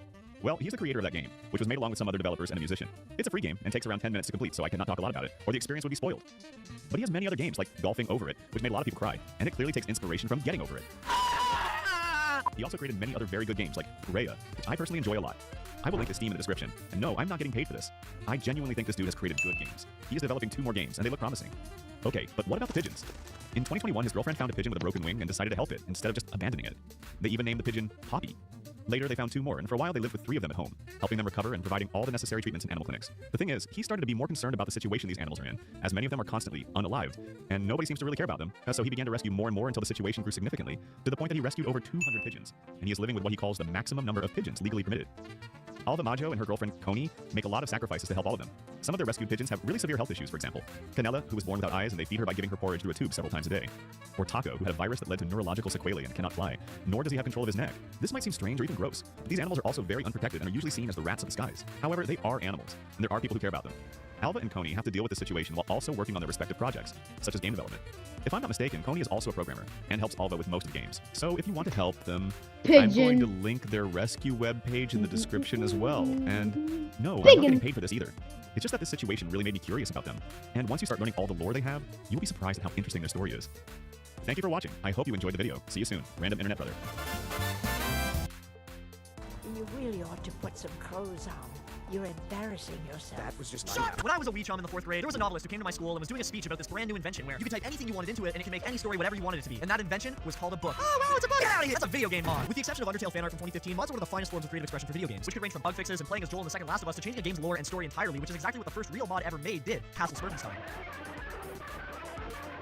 Castle Smurfenstein was released in 1983, and it was a modification for Castle Wolfenstein, where instead of killing Nazis like you did in the original game, you're killing, as the mod says, blue bastards. Not only does the mod come with its own beautiful soundtrack like you heard 15 seconds ago, but it also has its own lore. This mod was so popular that the team behind it, Dead Smurf Software, continued to make Smurf murdering parody mods under that name. If you go on the official page for Dead Smurf Software, you can definitely tell they were a programming duo from the early 80s, but regardless of relevance, they definitely influenced the modding world. And notice how Muse Software, the creators of Castle Wolfenstein, allowed the two friends to create their satirical mod and leave it up for the world to enjoy. This is one of 3 ways to handle a mod. Well, some people think mods are just silly additions to video games that have no impact on the industry whatsoever. Those people could actually not be any more wrong, because one of the biggest tactical shooters on PC started out as a mod. Counter-Strike was a multiplayer mod for Half-Life that separated players into 2 teams, terrorists and counter-terrorists. The way this game worked was so balanced and engaging, with the terrorists guarding a hostage and counter-terrorists trying to save them. Instead of allowing the mod to fade out of popularity, Valve, the studio behind Half-Life, hired the creators to make Counter-Strike its own standalone game. And as discussed in the last video, Steam, the largest video game market in the world, was mostly created so that Counter-Strike could be updated more conveniently. So technically, without the influence of video game modding, Steam probably wouldn't even exist. And this is also one of 3 ways to handle a mod. You hire the creators so that they can push their idea to the best it can be. And finally, the last and most effective way to deal with a mod creator, send a private investigator to their house. Most people know that Rockstar acquired CFX.Re, which are the creators behind 5M and Redem, the alternate multiplayer services for GTA 5 and Red Dead Redemption 2. Well, in 2015, CFX.Re and specifically Rockstar's parent company Take-Two Interactive weren't so close and cuddly, and were more in a I wanna fucking kill you kind of romantic relationship. Parent companies, am I right?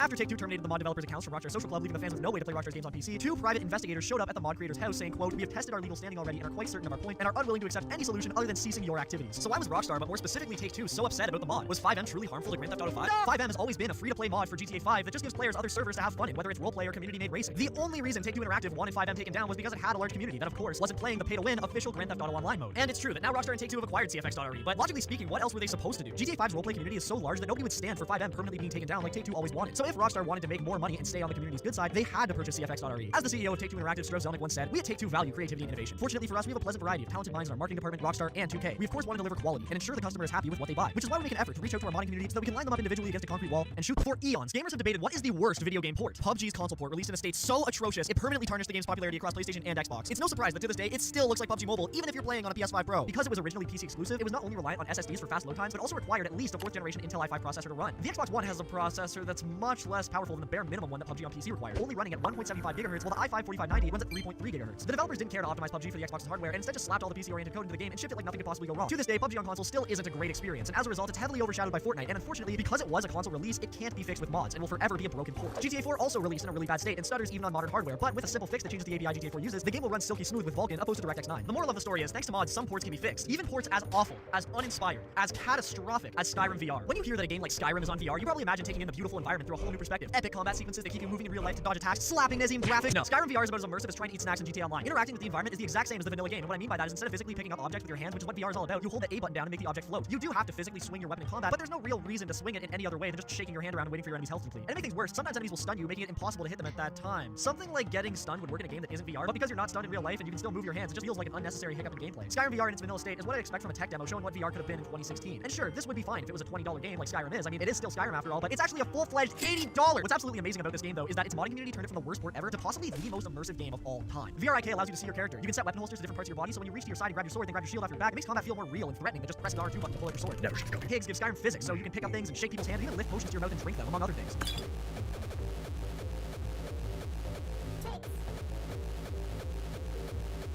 Yoink.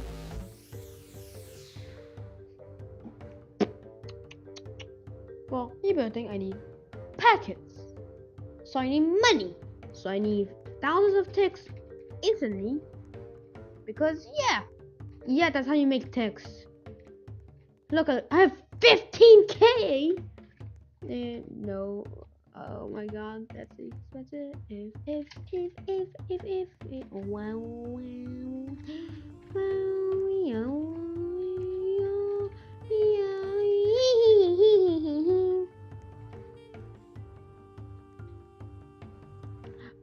wow.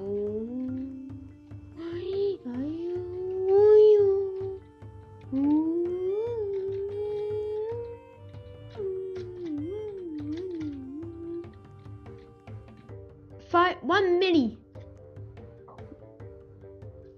1 milli. What is exactly one of that? Who's cool? He looks like Louis Gamer Cool 23. 1, 2, 3. So just search up Flamingo. If you don't know him, just search up literally just Flamingo.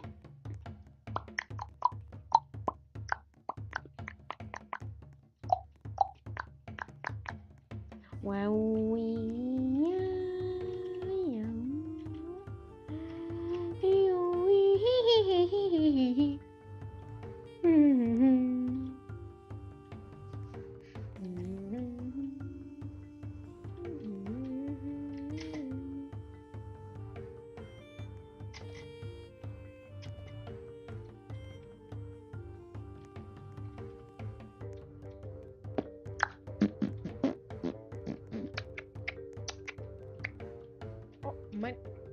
Money. And so what we're gonna do is buy walls. Oh, I got outside of my little thing I'm building. An accident. An actual accident.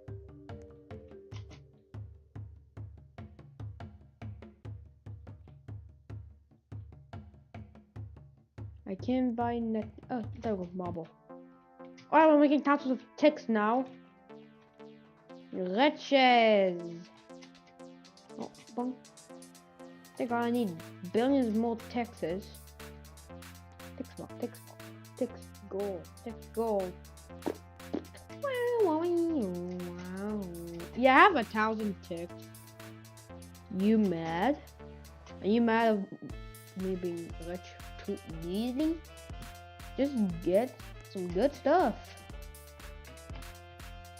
Upgrades, yeah. That was like a number that said how much it gave, but now it just says, yeah, that's how much you can get. Everything is fast, makes money fast. Yeet, yeet, yeet, yeet.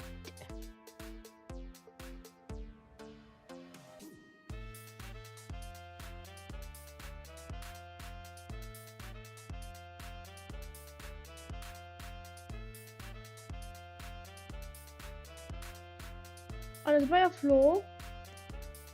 Let's buy a wall. Oh no, it's so expensive. Ah! Ellie pads. It's nearly summer.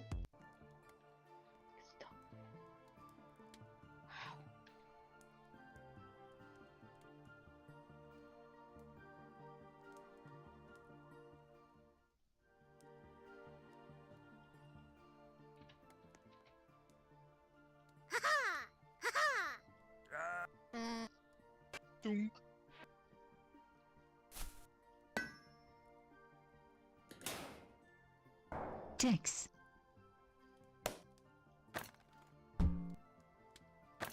Ticks.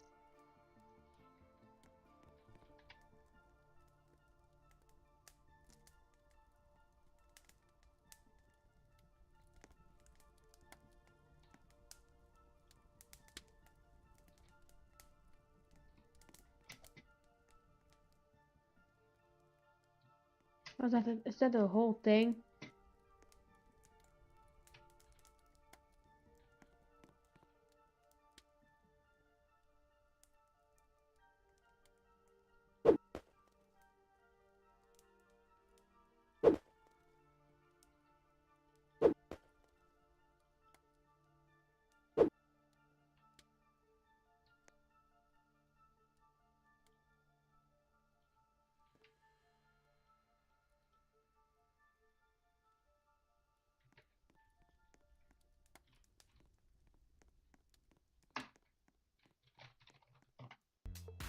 I will let you make sure that the gold text is available. It is. So what we're gonna do is just click, click, click, click, click, click. And now we're getting the texts out of gold, and now we'll have way too much, and now we can really buy everything. Gold mining machine. Marble. I need 1.5 million. That's fine, I can buy it after buying literally everything else. Gold rare, gold tech spanner. Giant.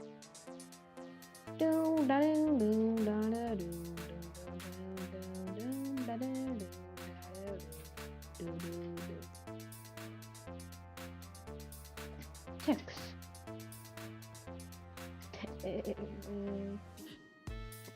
1 minute. That's cheap. Like, it's that cheap, really? I'm way too rich. Look at my gold ticks. That's how rich I am. I have really no purpose. Other than to be cool, I guess. And we're way too rich on gold, so let's add to my warehouse. Call my first neighbor. Build a floor. Build the floor. Build the floor. Build a wall. My billions of ticks are gone. I bought literally everything. My ticks are slow. Why my ticks are slow? They should be fast and furious. Do I have to just click?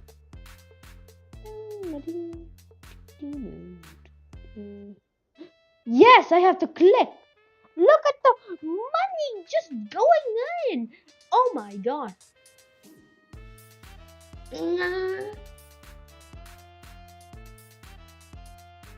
Yes, sir. Yes, I should have clicked. If I clicked before, I would have gotten richer very fast.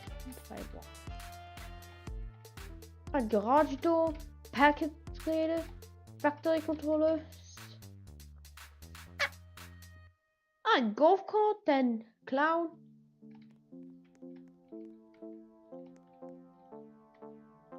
Alright, I need 250 billion.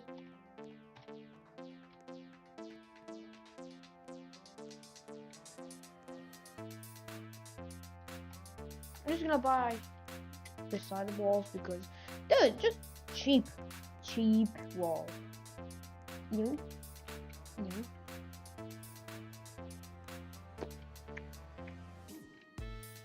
Oh no. They're all black.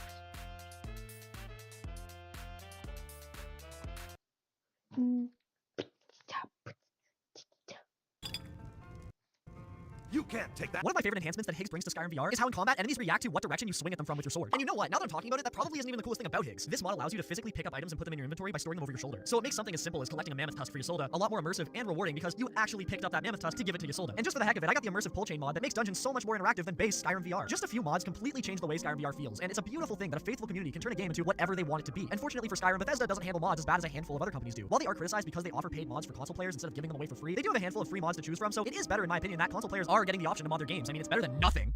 Which is exactly what Nintendo fans get over and over and over. In 2017, Keiza Manoir, I really hope that's how you pronounce it, created a mod for Super Mario 64 that allowed a small group of friends to play together. But of course, the last thing Nintendo wants is for people to be able to play their game together. So they not only took down the trailer for the mod on YouTube, but they also shut down the mod entirely almost immediately. Mario 64 is a game from 1996. The only official ways to play it now are through the Mario Collection bundle on Switch and of course the monthly subscription for online. Nintendo has made no effort to improve the frame rate, visuals, or anything, but one guy makes a mod that's only purpose is to bring people together and Nintendo won't stand for it. The same mod artist created a fan-made Zelda project called The Missing Link in 2020 that was its own separate story designed entirely inside of Ocarina of Time's engine, and unsurprisingly, Nintendo didn't let that see the light of day either. Or at least they tried to. Thankfully, a lot of people still got the opportunity to play it. Now, if the mod creators were directly profiting off what they made, that would be a whole different story. But the two examples I mentioned so far were completely free. And finally, the last example I want to bring up was the fan project Zelda Maker in 2017. After Nintendo officially stated they would never make a Zelda Maker type game like they did with Mario Maker, a game developer named Justin Sink got to work on his own iteration. Because again, Nintendo said they weren't going to do it. They said it'd be too hard. After showcasing the game on YouTube, Nintendo took the videos down and sent a DMCA notice to the creator over copyright infringement. Fortunately, Justin didn't give up on the project so easily. Instead, he renamed it and changed all the enemy sprites so he could still create his Zelda Maker type game that he always wanted to make. And right now it's known as Legend Maker, and you can support it on Patreon. And just to make it clear, this is not a paid shout out or anything. As a huge Legend of Zelda fan, I'm just happy that somebody's making the game I always wanted to play. So to an extent, I understand why companies might take down some mods. Mods like the one that ported Liberty City Stories into San Andreas' engine, for example. It's a great mod, but it does technically give away a whole ass game for free. But on the other hand, Rockstar neglected their handheld titles and didn't release them on any other platform. So why let them die? Shouldn't art stay accessible outside of its outdated hardware limitations? Rockstar hired a third-party company to remaster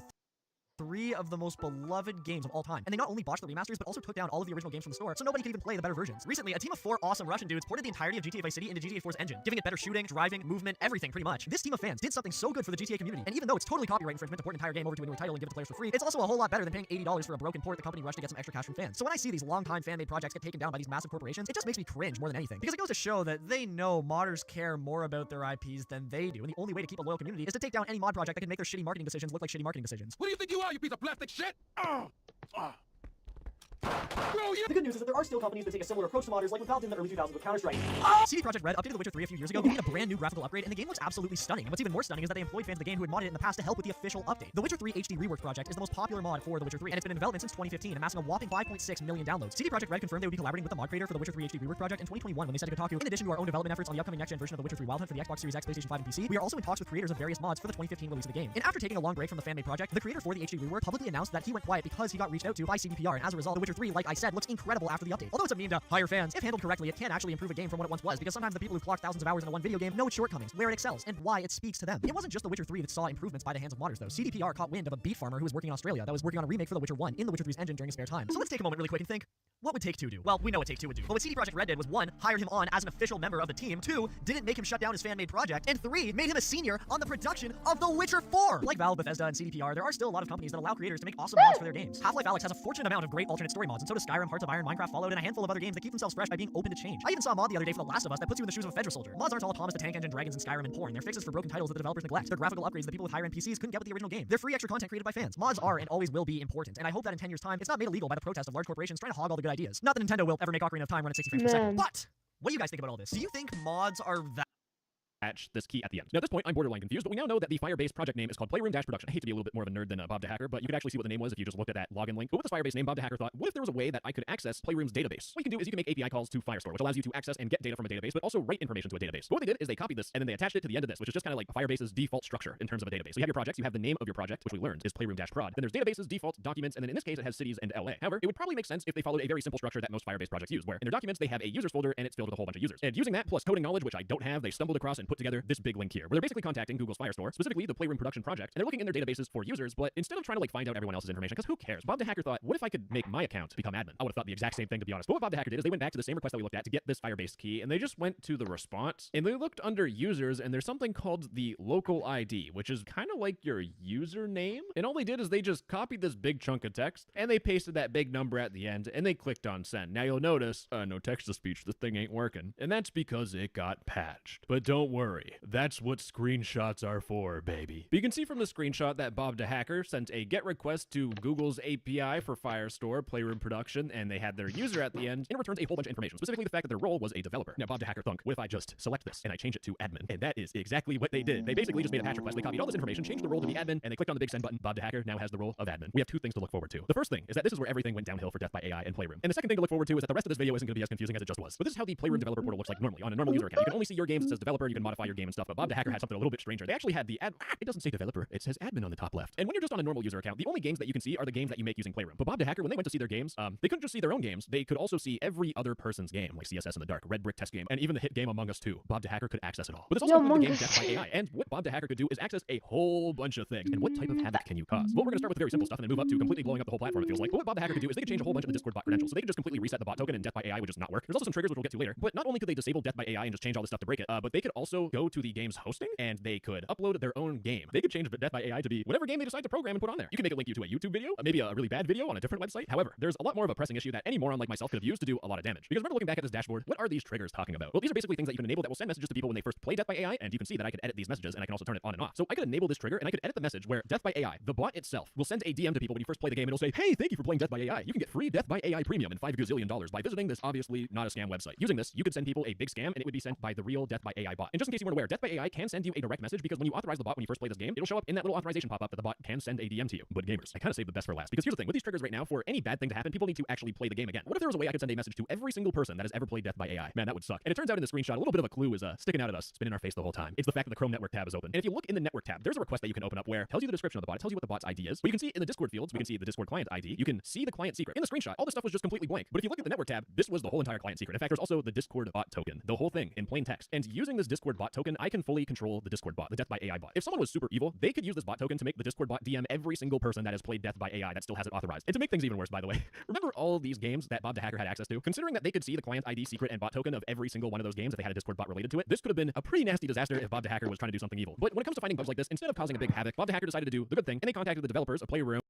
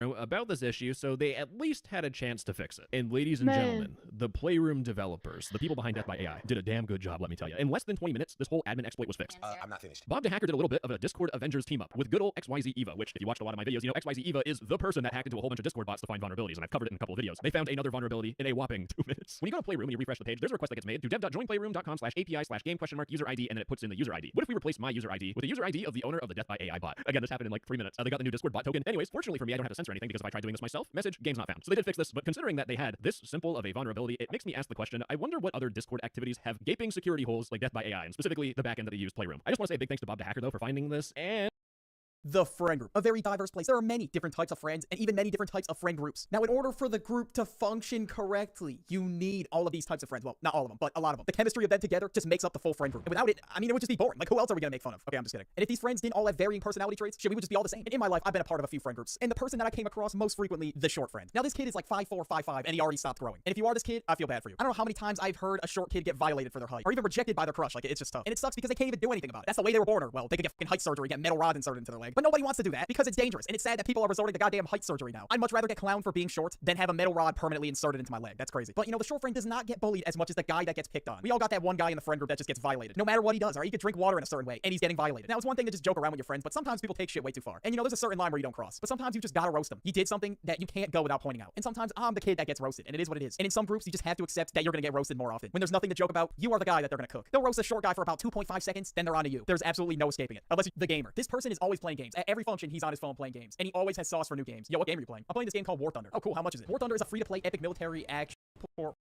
dynamic racing. And F Thunder and those who hate are eagle and exciting beyond Iowa back. This guy is going through the fridge every second he can. Invite him to your house, everything in your fridge will be gone. Now, this guy doesn't necessarily have to have a big back. He could just be that guy that eats a whole ass gourmet meal while he's at your house. I guess the big back, it could be physically or metaphorically speaking. Like if you and your friends just whip up a meal, expect like 1/4 of it to be gone. And now the 6 of you have to split the rest of it. Every group has one, or maybe not every group, but most groups have one. And of course, he is always the first person to mention food without fail. Now, some people in the group have assigned roles. It doesn't matter if anybody says you have that role. It's just an unspoken thing. You automatically have the role, the group leader. Now, the group leader is always the guy that dictates what's going on. If the group leader's not showing up, nobody's showing up, which is crazy glaze. Like, I don't understand how somebody could just glaze the group leader to this degree. They're acting like this kid has the entire friend group on his back, and if he drops the ball, the group is finished, all right? It's over. The group chat gets abandoned for 2 years. But seriously, though, if everybody actually showed up to the plans without the group leader, the friend group would be so much stronger. Seriously, why does the quote-unquote group leader have to be there? That's stupid. And also, some people literally ask the group leader for permission to ask the group to go somewhere. The whole group leader thing was a TikTok trend a while ago. I think it was like a couple years ago now. But it's crazy that friend groups actually operate like this. The group parent. Everybody has a group parent. Now, this is the person that's responsible for everybody in the friend group. And they try to keep an eye on everybody and make sure they don't do anything stupid. And you know, sometimes I am the group parent. I have to step up and make sure nobody does some dumb shit. Because otherwise, nobody is stepping up. So I just have to be the one to do it sometimes. Like a certain scenario where you're the group parent. Say you're the designated driver, and all your friends are drunk in the backseat. Dude, what did that thing do? Oh no, why don't you try? Then you gotta walk into their house, make sure they don't fall over. At this point, you are the babysitter. If you get selected as the designated driver that night, you're cooked. It's pretty much like going to a party sober. Next up, we got the bum. Now, the bum always wants to stay inside and never go out. It's a pain in the ass trying to drag him out of the house. He always wants to stay inside and watch TV and never hang out with his friends. And the only parties he's going to is Xbox parties. I can't sit here and lie, act like I went to parties. I did not go to parties. Only place you'll see him is at either school or work. He's always got D1 excuses crafted up as to why he's not making it. And I feel like this image right here of the yeet meal is more believable than this dude's excuses. Like, they're just trash every single time. This kid will say some shit like, "Oh, sorry guys, my hamster died." What hamster? You never even had a hamster. Next, we have the scroller. This dude will not put his phone down, no matter what. If you're playing a game with him on Xbox, you will hear the TikTok audio coming through the mic, and no matter what's going on at the function. I mean, if everyone else is on their phone, that's one thing. But if you guys are doing some kind of activity, like, I don't know, throwing the football around in the backyard, and then this kid's just sitting on his phone scrolling, that's another. It doesn't matter what's happening. This kid's always got his phone out. And now, me personally, I need to do a better job at that as well. You know, I gotta stay off my phone at the functions. I can't just sit there and scroll endlessly. I'm there to spend time with people. The comedian. This guy's got jokes every single time, no matter what. He's always coming up with new jokes. And this guy's just naturally funny. He doesn't have to, like, really think hard about his jokes. They'll just randomly pop up in his brain. And sometimes even the comedian just existing is funny. He doesn't necessarily have to be telling jokes. Now, sometimes in friend groups, of course, there is a wannabe comedian. And now the wannabe comedian is trash. He tries way too hard to be funny, when in reality, you cannot force being funny. The funny moments in the friend group will just naturally happen. If you guys have great chemistry, it's just gonna go really well. Next, we got the person that's always in drama. No matter what, every time they pull up to the group meetup. Let's just say, for instance, it was a girl's friend group. This person comes over and she's like, "Oh my god, Michaela is such a bitch. I can't believe this." And everybody else in the group is like, "Okay, settle your damn beef with Michaela. This is like the 5th time we heard about this week." And now, a couple years ago, I had a coworker that was always in drama. And she would tell me about it all the time. Or sometimes she would tell other employees and they would tell me. And I was just thinking to myself, Jesus Christ, how many times is this girl in some kind of drama? And the crazy part is she was complaining about being in drama when she was clearly the one causing it. The slob, alright? This dude is a complete mess, okay? No matter what, this dude will leave his wrappers on the floor, or sometimes the floor gets more food than he does. And when you go to this guy's house, you know what? It's time to enter his humble abode. It's very messy. It looks like an episode of Hoarders in there, so, I don't know. I'd advise not going to this kid's house. Maybe the whole Hoarders episode thing was an exaggeration, but you get my point. Sometimes my room gets messy, and it is what it is. But if I got people coming over, I just have to clean my room. It's an obligation. Or I'll make sure the whole goddamn house is clean. Especially if it's like a girl that you like going to your house for the very first time, you gotta make sure that shit's clean. Not a single fucking crumb on the ground. That place has gotta be spotless. And even when my friends are coming over, you know, I gotta make sure the area we're in is clean. Because to me, I don't know, it just feels embarrassing. Like just having a messy room. Speaking of messy room, I gotta clean my room after this video's done. My room's starting to look a little bit like Asmund Gold's room, you know, I gotta get to it. Alright, it's not that bad, but you get the idea. The smart kid. Alright, when it's time for schoolwork to get done, everyone in the group is relying on the smart kid. The smart kid is just acing his classes without even trying. I don't know, school just comes natural to him. He's just a beast in the making. And you bet your ass the classes I had with the smart kid, I was always asking for help because I was a dumbass. I mean, that's how I passed a lot of my classes, to be totally honest with you. Classes like biology, I just absolutely sucked in. Like, I barely passed. At a school that's pretty much impossible to fail. And as for a little added bonus, we were on Zoom for half the year, and I still almost failed. So you bet your ass I was asking people for help. And especially the moment I went to college, they started adding letters and math, like, I was just done for. I needed the smart friend in my group to clutch up for me, or else I was definitely not passing. The Dude, that is simple. Kinda. Friend with the crazy roster. This dude's got a whole roster of girls just waiting for him to text them. How does he do it? I have no idea. It seems like every fucking week this guy's got plans on top of plans with different girls. I don't know how he does it. I don't know if it's the fact that I can't keep up with that lifestyle, or I just suck at talking to girls. Of automatically banning any Roblox gooner that tries joining your Discord server. We're hitting a 5 out of 5 right now. Now, unfortunately, there are some problems with this bot. If you go to RubenSim's video and you copy the Discord bot link, and I just throw it into Discord for a second, that did not do anything. But if you get the bot invite link directly from RubenSim and you open up the bot and you try adding it to your server, you will notice that the bot asks for administrator permissions. Now, I've had this rant before, but not every single Discord bot needs administrator permissions. In fact, all this bot really needs is the ability to send messages and ban people. And when it comes to Discord bots, you always want to follow the least permission principle, something. You just don't want to give Discord bots all administrator, especially if the Discord bot is trying to nuke your server. And unfortunately, another gripe that I have is that when people are having problems with this Discord bot, even though they gave it administrator permissions and it doesn't work, RubenSim directly says that you need to add the bot's role to the very top of the role list, because the way Discord roles work is that you can see Dino is down here. And if Dino tried to ban one of my administrators, it wouldn't be able to because the role is physically underneath the administrator role. So to fix that, you would drag this role on top. However, with the row cleaner bot, if you drag it to the very top of your list, that means it can ban anyone in your server. And these instructions are the exact same instructions someone would give you if they're trying to trick you into adding a Discord bot that will nuke your server completely. And I do want to say, I'm not sure if this is RubenSim just not knowing. Probably that's the case because he did say in his video that he used ChatGPT to code the bot. I'm not a programmer. I don't even know how to code, but my friend ChatGPT does. But the little tinfoil hat conspiracy I have in my brain is that if one of those Roblox condo servers adds this bot with administrator, I'm not sure if RubenSim would try to nuke the server because content. So far, the row cleaner bot is a great idea.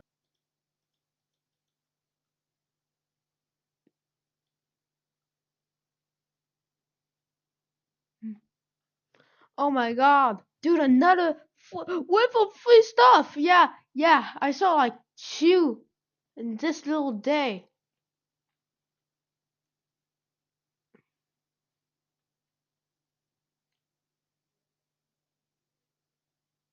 Chemistry.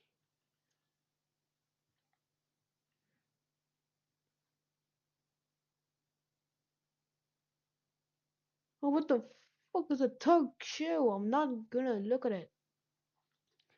Yo, dig. You know the game where you dig and dig and dig down. Find I don't want Roblox predators on my server. I think that's a given for most people. Except it's not a solid 5 out of 5 because, again, the permissions are weird, the instructions are a little bit weird, they seem excessive, but that's also coming from a dude that is like ultra paranoid about Discord bots. I still have one more concern about the row cleaner bot, but it'll make more sense when I explain it with the next safety tool. The next type of safety tool I'm talking about is something called a ban syncing bot. There's probably different names for it, I just made this up on the fly. But 2 years ago I made a video talking about the worst Discord mods. Basically, there was a handful of these Discord safety servers. You can see Safety Tree, Safety Center, Safety Hub. And the way these ban syncing bots would work, as the name implies, is that you would join one of these servers and you would add their own Discord bot. And if the people in the server determined someone was a scammer, they would ban them off their server, but then that person would also get banned off your server. However, conflicts of interest. These different Discord safety servers started having beef with each other, and they all started becoming power tripping Discord mods. They all started banning each other, so then all their bots would start banning each other on a whole bunch of different servers, and it basically turned into a drama cesspool, and the feature was absolutely f***ing useless. So with these ban syncing bots, it's on average a 1 out of 5. But sometimes they can be really helpful, like a RubenSim bot. However, with ban syncing bots, it's only as good as the trust you have towards the person that runs the bot. But speaking of trust, this next safety feature, you should not f***ing trust at all. I'm just gonna rip the band-aid off now. A lot of people on Discord are socially inept losers who stay at home all day and never go outside. And that's why on Discord, there are a whole bunch of wonderful Discord dating servers.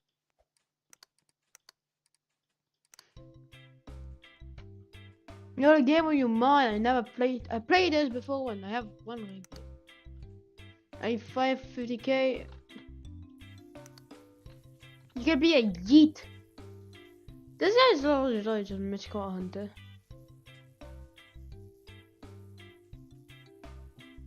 Thomas Land, prison.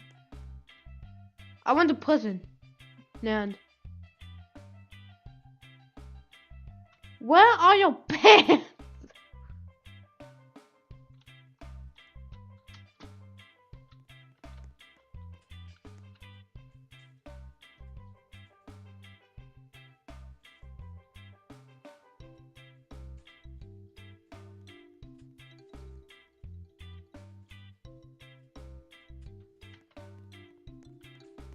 Why do you have a money?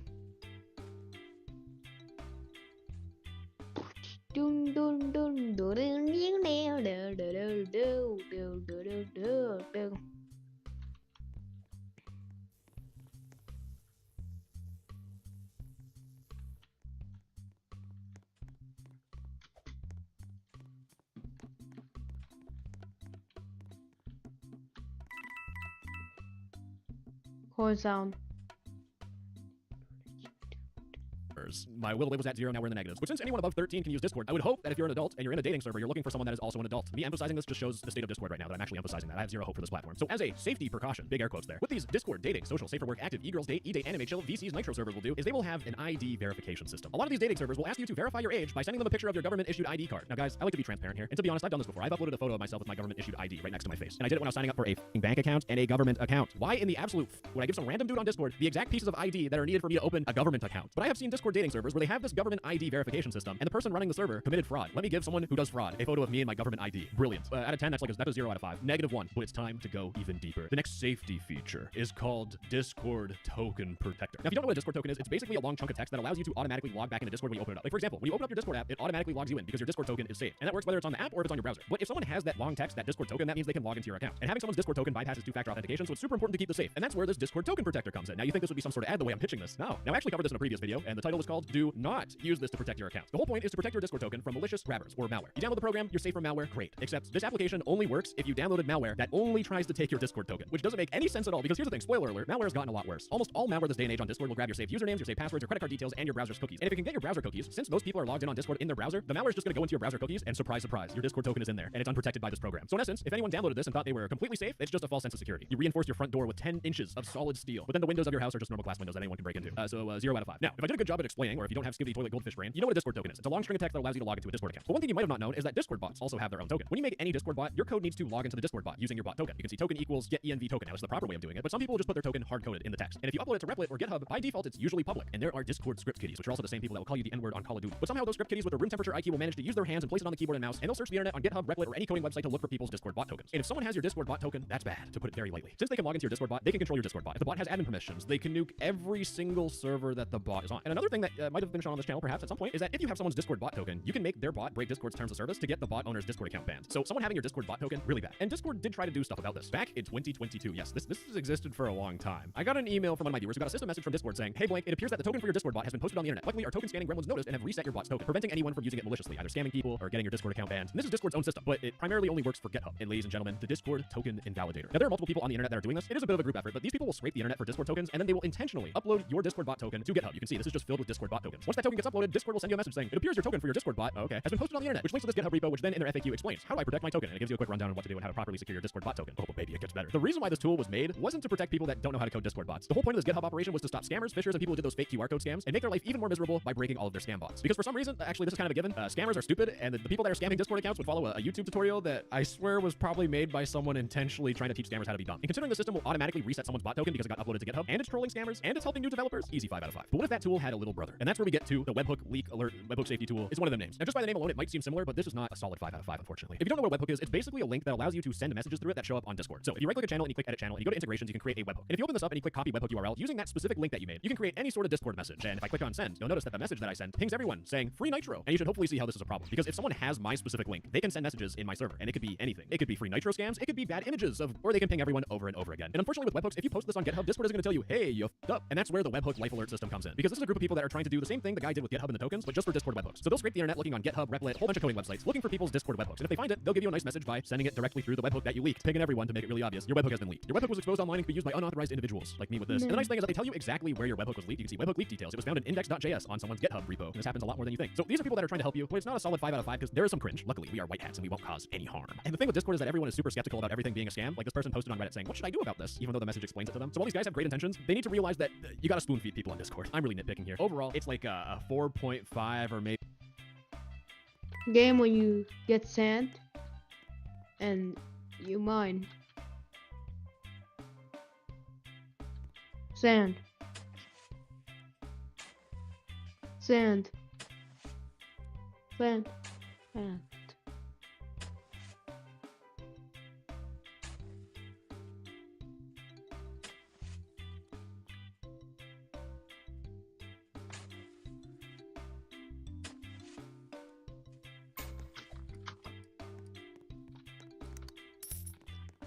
Wow. One cube, like one cent, which is a 4x4, is a lot of money. But then everything, dude, inflation hits so hard, sand is more valuable.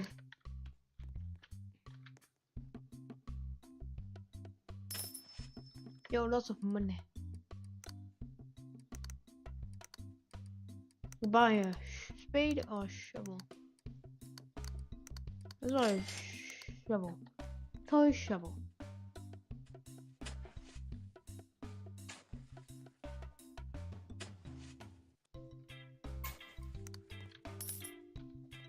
This guy has 2 spoons.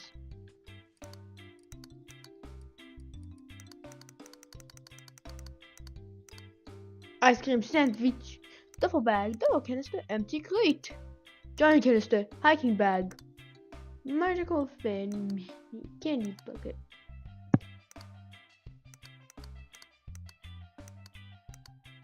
I'm gonna go like soon, so yeah. 10 million, 15 million, 20 million, 30 million, and infinity. So max 30 million.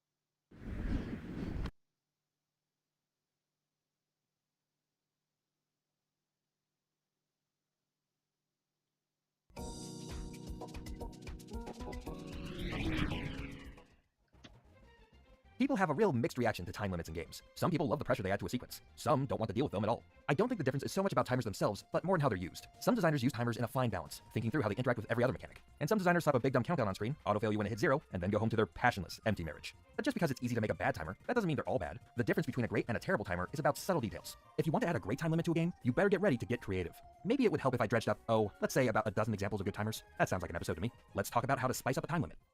TikTok, the countdown is on for this year's Rising Tide Challenge, run by today's sponsor, BlueOceanGames.com. Blue Ocean Games is a new group who got together to make a fun for innovative early-stage indie games, and they're hosting a new game jam. You and your team can build as games, so go games.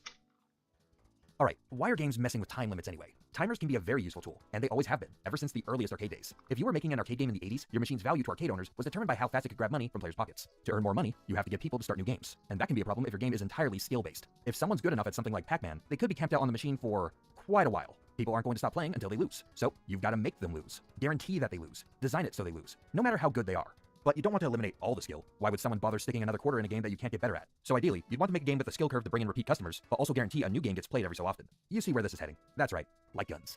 I mean, a timer. One of the earliest books written on video game design talks about that need to make an explicit end state. But a timer can do more than just end the game. If you're a little creative, you can design a timer that keeps the quarters flowing, rewards skillful play, but also helps the player get into the spirit of a game. Take my favorite arcade timer, Crazy Taxi. The loop in Crazy Taxi is dead simple. Pick up a passenger, drive to a 90s brand, and get paid. Repeat until you run out of time. Each passenger needs to travel a different distance to get to their destination. The more green the floating icon is, the further away they want to go. And when you pick someone up, the game adds some time to let you drive there. Now, it's not very much time. If you want to get to the stadium before time runs out, you can't be driving all normal. You're not playing regular taxi. You've got to go. And you've got to go through people. But that's what the game's built for. All the time goes into the same pool. So if you can get to the KFC really, really fast, you can bank the seconds you didn't use and keep the game going for longer. You even get a bit of a direct time bonus if you get there speedy enough. The timer rewards skillful play, but also puts a cap on how long the game can possibly last, without making it a hard cap. You could imagine a version of Crazy Taxi with no timer. The blatant Crazy Taxi knockoff, The Simpsons Road Rage, had a mode called Sunday Drive, which does that. It's not without its charm, but with no time pressure, there's way less pushing you towards the exciting gameplay the format works best with. Crazy Taxi's timer is the game's centerpiece. The faster you go, the more reckless you are, the harder you push it, the more fun you'll have. Both in the abstract sense, where it's just more fun to drive like that, but also you'll literally have the fun for more time. The timer creates a game that forces you to have the most fun you can. That basic extendable short countdown type of timer comes out of arcades, but it doesn't have to stay there, of course, or even stay in that same genre. Mullet Mad Jag is an indie high-octane boomer shooter with an 80s cyberpunk anime VHS aesthetic, and some of that movie Crank mixed in there too. They're going for a lot of things at once. You're climbing a building, 10 roguelike floors at a time, taking out as many evil robot billionaires as you can to try to save an 80s anime damsel and win yourself some new sneakers along the way.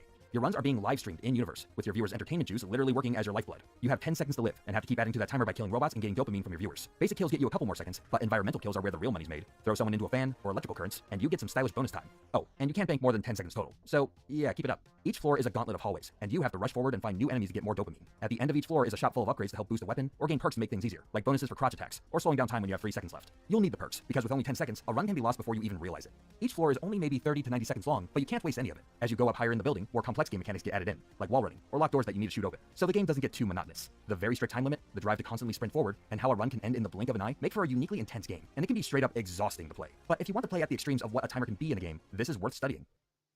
The shorter the time limit, the more pressure you add. But not every game is WarioWare. It can start to feel a little absurd to have every timer be super short. But how else could you add pressure to a timer? Well, what if you just add more timers? That's the secret sauce of the run-your-own-restaurant genre. Galaxy Burger can ease you into it. Your job is to juggle a bunch of burger recipes as you cook for aliens in galactic fast food restaurants. A lot of the game is about attention to detail as you build burgers by hand, stacking one ingredient at a time. But for a lot of the steps in the cooking process, you're on the clock. Watching one burger cook is relatively chill, but if you're trying to do a couple orders at once, it gets exponentially more chaotic the more timers you have going, to make sure you don't burn anything, forget a step, or worst of all, send the perfect burger to the wrong customer. Where one timer isn't that big of a deal, a few of the same timers, all running at once, and all running on slightly different schedules, makes you have to quickly juggle priorities, lest you get overwhelmed.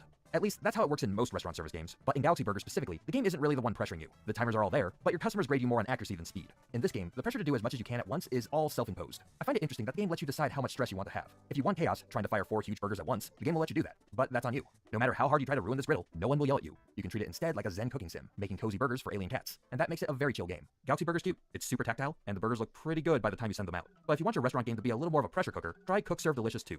You're a chef for hire, running the line at one of a few dozen kitchens. You prep food, customize every order, and deliver service with a smile, all by yourself. And make sure to take out the trash while you're at it. This is the fastest paced cooking game I know of. You'll serve 100 people over the course course of 10 minutes, and nobody coming in the door has much patience. Each station's timer adds a little pressure, and you can easily have a dozen timers running at once. Timers for customers waiting in line, cooking timers, holding stations where food will go bad after a while, chores timers. You have to address everything yourself before any of it expires and ruins your perfect day. The overlapping timers force you to act as quickly and precisely as you can to not burn food, make people sick, serve uncooked sandwiches, or have customers leave. It sounds impossible, but the game has an incredibly satisfying keyboard control scheme. Type out single letters for each ingredient, shift menus for cooked versus raw components, hit numbers to pick an order to focus on. Every command is one keystroke away. It can be very overwhelming at first, but the keys are coded to ingredient names, and after a few runs, you'll rapidly pick up speed. You'll soon be able to fill an order without thinking about it. The game's very demanding, but it's doable. When you get the prep just right, and you're serving 4 or 5 customers in a lunch rush rapid fire with delicious orders, it's unbelievably satisfying. The flood of timers in these games can crank up the stress to unbelievable levels, but the rush of rapid decision-making, prioritization, and perfect execution help create a totally new genre. But not every game idea can handle a zillion timers, and that's fine. You can still have fun with just a single countdown, but you're gonna have to make it feel very important. Timers are supposed to be pressure. They're supposed to be frantic, or at least a little threatening, like a tiny knife. But how important does your game's timer actually feel? The Blob's time limit is not like a knife at all. You start with 10 or so minutes to jump around a level, and you can find all the time extensions you could ever want. It doesn't take nearly that long to finish a level, even if you're a kid. So there's absolutely no pressure to change how you act on account of the timer. It's benign, but then why is it here at all? When a time limit is easy to ignore, it loses the punch it's supposed to have.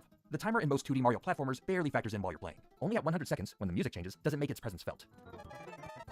But then, if that earlier part is so ignorable, does it need to be around? New Super Luigi U doesn't think so. All of its stages are designed around a 100-second time limit. Stages are shorter, but significantly tougher. Because of the shorter timer, the platforming challenges tend to be more condensed around the central gimmick. If a stage is based around bullet bills, it has a lot of bullet bills. Or a stage has a lot of geysers. More action and less dawdling. The short timer forces you to commit a little more, which gives the game a stronger identity among the rest of the otherwise kinda samey New Super Mario Bros. Series. But 2D Mario platformers have a pretty rigid formula. New Super Luigi U is making a very small tweak to it. But if you're okay making huge structural changes, you can use a timer to change a series completely. Take Wario Land 4. If you've only played Wario Lands 1 through 3, you are not prepared. Wario Land 4 is a not that unusual platformer built around an out and back level design. Once you enter a level, you're exploring all corners of the stage for treasure, while you search for a special key and this frog hourglass at the far end. You can take all the time you want, but once you hit the hourglass, get ready to run. Wario yells at you to... and a big countdown appears. Like, really big. Not gonna miss that. The screen shakes, the background distorts, the music shifts, and you've got to book it. Backtracking as fast as you can until you get back to the portal at the start. If the timer hits 0, Wario gets audited. You lose some coins. It's fine. That escape sequence is the game's best draw. The unique structure where you get the puzzle through the level in one direction, then get challenged on the return trip is super fun, and unique for the time. And for the escape, the timer does what a timer does best, adding an element that creates the pressure to perform, and a natural rising action and climax to every level. Wario Land 4 had this design structure all to itself for a pretty long time. There was Wario Land Shake It, but that's about it. But leave it to the indie scene to leap into action. 2 indie studios built 2 different spiritual successors, emphasizing 2 unique elements of the escape sequence in the last 2 and a little years: Pizza Tower and Anton Blast. Pizza Tower has the same out and back stage setup as Wario Land 4, but Pizza Tower's escape sequence focuses on mastery of the controls. Once you find Pillar John and take him out, you'll enter Pizza Time. Like Wario Land, you've got to book it back to the start before the timer runs out. The path back might be very different though. Some new routes and shortcuts might open up to you along the way. Peppino is much faster than Wario, and the escape feels much more frantic and exciting. The game plays up the mad dash chaotic race back to the finish, way more than Wario Land. And it's slippery, yet responsive, yet slippery movement controls back up the challenge. If the timer runs out, you're not quite dead yet. The game's villain, Pizza Face, will awaken and chase after you. If he catches you, it's game over. But if you can dodge him, or just outrun him, you can still make it out. You should have time to spare. Maybe even enough time to take on the game's biggest challenge, Lap 2. Instead of leaving, you can enter the pizza portal, get taken back to where Pillar John was, and have to race your way to the finish all over again. There's no timer extension, but if you're fluent enough in the game's controls, you can make it out of there alive. And maybe with an enormous combo. Pizza Tower's Lap 2 is an amazing risk-reward call the player has to make, all while the timer's ticking away. The game is built to recognize not only the efficient movement to get to the end twice in the time limit, but to have the perfect execution to get there without getting hit much. Even if you're not going for top scores, there's a thrill in knowing that you could play it safe, but you're choosing to put it all on the line again to prove your skill. It's not at all a required part of the game, but it's a great way to raise the skill ceiling. But what about Anton Blast? Anton Blast has an escape sequence that plays up the spectacle of it all. The game sticks a little closer to the Wario Land style than Pizza Tower does, but it's definitely more bombastic. Tons of explosions, and like twice the amount of screen shake is recommended, but you can turn that off if it's too much. The escape is called Happy Hour, and it's more focused on the set pieces of each level. Every corner of the stage is exploding and falling apart, but each Happy Hour has its own unique gimmick that comes into play too. The first level has a bunch of minor villains crashing through the stage on a blimp, chasing you down and causing a ton of chaos. Another level might have walls trying to crush you in each room. Another stage based on liminal space will throw you into a maze of endless doors and try to fake you out with a false exit. Where Pizza Tower's escape sequence lets players show off their mastery, Anton Blast shows off its unique settings that complement the frantic gameplay while making each stage feel like its own thing. These 6 platformers demo how the feeling of a game can change as you make the timer more and more prominent in the design. From ignorable, to tangible but not that big of a deal, to a driving force, to a crazy set piece that contains its own unique gameplay. If you're building a game with a timer, it's up to you to decide how much of a centerpiece it will be.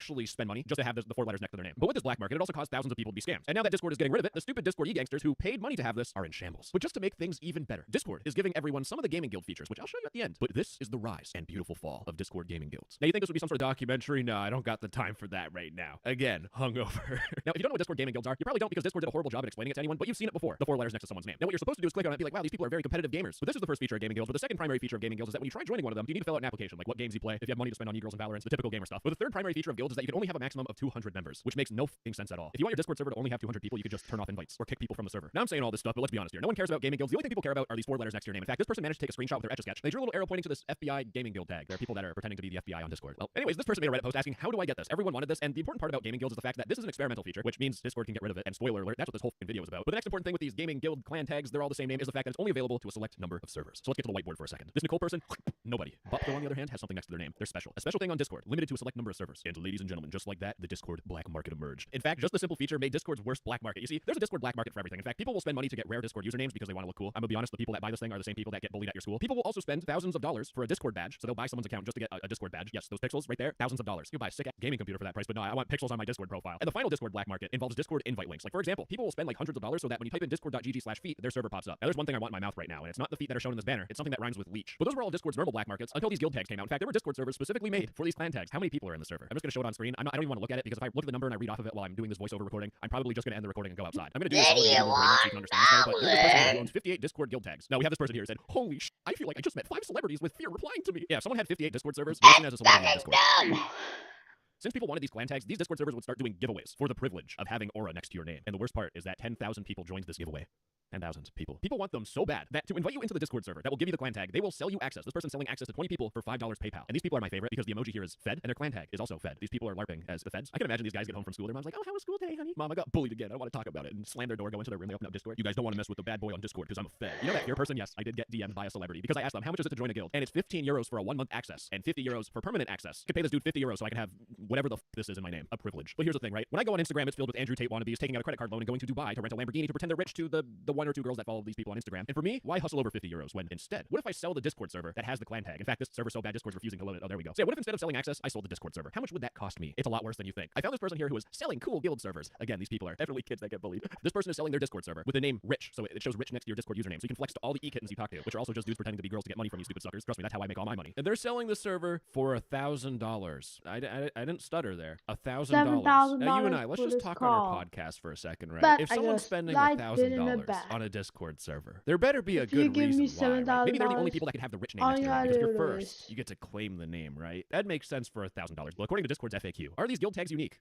No. And just to show you, there's a website that shows a whole bunch of these Discord clans, and these people like submit their own to advertise, and there's 8 servers with meow. So these people are spending $1,000 so they can put whatever 4 letters next to their name that they want. But here's the kicker, right? If you like me know the Discord Bible front to back, thou shalt not talk to e-girls and give them nitro. But in the Discord community guidelines, they specifically say do not sell or purchase Discord assets, including accounts, usernames, servers. Discord could, if they wanted to, ban the server and make this person completely lose their $1,000 offer. And considering this person right here is telling me they are selling access to the server, I could report this message, and this person should get banned, right? Well, here's the thing. However many months ago, I think like 7 months ago, I made a video talking about this new Discord black market when it was just slowly emerging. And I showed Discord that people were selling access to Discord servers. I actually pointed out this exact person. I've duped them twice. I've DM'd them twice. Yet Discord did absolutely nothing about it. And since Discord wasn't banning any of these Discord Andrew Tate wannabe goofs, the black market just got worse, and it became the most degenerate cesspool I've ever seen. It's actually beautiful because it's time for the black market degeneracy title card. And the subtitle is, I lose my will to continue after I read that insane Discord messages. Well, one of my viewers got reached out by this person here, which I can barely read their name because fonts look cool on Discord. But one of my viewers got reached out because this person wanted to buy their RLG gaming guild. Now, since it's against the terms of service to sell one of these guilds, Barf had an idea. It's against the terms of service to sell, but it's not against the terms of service to trade. So what if I was to trade you IPTV or something in trade? Then it's not sold to someone, and it's fine. Now, I tried that same logic against the CRA, and then I had to spend $5,000 worth of fees. IPTV is global live TV channels, including pay-per-views and channels from all over the world. So this guy asked, theoretically, I could watch Family Guy on my TV without a Disney Minus subscription. Correct. So the business plan is don't break Discord's community guidelines by selling the server, but instead break the law by doing illegal IPTV piracy. Brilliant. Now, as the Discord black market got bigger and thicker, the kingpins of the Discord market started to expand their turf and their gang. The Discord black market got a LinkedIn upgrade, and they started having recruiters. Your job is to hunt for Discord gaming guilds. And once you find a potential guild, you need to send a direct message to the owner and offer them between $100 to $150 for their Discord gaming guilds. But if you manage to find one of these Discord gaming guilds and make one of those Discord people have another guild so that they're more popular and internet clout or something, I think I'm too old for this at this point. But if you find one of those gaming guilds, your reward is $10 for your effort. Do all the hard work for me and receive $10.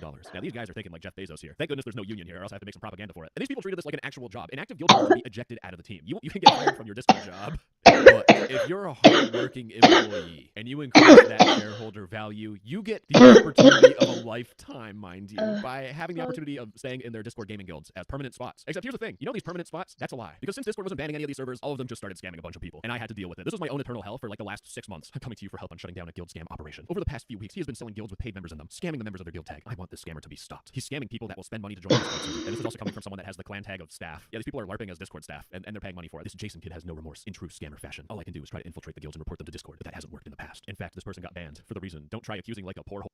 I was dealing with the drama from the same idiots that would spend money on these clan tags, and it just keeps on continuing over and over again. They're talking about a person named Jason. Now, who gives a shit about Jason? It's just another loser who has Discord guild. But he also has a girlfriend, so we have two losers in the equation. But the way that the scamming would work is that they would sell that permanent access entry to people for $5 each. And then big old Jason here will sell those Discord servers to people without telling anyone for $1,000, or $1,000 is pretty high, let me be honest. The things I've seen is that people are selling these servers between like $450 to $850. But what would happen is that he would sell the Discord guild, and then you would get kicked because the people that are buying the guild are like, I just spent $500 on a Discord server. I have plenty of regrets in my life. I'm gonna kick everyone. So that permanent access that you paid for is not permanent. You got scammed. In fact, I hate to get emotional here, but one of my viewers got scammed, and he sent this this really sad and depressing DM to someone. I bought a permanent spot in the long guild, and now I notice it's gone. Can I get a refund?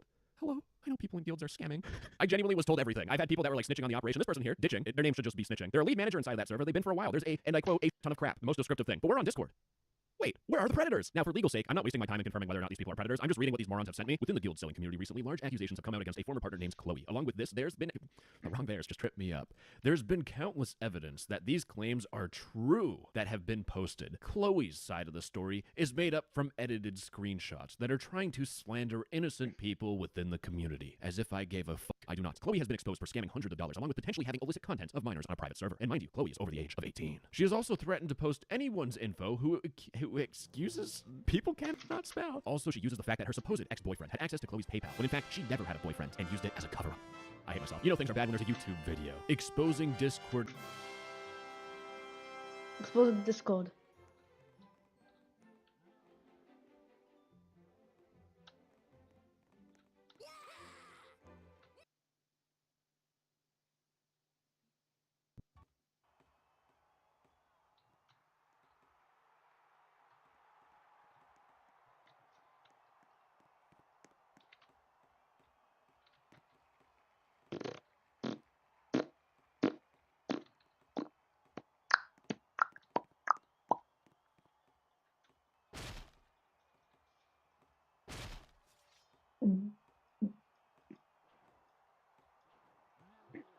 Money. Did someone please work on that? No.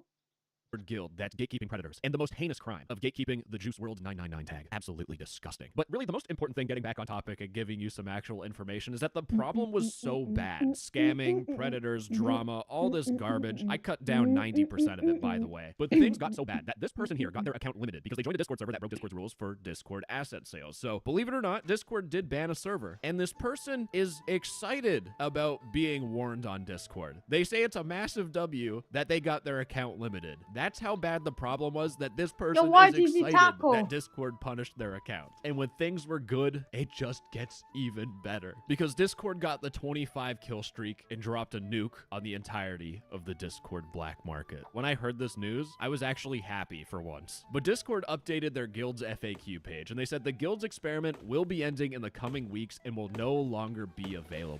However, certain features from the guild's experience may continue as standalone experiments. Now, I'll tell you what those experiments are at the end, but since most people aren't going to look at a Discord FAQ page, Discord also sent a DM to every single person that owns one of these servers saying, hello server admins, your Discord server, and they'll list the server, was part of the guild's experiment, and the guild's experiment is ending soon and will no longer be available in the coming weeks. When I read this announcement, I heard holy music in my ears as it ushered me to continue reading through all these messages of people crying and complaining, and with people spending thousands of dollars for these guild servers and people spending up to $100 just to join them because they kept on getting scammed and they don't learn from their lesson, I experienced every stage of grief across Discord. It was beautiful. It was angelic. It brought a tear to my eye. When people were spending thousands of dollars on servers, this person is now buying it for $50. Then we see acceptance from their message. I wish tags get public, at least like early supporter. Everyone has a chance to get it, then it stops. It will be fair at least. This person wants these clan tags to stay in Discord and and they want it so that everyone has a chance to get it, only for a limited time, so they can still feel special about themselves. In fact, I think the main thing that I see in terms of the stages of grief is that people are just still in denial, and they're still trying to sell access. This is today. This is February 15th. Like, this is well past the announcement. These people are still trying to sell access to these servers for $10, or if you guess their My Little Pony character they're thinking about, you can get the tag. God, these guys are creatures. This fear person, they just got their whole career canceled. He was the GOAT of his generation. That's his own pronoun. He put this on his own profile. The ego is it's insane. They're going through denial because they're not even saying anything about the guilds being canceled. They're making new ones, pretending nothing happens because life is better when you just block out reality and you pretend nothing bad happens. Man, I don't even want to talk about the next thing. I just love seeing these people complain and cry. But let's talk about the most important thing about this feature, because in Discord's own announcement, they say, we're gonna ban everybody for free Robux.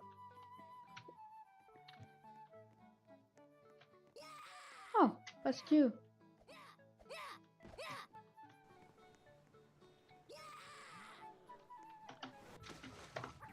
Are you? C'est la Mercedes Lariat. What? That's a French. Like, der Reihe. He's right.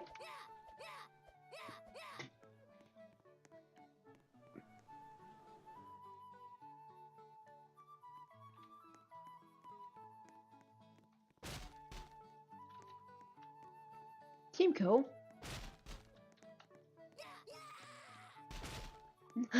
I'm wanted. You're just 2.5.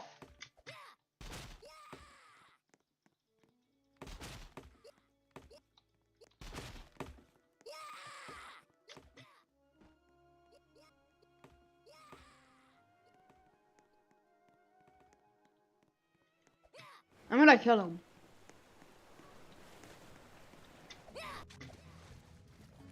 I don't care, I'm wanted. Look at how he's trying to make.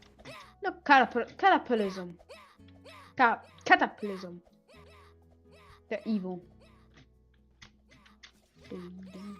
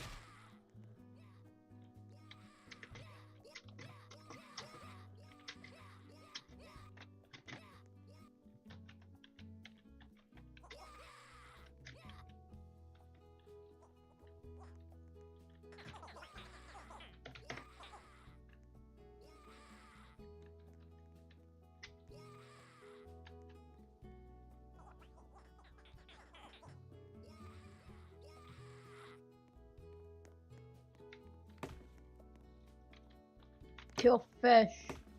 Sponges and fish.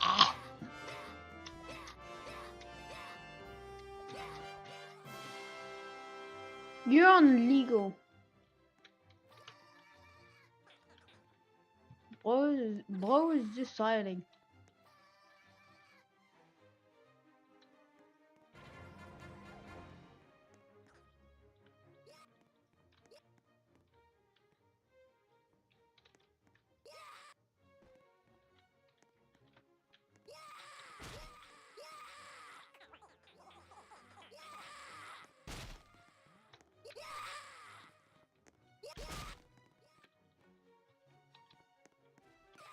He got arrested.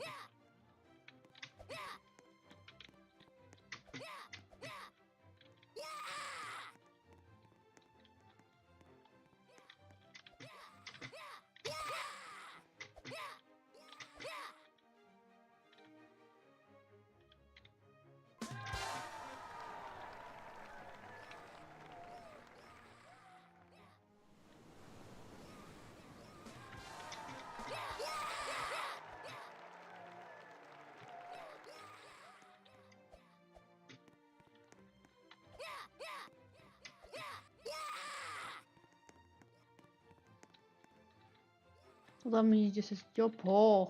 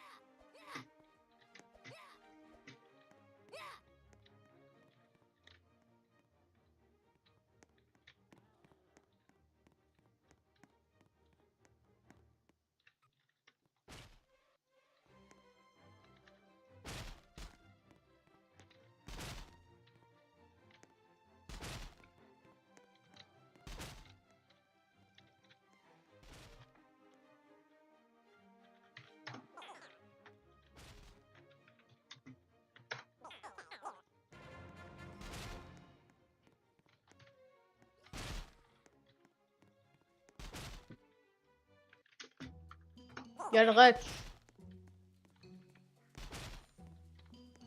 That's the thing. What? Euros?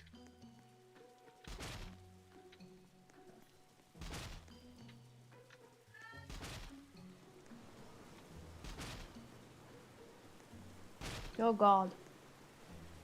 And I use.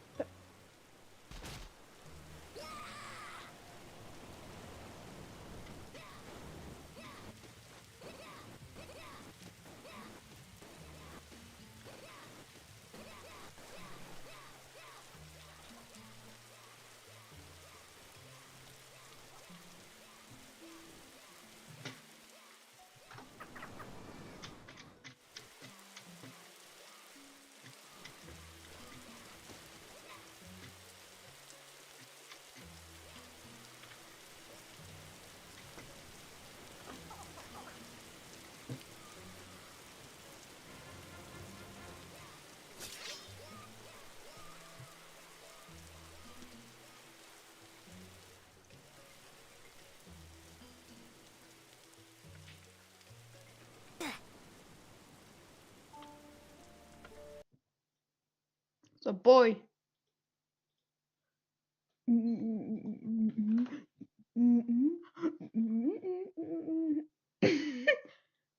is a public road. This is a public road. Back it up.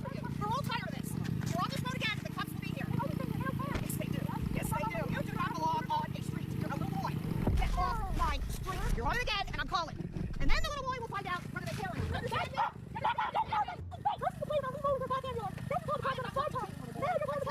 Wait, why is she going around saying that it's her street? I can assure this lady that she does not actually own this piece of land. She literally publicly said it is a public street, which means that this kid and his bike can be on the street. Also, I don't know about you guys, but the way she was like, and then the little boy will find out exactly what then the little boy will find out exactly what will happen to him. You know, you gotta applaud the balls on this kid to actually be standing up to this Karen and, you know, like getting in her face and screaming at her, telling her to back away, because a lot of these kids that are young, and, you know, if an adult's yelling at you, you kind of just take it and just assume that they're right and then leave. But this kid, he knows what's up, bro. He's not backing down from a fight, and I can respect that. What's up, boys? Have you ever been in public and seen an angry, middle-aged white woman with this haircut? Maybe you've even seen, you know, multiple sightings, and you were like, man, I wish there was a name for this kind of thing. You know, these people, they're all so similar, and they're all so angry. Well, boy, ladies and gentlemen, do I have news for you. They do have a name, okay? It's called Karen. Today, we are taking a look at some pretty bad ones. There are so many Karen freakout videos on YouTube, it is actually insane. There's people who have made, like, they're on like number 217. So many angry ladies out there. Anyway, as always, you know, let me know in the comments if you've ever ran into a Karen in public yourself, and tell me the story of that, because I will be interested in reading through all those. And with that being said, enjoy the video, boys.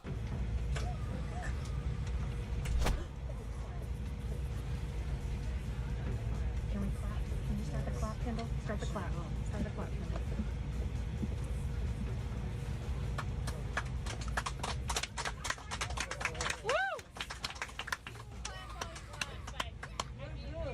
Just leave. We have flights to get. Oh my god, dude, how many purses could this lady possibly need? What does she have in all of these bags? First of all, what's the context for this video? Why is she being kicked out of the airplane? Why is everybody clapping? You can literally hear the person who's recording be like, hey, when she leaves, start clapping. And then they just erupt and clap. I have a videotape of me doing. What garbage? What garbage? This garbage that is landing from your trees. It's landing from my trees. That's exactly correct. In my yard. I am glad you are taking a picture. Otherwise, people will not know what kind of a person are you. You are a stupid, bad person. Bad neighbor, bad person. What is she... Why is she using like a broom to sweep up leaves in her yard? Does she not have a rake? I guess she was talking about some sort of garbage landing from the trees. I don't really know what that could be referring to. You know, I gotta say though, I gotta respect her taste in fashion. The dress that is really something, and the blue hair, she must be a ninja fan. I like it. I like what she's got going on there.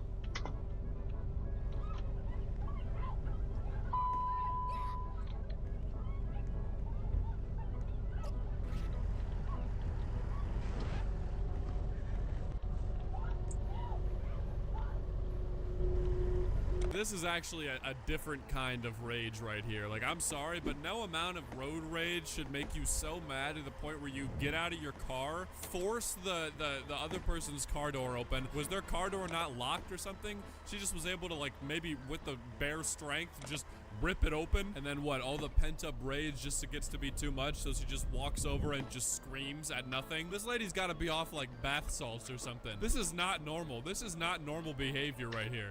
Oh, just for the heck of it. I wanted to ask you, are you homeless?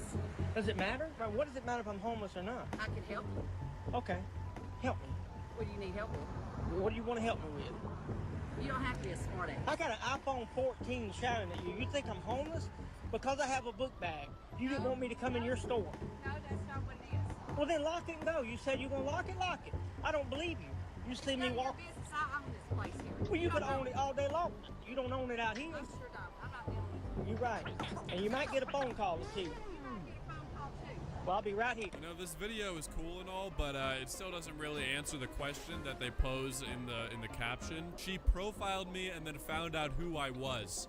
Well, I don't see anywhere in this video that reveals who you are. Like, who is this guy? The president or something? Like, I don't know what's going on here. Ah, you thought I was homeless, but actually I'm Mark Cuban, owner of the Mavericks. Maybe this is all just an episode of Undercover Boss, and they're just later on in the episode when they like sit everybody down at the end and give them money. They're actually just gonna fire her because she was rude. That's what they did in one episode, and I will never forget it. They gave everybody money, and then one chick at the end they just fired.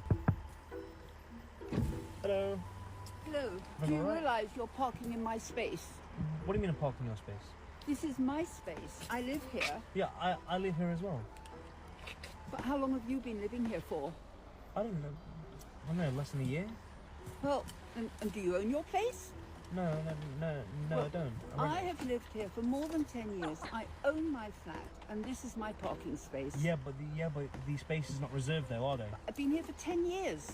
10 Okay. years I've always parked here. Okay, but that's fine, yeah, 10 years, yeah, but I'm saying like, you can park right there, Why can't you park right there for? Space that I Yeah, always but it's not park in. reserved though, it's not Everyone reserved. knows that. It's my space. Yeah, but parking is not reserved there for you, is it? Like, But I rent here. My I space, can well park then here. you can move over there. But why do I need to move over there for? You can move there. You see what happened here? That's what you get when you be rude, you know what I mean? I don't know, something about their like accents makes this so much more awesome to me. Like, she's being spoiled and like entitled, and she also just has that like posh British accent. Like, oh, you're in my parking space. Please, get out of my The parking better. space before I call somebody and get you out removed myself. It's also awesome how he pans over to the other parking spot, and it's quite literally like 2 feet away. Like, it's not like her parking spot is usually here, and the only other spot she could park is like forever away. But literally, the other parking spot is right there. But the thing that confuses me is a lot of these places, these rental places, those apartment things, have like, you get like an assigned parking spot, you know, with your apartment or with your townhome or whatever. I don't know how it works in Britain or whatever. She's like, everybody knows this is my spot. Ask anybody, they'll tell you it's mine.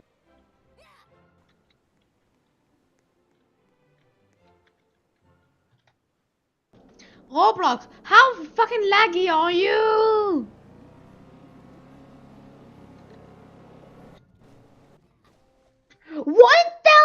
ping?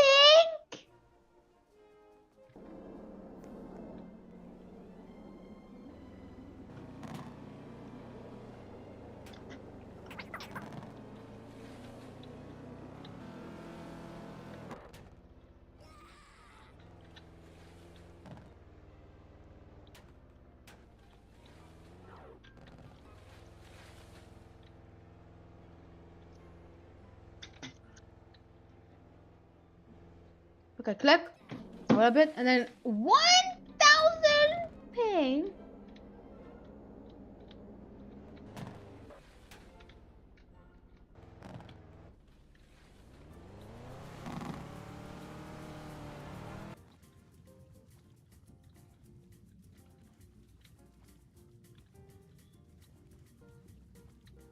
Touching it.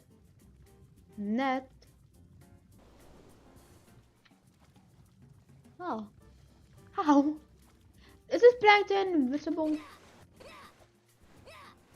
Oh my god, the ping is just 100 Bing, my PC.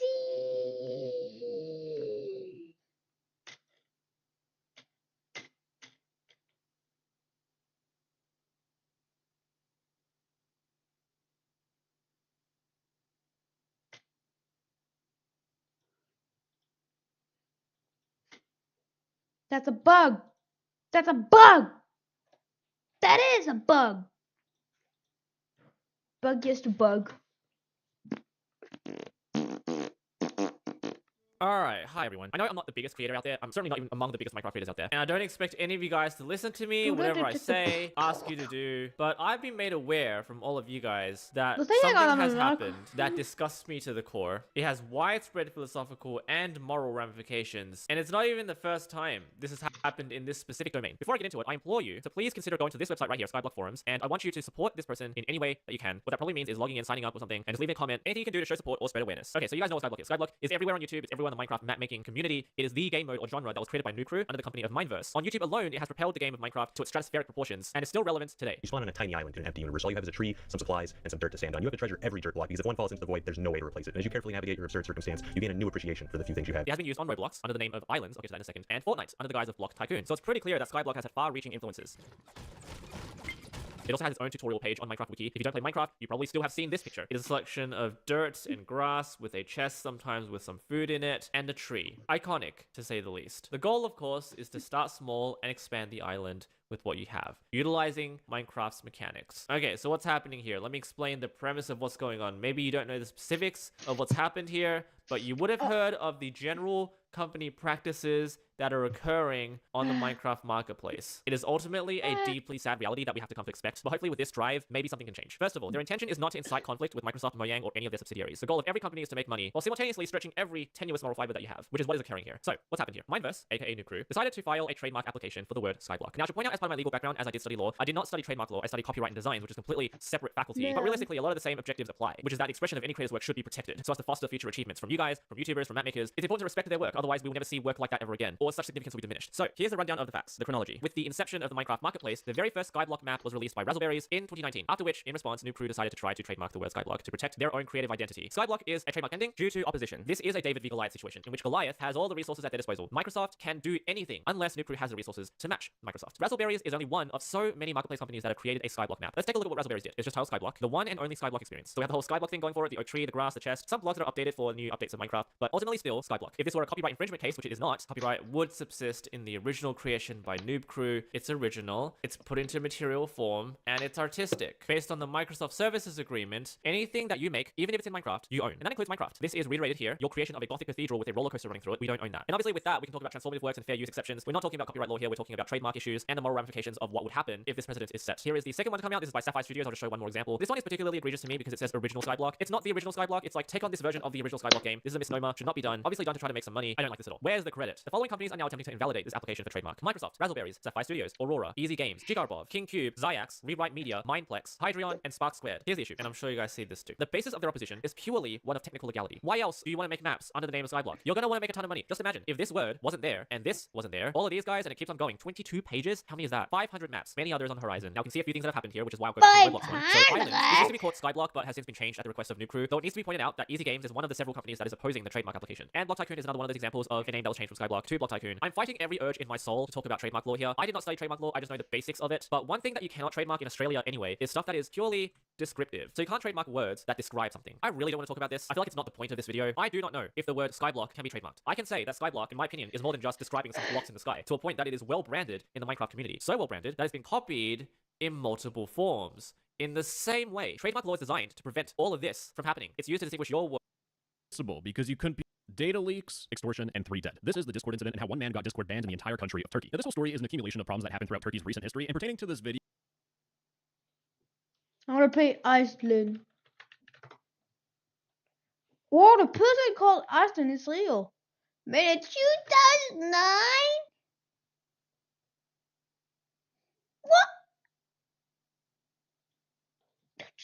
video, the most important problem with Turkey right now is femicides. Turkey, as well as a handful of other countries, have an increasing problem with violence against women, specifically murders against women, which are known as femicides. In fact, in just August of 2024 alone, 33 women were murdered by men and 24 died under suspicious circumstances in Turkey. And the reason why this is such a big problem is because back in 2011, there was something called the Istanbul Convention. Now, the Istanbul Convention is the first legally binding instrument which creates a comprehensive legal framework and approach to combat violence against women. The Istanbul Convention is designed and focused on preventing domestic violence, protecting victims, like providing women and children with specialist support services and shelter. And finally, the last thing of the Istanbul Convention is that it's focused on prosecuting accused offenders. And the way that they prosecute accused offenders is that they make stuff like stalking and psychological violence all the way up to sexual assault and honor killing all criminalized. So when you sign the convention, you add these as illegal things that you cannot do. And the thing with the Istanbul Convention is that back when it was signed in 2011, Turkey was actually the first country to sign the convention. Now, taking a look at this map, these are the countries in Europe that have done something with the Istanbul Convention. The countries in blue have signed and enforced the Istanbul Convention. The countries in purple have signed the Istanbul Convention, but they don't actually enforce the policies. And any orange or gray countries did not sign the Istanbul Convention. And you'll notice that Turkey is in red, and it's not for a good reason. Because on the 20th of March 2021, Turkey has unilaterally withdrawn from the Istanbul Convention. According to the current president of Turkey, the Istanbul Convention, which was originally intended to promote women's rights, was hijacked by a group of people attempting to normalize homosexuality. The Turkish president is saying that LGBT people are brainwashing people with the Istanbul Convention, and being part of the LGBT group is incompatible with Turkey's social and family values, which is why we decided to withdraw from protecting women as a whole, because apparently all women are gay according to Turkey. And Turkey withdrawing from the Istanbul Convention didn't make anything better, and that is the kindling that led to the incident. On October 4th, 2024, 3 people died. We have Sami Çelik, who is a 19-year-old male who worked as a butcher. We have Ayşe Nush Halil, a 19-year-old girl, and we have Iqbal Uzunaj. My pronunciations are horrible, I apologize. So on this day at around 3:30 p.m., Semi went to Ayşe Nush's home, and after entering the home, he killed her by slitting her throat. Now, shortly after the first murder, Semi met with Iqbal near the historic city walls in Fatih. Now, there are images of Semi at the top of these walls that circulate around the internet, and what happened inside of these historic walls is that Semi decapitated and dismembered Iqbal's body. And as we will later see, this is fulfilling some sort of fantasy that Semi had. But after dismembering the body, Semi called the 19-year-old Iqbal's mother, claiming that her daughter's phone had fallen from the city walls. And as Iqbal's mother arrived on scene, hoping to retrieve the phone, Semi, with the decapitated head in hand, threw the dismembered head at Iqbal's mother, and then Semi soon after followed suit by jumping from the walls himself. During the investigation of this double murder suicide, it turns out that Semi had a history of psychological issues and some disturbing drawings. It turns out when the authorities were looking into this murder, Semi had a history of psychological problems and had been hospitalized 5 times over the past year due to mental health issues. And according to a police statement from Semi's father, he said, "When I entered the room, I saw drawings that resembled satanic figures. When I asked about them, he said, 'You wouldn't understand. Our generation's ways of thinking are different.'" And while police were searching the Çelik's residence, they found a notebook containing disturbing charcoal drawings of dismembered human figures, which eerily resemble how he committed the murders. Sami Çelik even had 3 prior criminal records and worked as a butcher, including these weird drawings, and also attempted self-bye-bye before. With all of these previous treatments at mental health hospitals, this was easily preventable. And instead of doing something that would actually protect women, they banned broadcasting the story about the murder, but it caused a public outrage. And on the next day, a whole bunch of men and women protested in front of the walls, claiming that Turkey needs to do something about the increasing femicide rates. And just to give you even more perspective on the situation, during this protest, 2 other murders happened against 4 women total. 6 women got murdered by men in a span of like 2 to 3 days. It's clear this is a pretty big fucking problem. And as tensions were rising, things got even worse, because it turns out during the investigation, it was revealed that Sami Çelik was in communication with people called incels on a messaging app. After the incident, the police decided to launch a major surveillance nationwide after there was a whole bunch of supportive and praising posts that were spread on the internet. But what this showed people is that there's not just one completely batshit insane dude out there. There were groups of people who were batshit insane thinking that violence against women because they're women was completely okay. Given that Turkey withdrew themselves from the Istanbul Convention, people didn't trust the fact that Turkish police or authorities were going to do anything in terms of surveillance and trying to find these people that are being supportive and praising these femicides. It turns out people took to Twitter to share information and try to figure out the people that are behind these incel groups that are saying that it's okay to murder women. And it turns out the people that are doing this would record them doing it and stream it on Discord. They are recording themselves committing a crime, and then it would be shared on the internet. There are videos of them calling the authorities, basically swatting someone, where they intentionally get a massive police response at someone's house to either scare them or try to get them murdered by a cop. There are also videos of them directly calling victims and extorting them. There's videos of these people getting minors to get nude on camera and say things for some sort of sick, twisted sexual fantasy. They forced a minor girl to pour alcohol on their private parts and then set it on fire. And it turns out the way these people got extorted and the reason why these victims were following these orders from random dudes on the internet was because the Turkish government completely failed to protect these kids. Because it turns out back in 2016, there was an article talking how Turkish authorities are probing a huge ID data leak. Now, not much came of it until a couple years later, where Turkish citizens' data harvested from government portal are being sold on March 8th of 2024. Turkey had this kind of government portal thing where you were required as a citizen to upload information, and someone hacked into it, stole all of that data, and started selling it to people. It would be sold in a Telegram group for only 150 Turkish lira, or about 4.6 euros. And the data that you could get from buying this data breach are phone numbers, addresses, health records, bank information, business records. And the most worrying part about this is that this is not like a breach that happened. The data was being updated in real time, being actively harvested from eDevlet, which is Turkey's online government portal. And from the report, they said there was data that was shown as late as October 2023 on its homepage. And what malicious people would do is they would use this information to extort people with it. For example, with the phone number and address, these people would call individuals, tell them that they know where they live, and if you don't do what I say, I'm going to come to your house and kill you. But they also just say very simple stuff like, I'll call your parents and let them know what you're doing on the internet. That is enough to trick these kids into doing things like hurting themselves or hurting others or hurting their animals. And the worst part about this whole entire situation is that by a pretty big Turkish YouTuber, there was a video back in December 2022 talking about this data leak and how people are selling data and using it to extort people on Discord and on different social media platforms. He also showed that these people did credit card fraud, bought a whole bunch of fraudulent iPhones to resell them. These people were cyber criminals through and through and were found 2 years ago. But the problem just got worse because there was one video that was released that got the attention of almost everyone in Turkey. Just a day after the initial 2 murders, when everyone was shocked about all this happening, there was a video released on social media of a girl saying that she was blackmailed and her identity was compromised on Discord, which is why she harmed herself. In fact, this video was posted on Instagram. I'm here struggling to live, and they come and threaten me, saying things like, I'll SWAT your house or something. They say, if you don't cut yourself, I'll send everything to your family. I'm trying to live with this fear. Duh. They constantly threaten me, saying that if I don't cut myself, then they'll do this or that. And just when you thought you had everything figured out, it turns out this video Admin is got completely banned. fake. The person was allegedly part of the community. In fact, they tried to use this video and the murder of those 2 girls, the violent murder of those 2 girls, to try and advertise their Discord server, which they would use to extort women. The people behind these groups want to be known as evil. They want infamy. But What it the turns out fuck they is a got a little tongue? bit more attention than what they wanted. Because according to a recorded conversation in the Discord server by one of my viewers, which translated it, which by the way, I think the viewer himself is self-snitching because he's been part of the group from a year.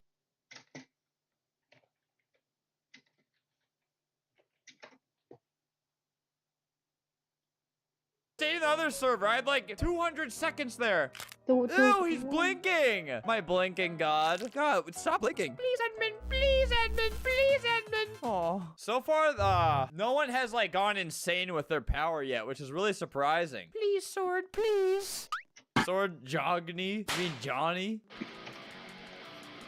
Haha, yabba dabba yabba dabba doo. I'm not gonna wait 5,000 seconds.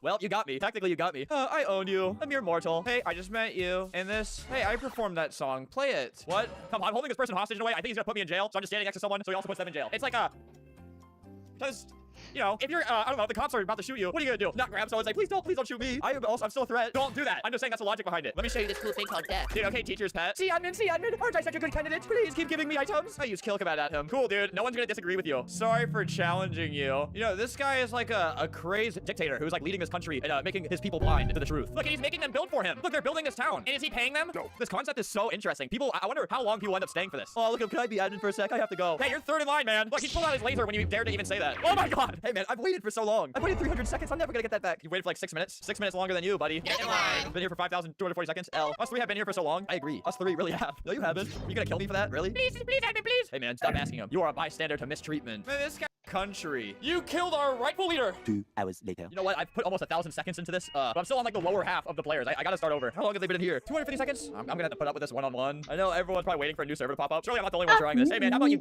then let me be admin? Maybe if I ignore him. Hi. I have no reason to speak to you. I want something you have.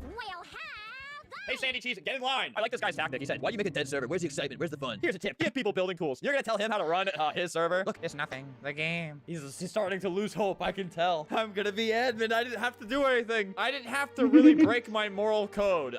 But I certainly thought about it a lot. Man, I have goosebumps right now. Ooh, I'm gonna be, ow. Oh, Jesus. Look, he's just going on a rampage now. See, he's gonna come down from this rampage. His heart's gonna slow down a little bit. And he's gonna say, man, I just need to go to bed. It's not a good night. You know, technically, I'm not moving because I want him to get bored and have no one to talk to, and then maybe he leaves. But technically, I'm not breaking any moral code because I'm just not doing anything. Yeah, sorry, I got busy. I'm on my other monitor checking emails. So technically, I'm fine. Tips? No, don't tell him how to use it. I want him to be bored. I want you to hate this game. Listen to your gut. What are you? You must be cool. Listen to me. This isn't like you. You have power so much. Stop, kill.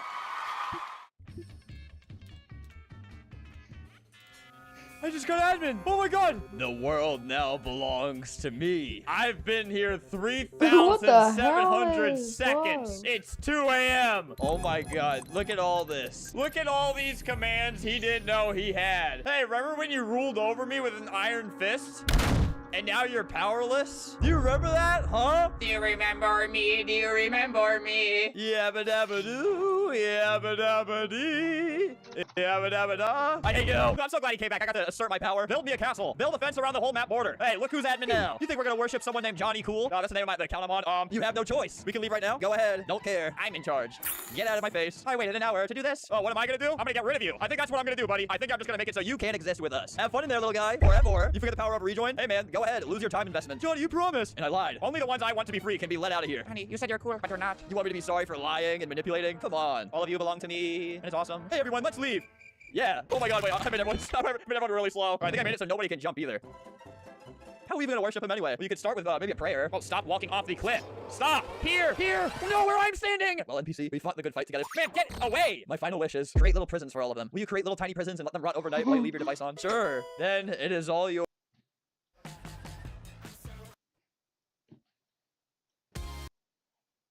You were banned for 7,000 days. What did I do? You created an account to avoid enforcement action taken against another account by the creator of this experience. What did I do? Is it because of what I'm wearing? No shirt, no shoes, no service, looking ass. Is it one of these games I played? What is Screamer? Oh no, this must have been scary. Oh my gosh, I thought it happened instantly. The killer is Jason. Which one are you? I look as a milkman skin. No, I don't. I pizza man. You look okay. What do I look like? Yo, head blocky. So wait, we got a, it's like Slenderman game. It's not like Slenderman at all. You have to collect pages in that game. This game's surviving. You have to fix generators, man. It's the same thing. Oh, is that you, Tim? You got Yo, what's up, dude? Right. What's my name? Your name's Elliot. Oh, I just fixed a generator. Guys, we gotta get out of here. He's over there. Oh! Don't go in the river. Did you hear Tim? What he just said? Don't go in the water. It's clearly poisonous water. How about you? Are we supposed to be running from something right now? Oh my god! Oh my god! Go! Well, back to relaxation. Oh, thank you. That's fun. Hey, it's fine. It's fine. He's all right. Wait, Hey, this is not like you. Oh my gosh. You did it, Albert. You did it. We convinced him to be nice. Yeah, wait, Jake. We both need a skin, so we can identify each other. Can you throw me some Robux? Like, I literally gave you 20k recently. oh, it's just Jason again. Who cares about that? Scary. No, this guy's cool. Oh, wait! I needed him. That's like not allowed.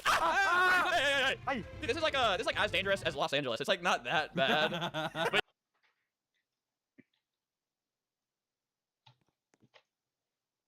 But you do see this happen a lot. This game's a lot more chill than I thought it would be. Yeah, you described this to me as like the hardest game ever, but look, I thought people. Ouch! He accidentally hit me. It's like a shark, you know? He's apologizing.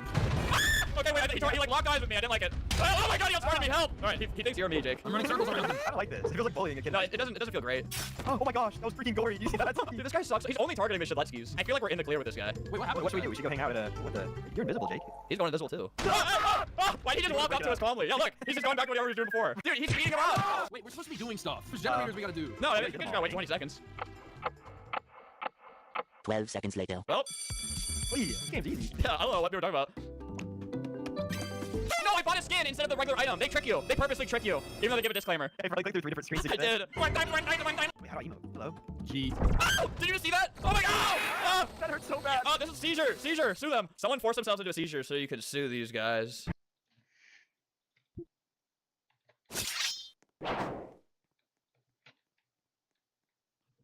Has straight sword uses good sword.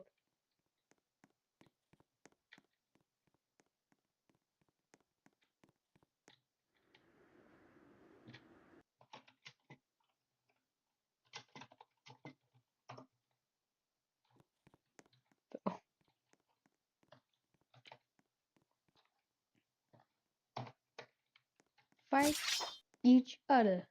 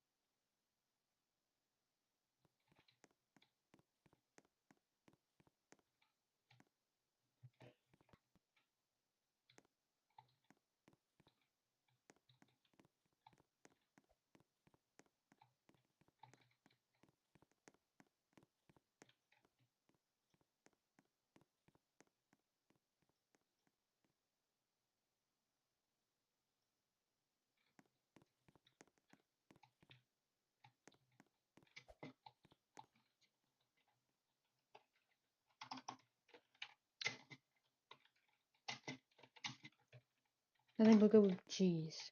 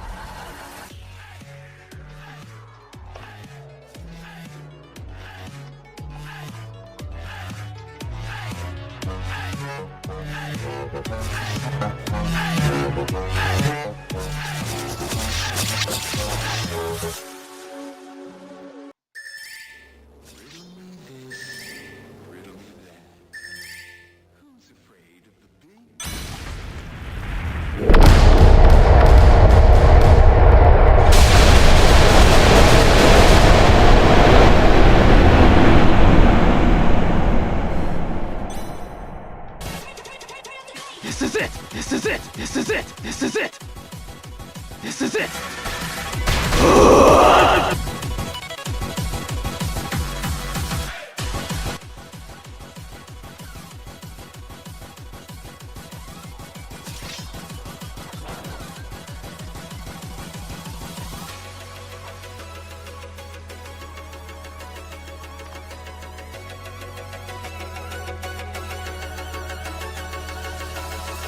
This is it! This is it! This is it! This is it! This is it! This is it!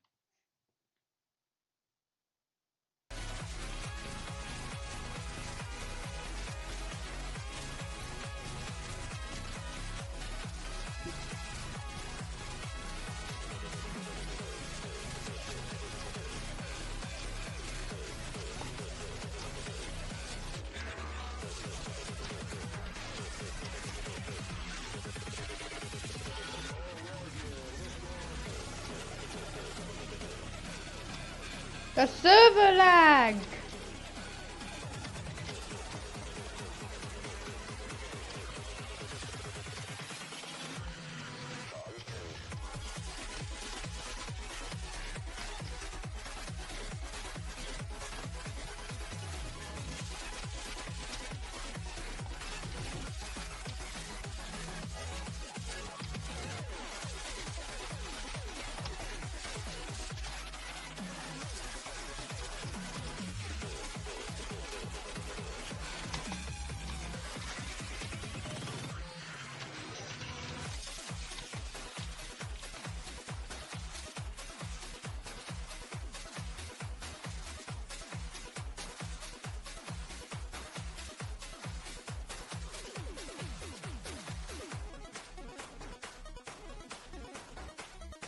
Oh.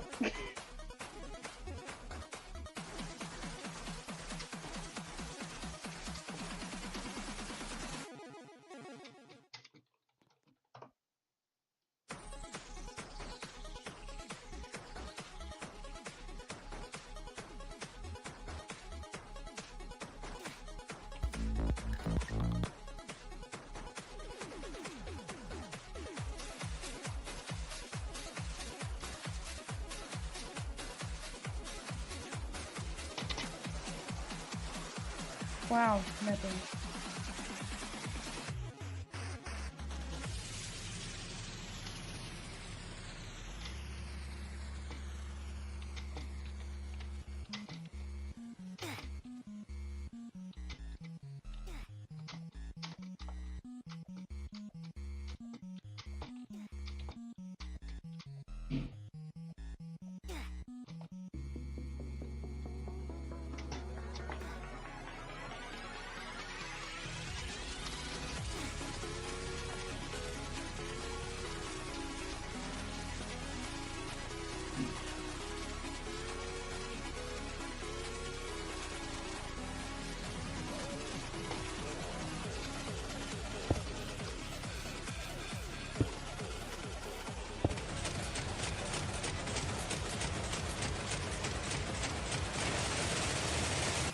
Different types of jungle.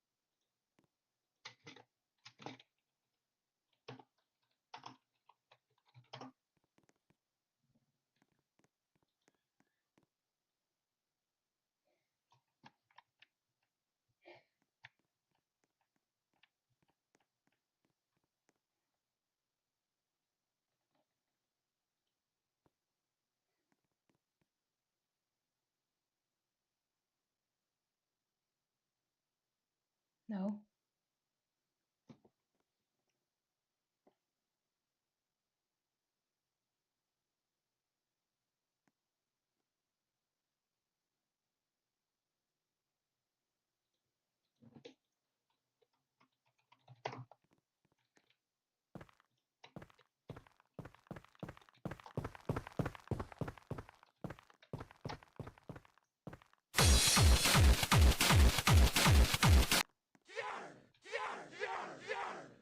Varillo non lo so.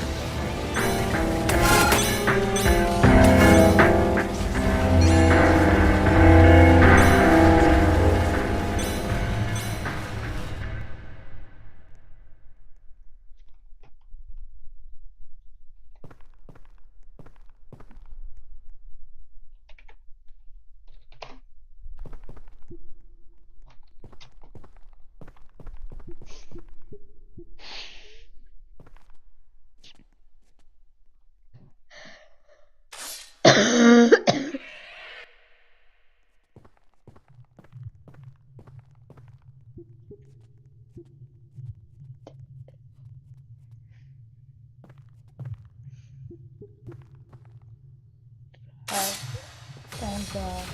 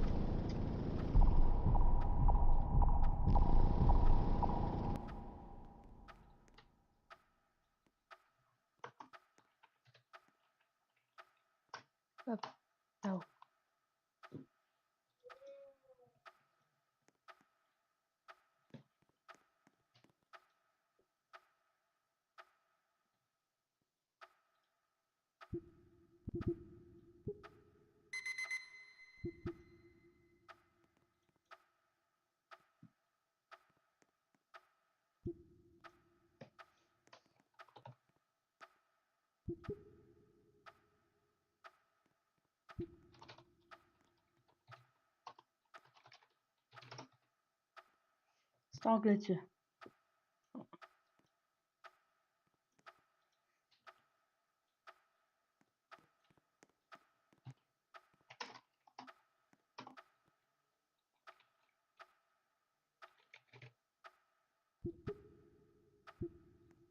Yeah, you must use that thing which costs money. Yeah.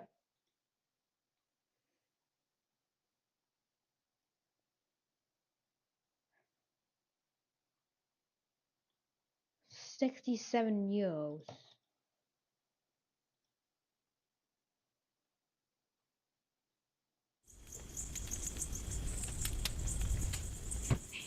Take a look at these excited, cheerful boys and girls. This is a photo of our beloved Roblox staff and video star creators. You might recognize a couple of them, namely this guy, David Baszucki, aka Builderman, Roblox's founder and CEO. Now, David loves Roblox. Of course he does. He's been around since it looked like this. Look at it. Like complete trash. And honestly, that's probably what he heard a couple times. But David believed in the potential of Roblox, that one day, this could become something incredible. So he worked and worked to perfect his creation as much as possible, until one day, he could turn around and say to himself, look how far we've come.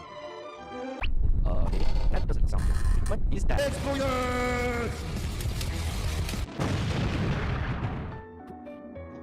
Videos, and when it comes to exploiting, or otherwise known as hacking, on Roblox, we need to understand how they work a little. There are two main types of exploits used by those using client-side exploits and server-side.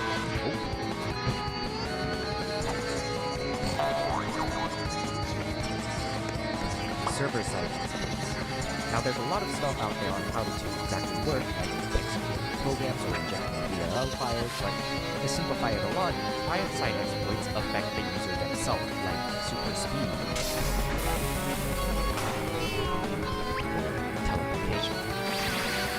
While server-side exploits affect other players and items, such as spawning a bunch of items or bosses. And in the worst case, taking control of the server itself and kicking other players. Oh, and there's also B-Tools, which lets you mess around a bit with models. Now, early on in Roblox's history, server-side exploits were much more common to see. And with a quick Google search, you can find that games like Work at a Pizza Place or Natural Disaster Survivor were a pretty popular place for people to use their newfound powers to play loud music, advertise, or make everything look like a very friendly Mario. So, not really that different from server-side exploits today. Some things never change. However, one of the earliest, most notable cases of exploiting or hacking, well, besides this crappy-looking cheat engine video from 2009, didn't use server or client-side exploits, but took control of the website itself instead, such as the April 2012 incident, where on April Fool's 2012, a few users didn't really hack the website, but managed to get access to a site testing admin panel, and with it, they did some horrible things, like sending out global site messages such as, "Go out and buy some peanut butter, yo," or "Playing Roblox is always better than going outside." Well, pretty nice of them to not put obscene, horrible things on the messages, although after those seemingly harmless messages, they proceeded to blow up the market by setting a bunch of high-priced items to 1 Robux. Now, the hackers involved in this case have since been terminated. And speaking of hackers, we all know the infamous John and Jane Doe, along with others such as 1x1x1x1, which we will not be talking about them in this video since they're not actually hackers. John and Jane Doe confirmed to be official Roblox test accounts, while a former Roblox administrator confirmed 1x1x1x1 was a story made up by former creative director Shedletsky. And looking back at it, I'm not sure how anyone in the Roblox community fell for John and Jane Doe. Did people really think Mr. David Baszucki would just sit and chill in his beachside mansion while the server simultaneously combusts? That Roblox would not have made a single statement or preventative measure? I mean, really? Well, now that we know a bit more about exploits like client-side exploits and server-side exploits, let's go into how Roblox and developers try to fight back against exploiters, or the war between Roblox and exploiters. So early on, one of the earliest preventative measures Roblox added for hacking was the report of use button. Reason number 3 must be some killer stuff right now for some really incriminating things I must have done. Reason number 3, harassment? Offensive item? Yes. Let's just say Roblox's report system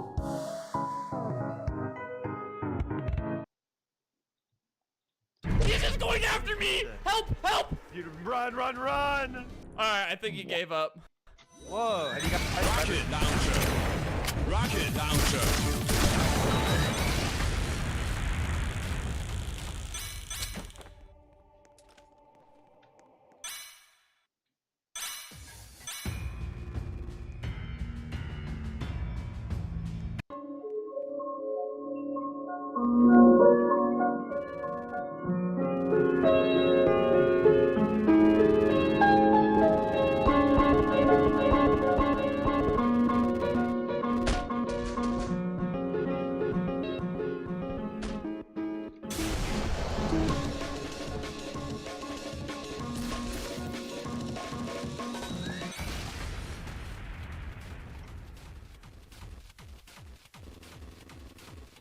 Repairing a generator, it's cool. Yeah, I don't think I've had to do that yet. It's something you seek out. It's not something that you have to do. What is all of them have been so friendly so far? Ah, he's under me now! Oh my god, oh my god, oh my god, I'm so screwed! I'm so screwed! Yes! No, help! This one's not nice! Oh, you can do this. Oh, he can run that! He can do this! Oh, you're in so much pain right now. I can't bear to witness this. Oh, no! Yo! Dude, you have no head. He's right behind you! Oh, get out! Get behind the wall or something, behind the wall or something. He's looking at you. Dude, you might be able to... How does he know? How does he know where you are? I think we could probably detect you somehow. That's not fair. Just be like, how do you see? Oh my god. Is there a vote kick option? Can we get this guy out of here? You guys aren't doing what you're supposed to be doing. Howard, did you do one puzzle? I did like 3 puzzles. All right, I did 3 like in 1 minute. Fuck you, Jake. We're supposed to be on the same team. No, Howard, so aren't you helping? I was distracting him. I'm doing a generator. I can't need to see this. I'm helping. Wait, isn't it fun? Isn't it fun? I like.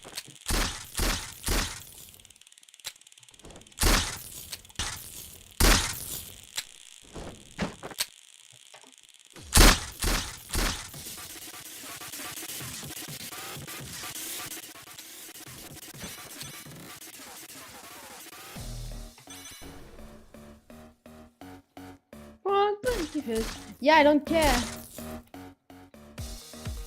Look more great. I had planned me to.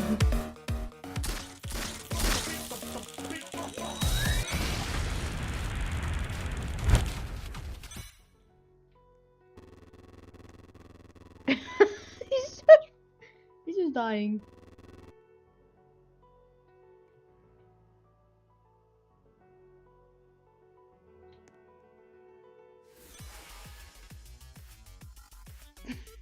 No.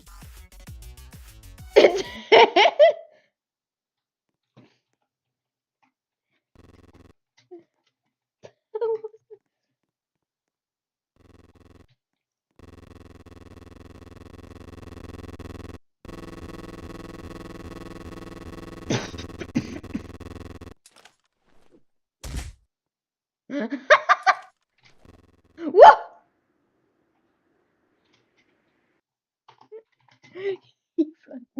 I just went yeet.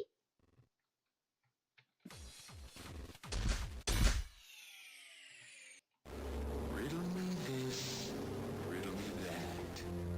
Who's afraid of the big black?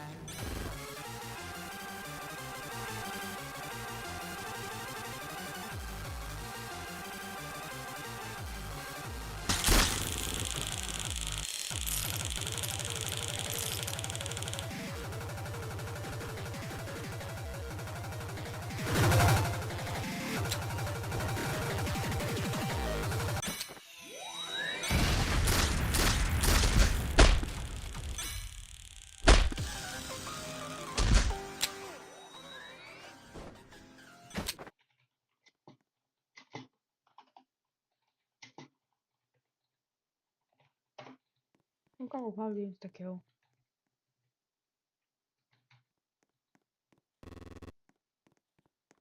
Good game.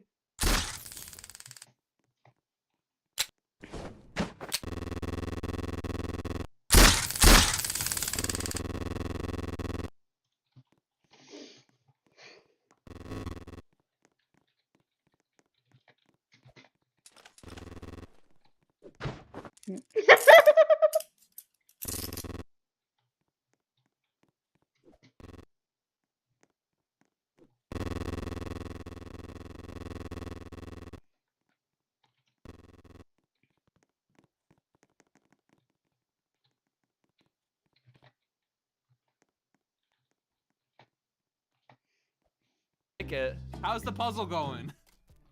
Really hard. Oh, it keeps going.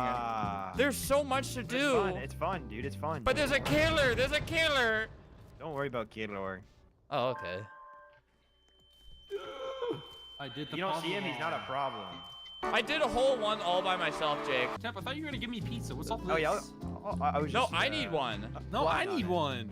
Ah! Okay, I really need one. I really need one now. Okay, I threw it. Oh, Eat it. mine. Run! Ow! I hit my knee so hard. Ow. That feeling you when need the knee pizza. surgery tomorrow. Live on, live on. Oh, I'm hurting. Ow! Here, I'll distract them. Hey, knock it off. Oh, thank you. 18 seconds. Just run. Ow! Oh my god, I'm screwed. 6 seconds. Are you okay?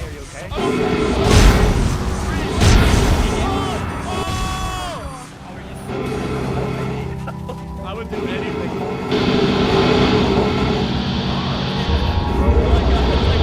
January 6th right now. We're about to kill everyone in the White House. There's a lot of stuff on the screen as a killer. This Jason guy, he's got some issues. Yeah. Hey! Oh my God! Get away from that. Who is that? I can't tell who's who. If I kill everybody. Dude, these puzzles are impossible. Is that not Albert? Oh, it's not. I hope not. You're just killing some guy. If I kill No. Yes. You're scared. I can tell. Oh, what's up? Oh, generator done. Oh, You're a so dick, Jake. I'm screwed, sorry. Jake. Oh, I literally see you from so far away. Is this London or this guy? Oh, I see him. They were literally looking at you and laughing. We're laughing. I see you. I see you. You blocked it. That's what it is. Yeah, you see him, but you see me and all my shadow clones. Oh. No. Oh. I'm out here. Oh, Jake, you're falling right into our trap. Wait, where is he? Uh-oh. I kind of lost him. That's not the blockhead, Jake. Oh my god! That's me, Jake. That's me. That was so me, Jake. Keep going. Where is he? He's lost it. Hey, buddy. This is the real me. Hey, this is us right here. Hey, Jake. No, let me kill you. Let me get more time. Let me kill you. Get more time. Let me kill you. Get more time. Dude, that was not good. You have to like train to be a good killer, unfortunately. you have to like actually spend time in this game. That's also probably the only round Albert actually tried. Oh no! You think you know a guy? I think we genuinely have to lock it. No pizza this round. Oh yeah, that means we don't get any pizzas. I'm actually locking in for these challenges. I've already fucked up. Yeah. I hear his evil laugh. I'm gonna behead you. This one of you? Or am I just telling you right now? That was me. Oh. Wait, really? Yeah, you just sit and think about what you did for a while. That was me! Oh, I need help. I take it. You're done for. No! Now where's Little Al? We still have 3 minutes left. You killed everyone. Oh, who's this little guy? Oh no! Oh no, you took me! Kona! Help! Someone help now! Someone help now! I'm hungry. No! Try to snap him out of it. Ask for a pizza. Oh, wait. No! I was gonna turn my webcam and start shaking ass. That's me! I'm kind of bored now. You bored, Tom? No! How are the strategies? You have to chase one person. You have to chase one person and make sure they die. Hey, what the hell are you guys doing? What the hell are you guys doing? Oh, one person. Oh, is this you? Take this slice. Hey, slices! Eat that slice. God damn it! I got him! I just watched something horrible. Hey, I remember what you did. I didn't do nothing. I didn't give the pizza. It wasn't mine. It wasn't mine. I would never do that. Hey, who's grittying? Hey! Ow! This guy stunned me. God damn it! Come on! Oh, I thought you were gonna keep running around that way. Almost. Wait, leave me. No! I'm running out of time. Hey, you! You guys gotta help me cheat. Ow! No, this guy has a gun.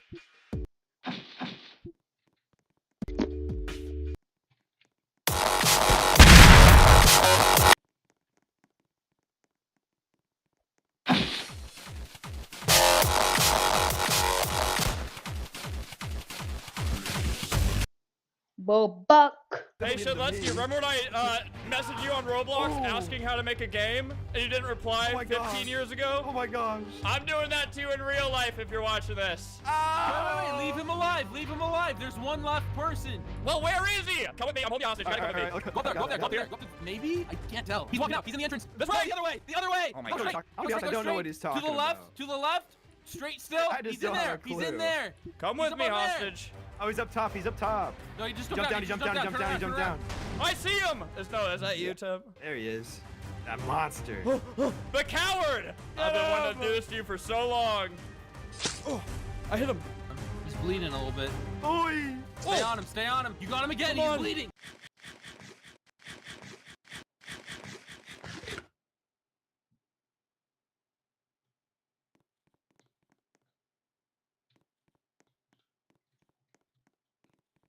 There's nothing that. Oh, like this a lot like that.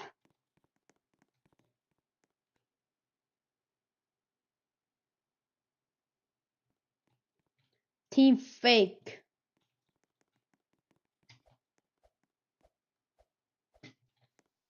Eater. We can clearly see you.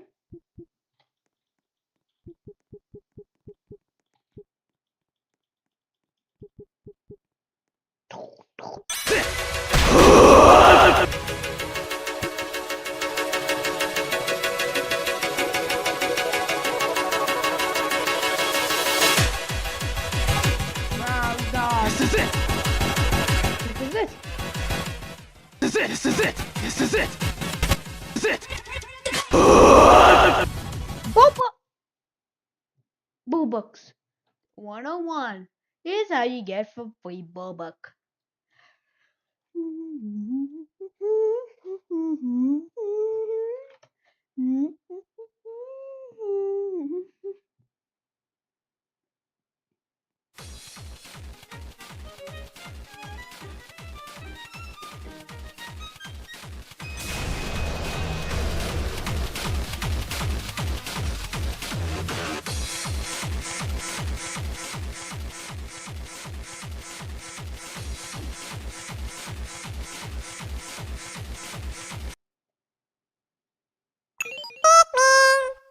So, a couple months ago, I tried to 100% Pikmin 3 without Blue Pikmin, which honestly turned out to be pretty easy.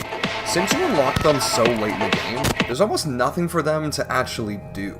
They're only needed once to advance the main story, and only 9 out of 66 fruits actually require them. And when I say require, I mean like totally don't require them at all. With some winged Pikmin and a glitch that makes them invincible, you can make blue Pikmin completely obsolete. But could we do this with another Pikmin type? What if we tried doing this with yellows? Would the outcome be the same? Yellow Pikmin are way more prominent than blues in Pikmin 3.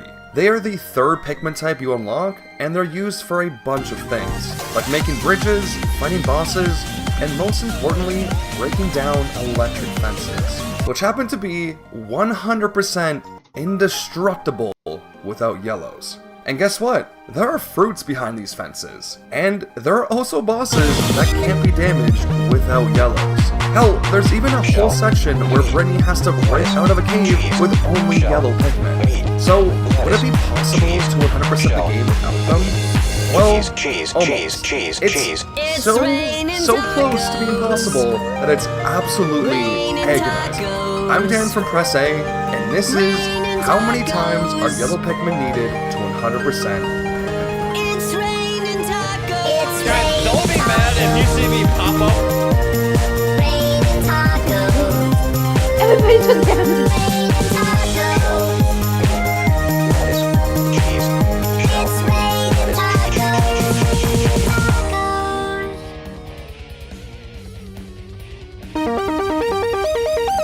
It's raining tacos from out of the sky. Tacos, no need to ask why. Just open your mouth and close your eyes. It's raining tacos. Raining tacos out in the street. Tacos, all you can eat. Lettuce and shells, cheese and meat. It's raining tacos. Yum, yum, yum, yum.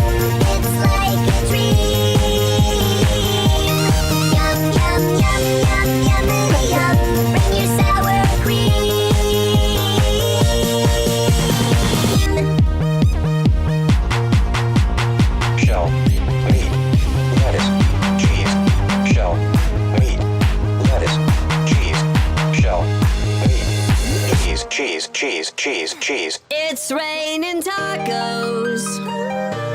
Raining tacos. Raining tacos. It's raining tacos. It's raining tacos. Raining tacos. Raining tacos. It's raining tacos.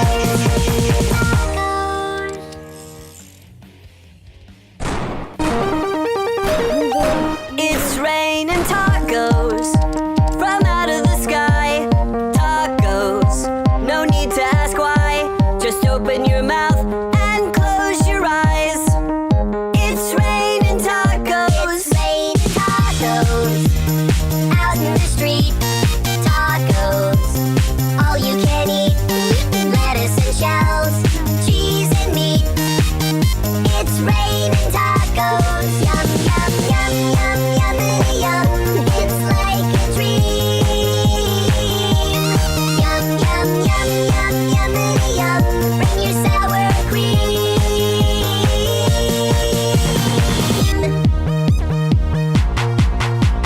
Shell, meat, lettuce, cheese. Shell, meat, lettuce, cheese. Shell, meat, cheese. It's raining tacos. Still have the gun. Raining tacos.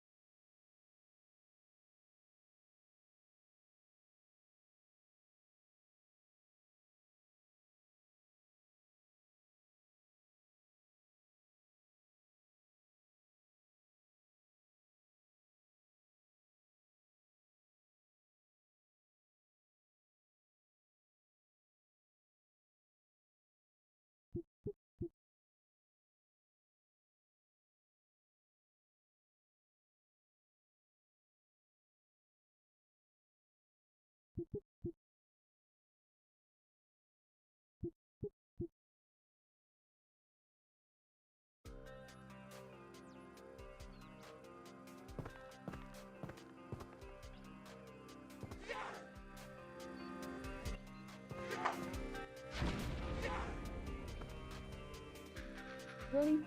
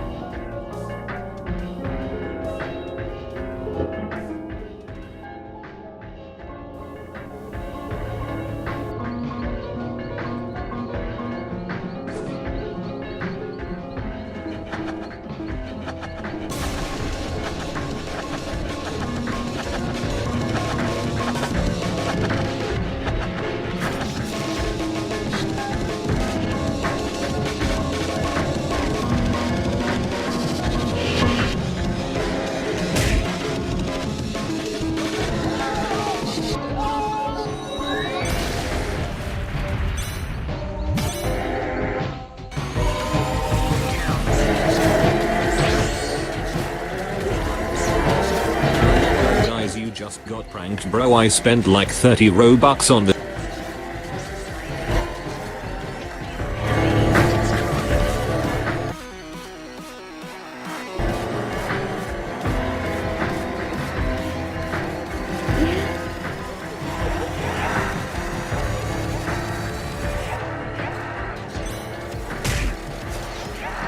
Go crazy! Ah, go stupid! Ah! Go!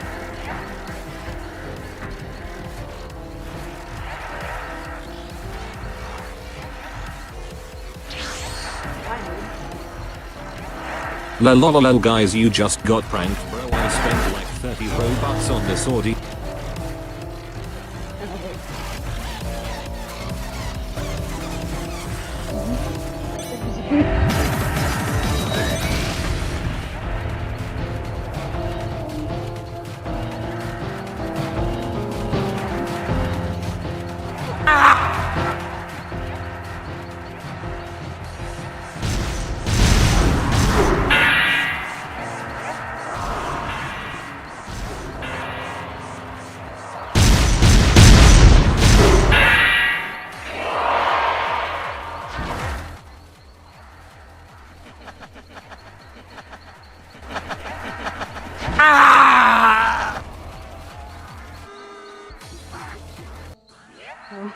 Yes.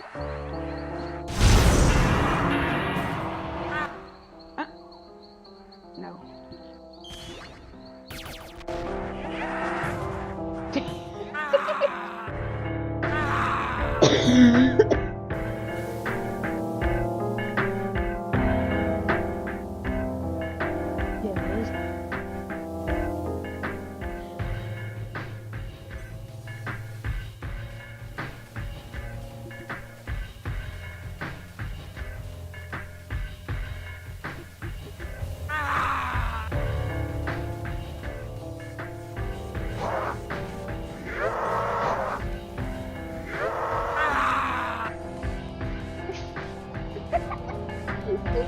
Everyone.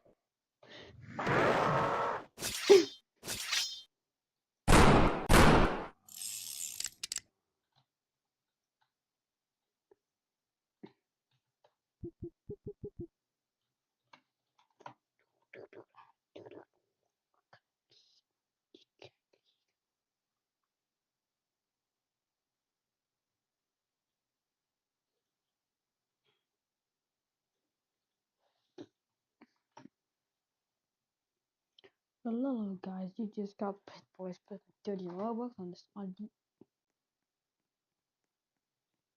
What if automating your smart home is just... Worried about hacks, DDoS attacks, and malware affecting your WordPress site? Kinsta keeps your site safe with top-tier security and an up to 99.99% uptime guarantee. Try it for yourself at kinsta.com. It's November. You know what that means. Hello and welcome to No Effort November, a series of videos for the month of November in which no effort is made. Are you a prude who can't bear the thought of your children being exposed to naughty language in movies and television, but you just can't bear the thought of missing out on watching stuff as a family? Are you looking for a technological solution to free you from the guilt of exposing your kids to bad words? Is it 1998? Well then, have I got the solution for you, the TV Guardian. This amazing device attaches to any ordinary television set and transforms that foul-mouthed boob tube into a proper G-rated gentleman. Mostly. How does it work? State-of-the-art technology, of course. The TV Guardian filters out foul language from cable or satellite TV and home video sources like VHS tapes, DVDs, and let's not forget Laserdiscs. Simply disconnect the video source from your TV and connect it to the Guardian. Then connect the Guardian to your TV, and now you can watch TV as a family without worrying about an F-bomb absolutely ruining your night. How does it work? State-of-the-art technology, of course. Didn't I just say that? Let's begin with a look at this gadget. The device itself is pretty simple, with two complete sets of composite video and audio jacks, which are helpfully labeled right, left, and video, but you'll have to guess which one is the input and which one's the output. There's also a coaxial RF out for old school TV sets, and another RF connection above it, which is unlabeled. There's a DC barrel plug for the power supply, which they did bother to specify as 9 volts, 100 milliamps DC, but forgot to finish the diagram for plug polarity. Helpful. We also find two 3-position switches for changing settings. We'll get back to those. Lastly, there is one more switch tucked way behind a hole at the top of this panel, which is once again unlabeled. They did a bang-up job here. That's the channel 3 or 4 selector for the RF modulator, which you'd know if you bothered to read the manual. Now, I know that this was likely a fairly low-volume product, and it's also 20-plus years old, but the cheapness of the construction here cannot be stressed enough. This looks and feels like an electronics project box. And frankly, if it weren't for the TV Guardian branding, I think it literally was an off-the-shelf electronics project box. Of course, there is a custom circuit board in here. Oh no, I voided my warranty. But yeah, even this is pretty basic. Just a few chips and an off-the-shelf modulator, essentially. That's because this thing is using much of the same componentry you'd find in all sorts of contemporary video equipment. It's just got a bit of a trick up its sleeve. The device uses our old friend closed captioning to watch out for profanity. Since I already made a video on that topic, I won't go deep into it here. Plus, it is November. But in the US, starting in the 1980s, television broadcasts and home video formats began regularly incorporating closed captioning in the form of a hidden data stream across the length of line 21 in the analog video signal. Line 21 is near the end of the vertical blanking interval, which is a string of blank lines that help an analog television draw the image. While you're not supposed to be able to see it, in the digital age, we are starting to find parts of it pop out occasionally. Like here, in Frasier. These blinky dashes are encoding text and basic formatting, and they get extracted as high-low pulses by a television set or a separate device and decoded to generate text atop the image. This was a way to add captioning for those who desired it, without making it part of the broadcast image, hence the name closed captioning. Now, an older analog television like this one, mindlessly drawing glowing lines on the face of a cathode ray tube over and over again, doesn't process what it's doing, and this picture tube actually draws the lines, blinky dashes, and everything. But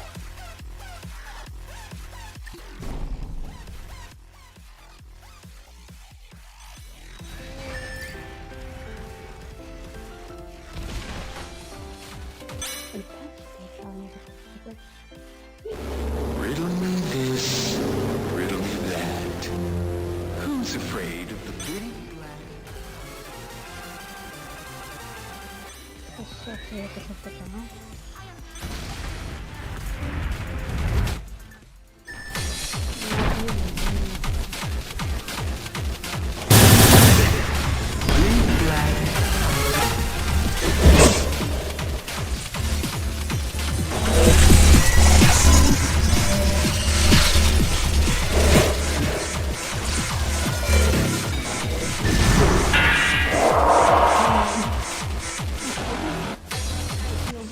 they're getting drawn outside the visible area, somewhere like here.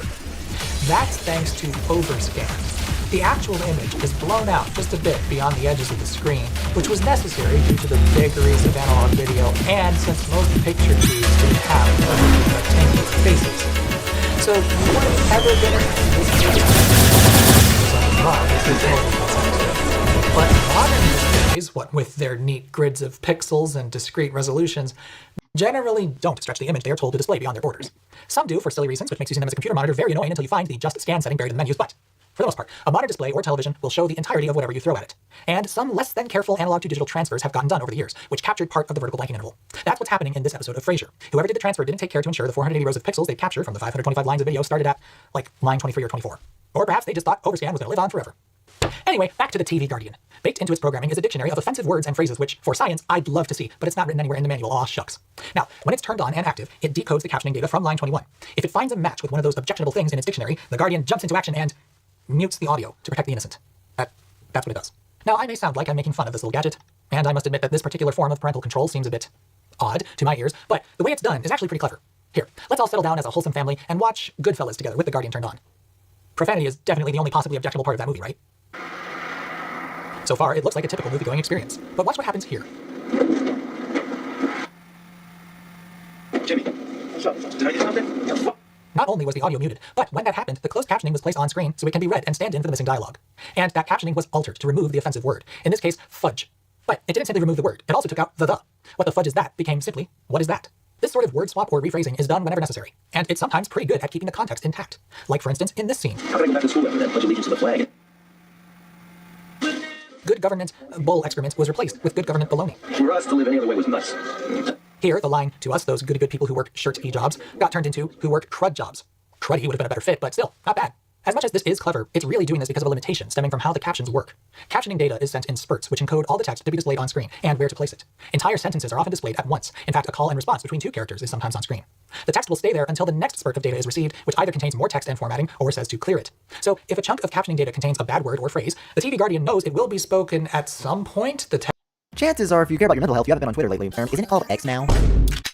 Anyway, there's been this recent trend of AI artists, and you might be asking, what is an AI artist? Well, basically, an AI artist is someone who gives an AI text-to-image generator a prompt and takes the results and is like, hey guys, look at the art I just made. But if you ask me, AI art isn't real art, and I can prove it. You see, a lot of people want to argue that AI is just a tool that helps people make art, but AI is only a tool depending on how you use it. For example, if you're looking for inspiration for your art and you use an AI text-to-image generator to get an idea of what you want your art to look like, then I can see how that could be a tool. Personally, I prefer to just look up pictures of other people's art to get inspiration for mine, but nevertheless, I see how that could work. But to take the result of what the AI gives you and call that a tool for art, that's silly because that's not a tool, that's a replacement. A tool helps you do the job more efficiently, and the replacement does the job for you. And to give you a clearer idea of what I'm talking about, let's go back in time to the beginning of art. According to artincontext.org, quote, around 500,000 years ago, one of our early ancestors took a shark's tooth and engraved a zigzag pattern onto the surface of a seashell. Although the reason for its creation is unknown, it is considered to be the earliest existing example of art. End quote. The reason for creation is unknown. They were bored. It was 500,000 years ago. They didn't have TikTok or fidget spinners. They were bored, so they carved a zigzag pattern onto a seashell because the cool S hadn't been invented yet. Anyway, it turns out carving into seashells with a shark's tooth sucks booty cheeks. So instead, tools were invented specifically for art. Tools that help people paint and sculpt, which was great for people willing to take the time to learn it. But if you've ever tried to paint or sculpt, you know that it can be quite challenging. So they invented even more tools to help with making art. In 1795, for example, when Nicolas Jacques Conti, a scientist serving in the army of Napoleon Bonaparte, came up with a process that involved, quote, roasting a mixture of water, clay, and graphite into a kiln at 1,900 degrees Fahrenheit before encasing the resulting soft solid in a wooden surround. End quote. Giving us what we now know today as the modern day pencil. Pencils allowed us to make sketches, which is my favorite kind of art to make, and eventually led to people making animations. I want to clarify that animation, like I'm showing here, is not the first instance of animation in history. Animation dates back to things like the Zoetrope, but that's kind of irrelevant for the video I'm making today, so I'm not going to talk about it. If you're interested in that kind of thing, I would highly recommend the video Animation Before Computers by the Odd Ones Out. He talks about a lot of stuff I'm getting ready to talk about and so much more, so check it out if you're interested. I'll link it in the description and the info card in the top right corner. Anyway, back to the video. Back in the day, if you want to make a hand-drawn animation, you had to sketch a lot. For each frame shown on screen, you would have to slowly draw the subject moving ever so slightly, flipping through your pages to make sure the animation looks smooth. You would then have to redraw every frame of your animation, but this time you would have to paint it onto a cell sheet. A cell sheet is basically a sheet of plastic approximately the size of a piece of paper. A background must also be painted to give the subject something to exist on, and finally you have to take a picture of each individual frame you made, thus making an animation. This technique, although intuitive, was costly, time-consuming, and very, very hard to do. In fact, the first feature-length film to be animated with cell sheet animations, Snow White and the Seven Vertically Challenged People, was released 23 years after the technique was patented, and it took 750 artists to make. And as great as the technique was, it was so challenging to do that I'm sure it must have been daunting to get into. So sometime in the late 90s, early 2000s, couldn't find an exact date, computer animation was the tool to become the industry standard. So instead of drawing and painting a bunch of physical pictures, you can do all of it on your computer, saving time and cutting down on waste. All of these tools revolutionized art. But why bring all this up? Well, do you think Pablo Picasso, Vincent van Gogh, or Leonardo da Vinci would have still made art if the only way of doing it was using a shark's tooth to carve into a seashell? You think people like me who enjoy sketching would still make art if the only way of doing it was chiseling away a piece of stone or painting on a canvas? Maybe. You think people like the Odd Ones Out, Jaden Animations, or Ice Cream Sandwich would still make animations if the only way of doing it was sketching each frame individually, painting each frame onto a cell sheet, painting a background, and then taking a picture for each frame individually? Probably not. All of these tools that have been invented have made art possible for people who may have otherwise never gotten a chance to make it. But how does generative image AI fit into all of this? Well, it doesn't. Generative AI doesn't help people make art. It makes the art for them. All of these things I've mentioned are tools that throughout history gave creative people an outlet they may have otherwise never had. AI is a replacement and not a tool because it doesn't build off the creativity inside you. It takes away creativity by creating the thing for you with the press of a button. Let me get this straight. You think these AI people calling themselves artists is funny? I do. And I'm tired of pretending it's not. Now, some people want to argue that it is a tool because the artist still has to put in work. Said work being typing in prompt after prompt until the AI generates the image the way you wanted it to. And to anyone saying this, draw the other eye. No, seriously, I dare you. Draw a face outline, draw one eye, and then draw the other. Or draw a hand, just one hand, because art is so much more than just an idea. It's also intent, and I'll get to that later. But for now, imagine if I came up with an idea for a picture. Let's say I want a picture of a duck with his hat on backwards and he's holding an ice cream cone. But I can't draw, so I go to my friend and I say, hey, can you draw this for me? And they agree and they draw the picture and they give it to me. Who's the artist? Me, because it's my idea, or my friend, because they drew it. Most people would agree that my friend is the artist, but for some reason, people want to argue that they're the artist when it comes to AI art, when in reality no one is. There is no art because there's no intent. And there can't be intent because AI isn't artificial intelligence. Artificial intelligence is impossible. I mean, really, think about a robot character from a movie, TV show, or game you like. C-3PO, for example, is an AI. He thinks, he has emotions, he gets mad, he gets scared, he feels sad, he's conscious. AI is not like that. It doesn't have emotion or consciousness. It's basically a complex program that knows almost all the information on the internet and can spit it back at you. It doesn't make art the way you or I would. When a conscious person wants to make art of a penguin holding a water gun, they do so by knowing what a penguin looks like, knowing what a water gun looks like, and imagining what they might look like together. But when a non-conscious AI is told to make art, it does so by taking all the images it was trained with that are marked penguin and all the images it was trained with marked buttergun, and then it merges the idea of them together, and for some reason it gives the penguin a foot for a hand. It doesn't think about the art, it doesn't care about the art. It has no intent. If you ask me, all AI is bad. Oh, I wasn't talking about you guys. Wait, come back. For my final point, I want to clarify that I'm not trying to gatekeep art. I'm not trying to make art something that only the elitist of the elite can make. In fact, I wouldn't really say that I'm the best at art.